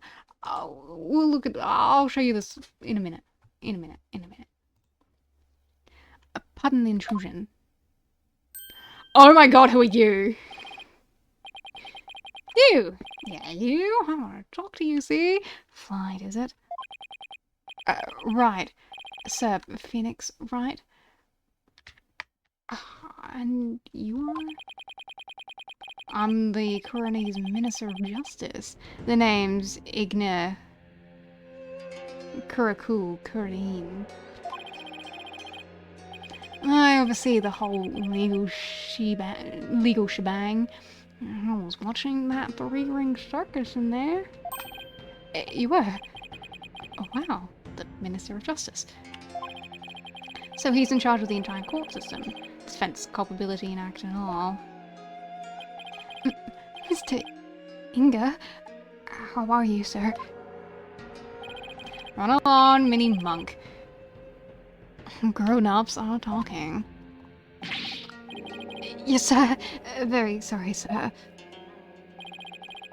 May I help you with something? I just wanted a good look at you. Guys like you aren't exactly a dime a dozen around here. Huh. Well then. He's eyeing me like I'm some kind of exotic creature in a cage. Oh yeah. Right, I might as well share this little morsel with you. And turns out, Ro was a seasoned thief. A repeat offender, see?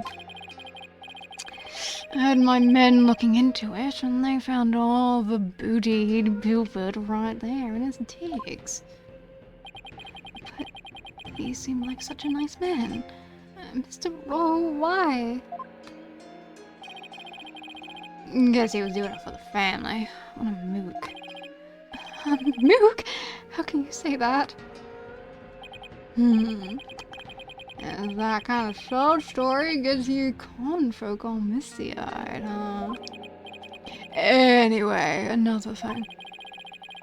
So I had my men check out the understanding fella too. He wasn't the one with the sticky fingers, it's the insurgents? Oh, what? They put the squeeze on our head monk, apparently. So he gave up the Founder's Orb and tried to keep it hush-hush. Wow, I see. Thank you for letting me know.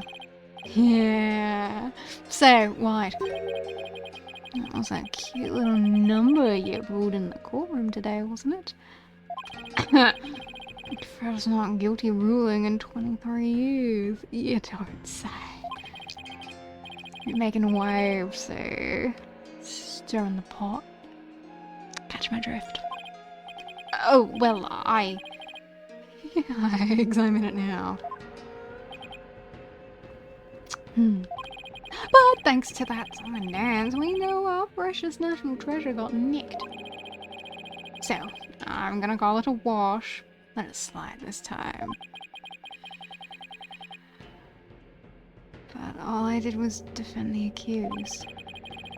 You'd be better to read between the lines here, chump. You're standing on thin ice. You get my drift. Even a dirty, no-good Nick Punk knows to cash in his chips before the house steps in. Oh boy, do I! Speaking my language there, I know how that works. Do us both a favor. Keep an eye on the path you're walking down. You never know whose toes you might be stepping on. This ain't your turf, buddy. Never forget whose soil it is you're standing in. Sure. Hope to see you again sometime, sir. Yikes. He was kind of scary, wasn't he? Yeah, well... no use worrying about it. We have to have more important things to think about. Such as, when can we continue the sightseeing tour? Tour? Oh, anytime, sir. We still have plenty of time until Miss Maya's training ends. And there are still lots of temples to see, and all kinds of local foods to eat. I can show you the natural beauty of the area, and you haven't seen the breathtaking mountain view of the path of devotion yet. Aww. Alright, slow down, I'll be. There's plenty of time. And when we're done with all that, we can go see Miss Maya together. Yeah, you bet. Maya. I wonder how she's doing. I hope she's okay.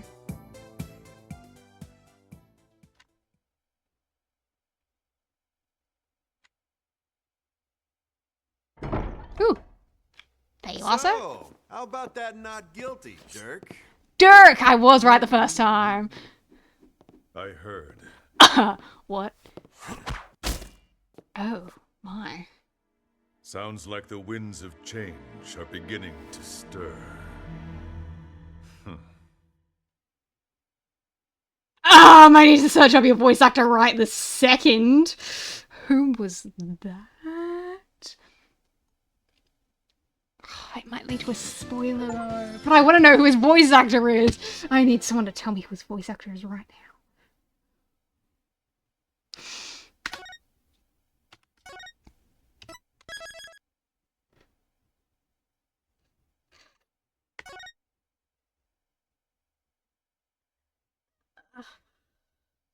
Yes, yours. Find out next time on Dragon Ball Z.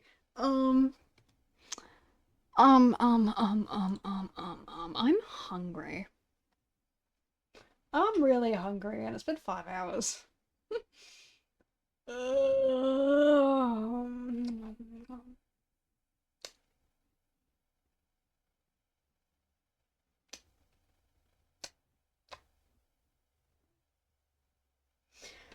Anyway, you want to see those controllers I was talking about? No, I'd like to return to the game menu. The game controllers that we're looking at. Save image. No.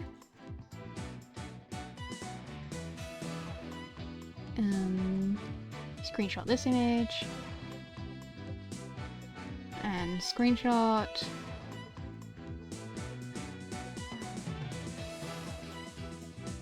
This image. So.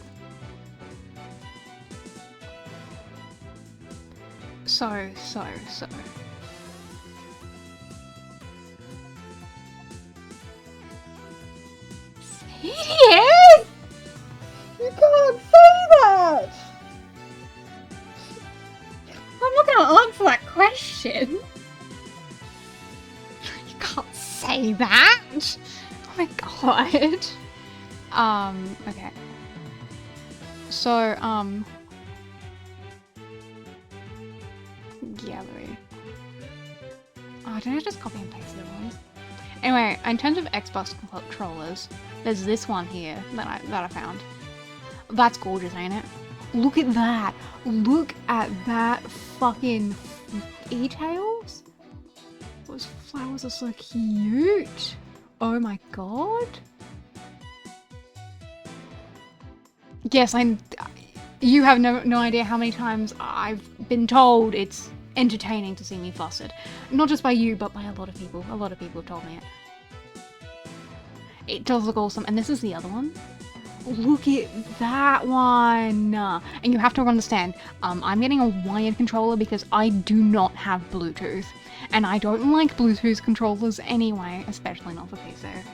But look at this one. I don't care if it's a reference to something I've never played before. Look how gorgeous that is. Look how gorgeous that is. That's fucking gorgeous as fuck, dude.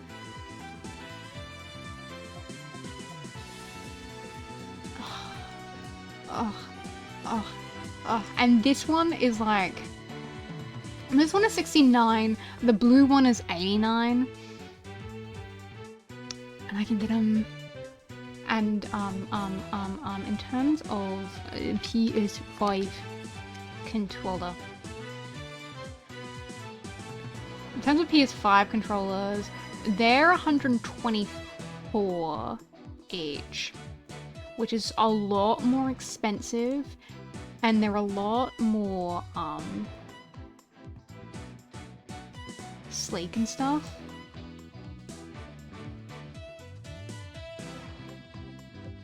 So this was the green one I was thinking about. Like, look at that.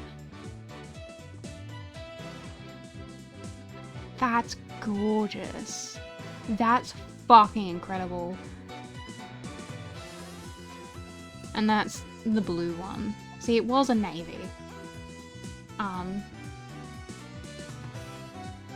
So they're both basically the same thing. They're just different color variations. But they're so much more expensive. Like, it's literally double the price as opposed to the Xbox controllers.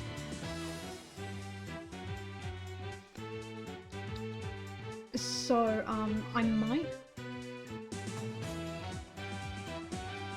Oh, the blue and flowery one is so cute. They're all so pretty.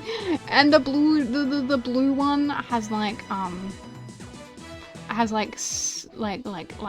little bit of see-throughness to it. Oh my god. Oh my god.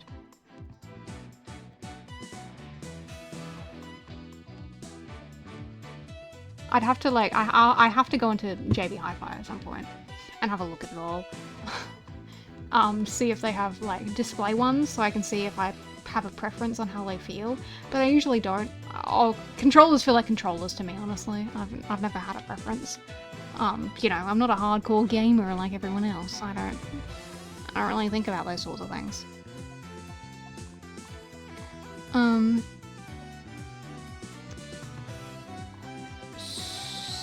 But yeah, those are looking. I'm thinking about getting a controller because I want to play Culture the Lamb next year when they release the new content for it, because I love Culture the Lamb, and I also want to play the Lego Batman, and I've only ever played that with controller, so I think it would be a much better experience with the controller.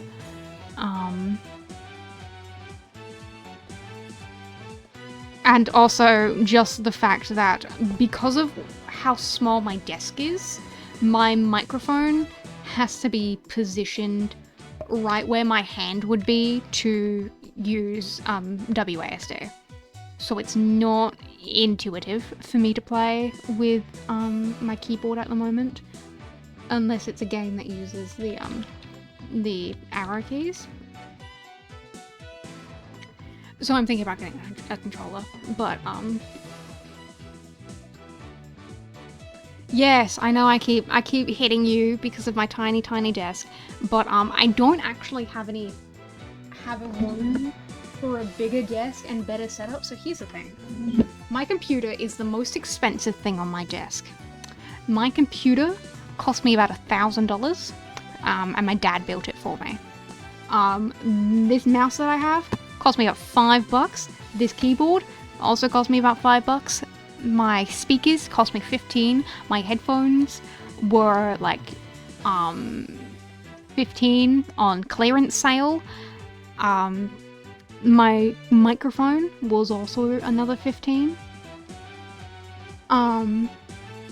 My monitor has been in my family for fucking years because my parents upgrade their PCs all the time, and so this is just a hand-me-down monitor. And my desk is like an old desk that apparently used to be my grandfather's. And my chair is not a gaming chair, it is in fact a rocking chair that I spent about $80 on. Built it myself. It creaks and the padding is already torn, but I like rocking chairs, so of course I have it. And between me, and to give you guys an idea of how much space I have, my desk is right up against the wall, right? And my PC sits on top of my desk, right? Oh, this measuring tape is fucking twisted.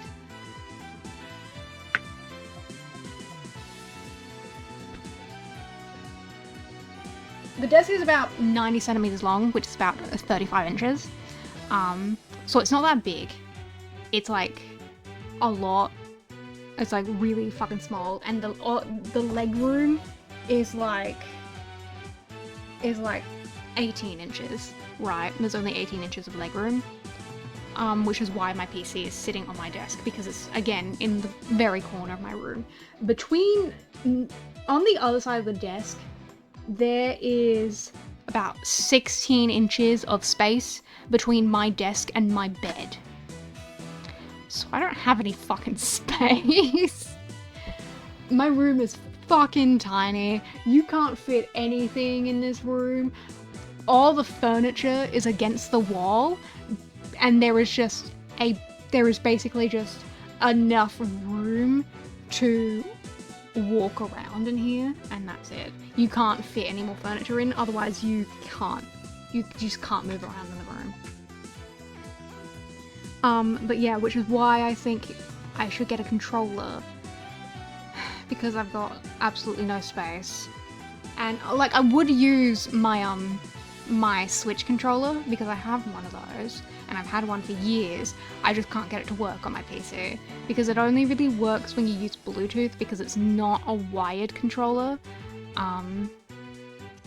But I don't have Bluetooth, so I can't make it work, and I don't want to buy a Bluetooth attachment just for a controller when I don't really use Bluetooth at all. So I might as well just buy a wired controller. But yeah, I'm also stingy as fuck, so I might buy an Xbox controller just so I don't have to spend a lot of money on it. But who knows? Who knows? I'll go to some JB Hi-Fi at some point and see if I can like hold any of the controllers or something. But anyway, I want food. And we've got a whole game ahead of us to get through with. So thank you all for joining me today. It was fun, wasn't it? I had a lot of fun, you had a lot of fun, it was all great fun. I think you agree with me, don't you? Yes, you do. You agree with me, and you always agree with me because I'm cool like that. I'm cool like that. Right? Yes, thank you. So I'm so cool. I'm so cool. I stream Monday, Wednesday, Friday, and I release Utah covers on the Friday. Utah covers get released at midnight. I stream Australian Central State Time, 9 o'clock in the morning. I usually go a lot longer than this, but I'm hungry and I don't feel like starting a new case. We might finish. We'll start that case on Wednesday. It'll be fine.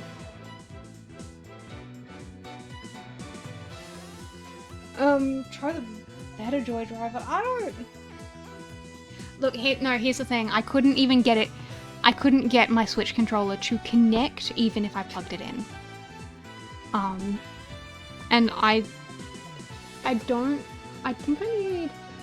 I forgot. Oh, it's been years. Oh, I haven't plugged in ages. Because my brother's the one who usually uses that controller. I usually play my Switch handheld or just use the Joy-Cons. Because they're cool. I got the Tears of the Kingdom Switch. So it's cool and stuff. But yeah, I just couldn't get it to work. My brother can make it work with Bluetooth, but and he's the one with all those cables. I don't have any cables at all.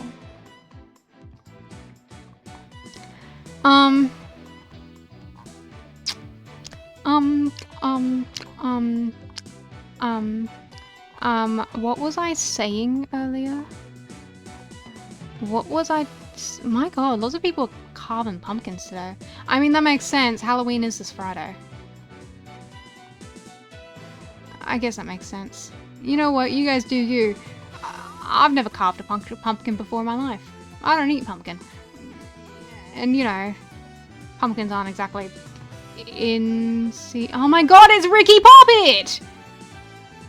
Yo, it's the Poppet guy. I know that guy. That guy's live! He's pretty cool. That guy's pretty cool. Ugh. Ugh. Should we hang out with Una? Because their stream might end really soon. So I don't think so, because Una only streams for like 3 hours a day. You know what? I already said it. You know what?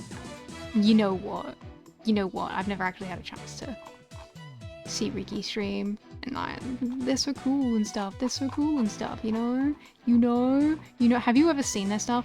I saw their stuff ages ago when they were first starting. Their advertisements came up on my YouTube and it was really cool. And, you know, I just like their vibe. I think they're cool. I think they're interesting. I like the stuff. They've got a great design. I like their vibe. They're all pretty cool. God, VTubers are so cool. VTubers are so cool, man. VTubers are so cool. I started watching Merryweather. I saw Merryweather the other day. He's so cool. Oh my god. Followed immediately. Anyway, I love supporting people. I love hanging out with people. And I love hanging out with you guys. I'm so glad you guys hung out with me. We'll be continuing this game on the Wednesday. We'll be continuing this until we're finished. Because I'm nothing if not thorough. Anyway, I'm gonna go buy some food now. I'm gonna go buy some food now. So thank you all so much for hanging out.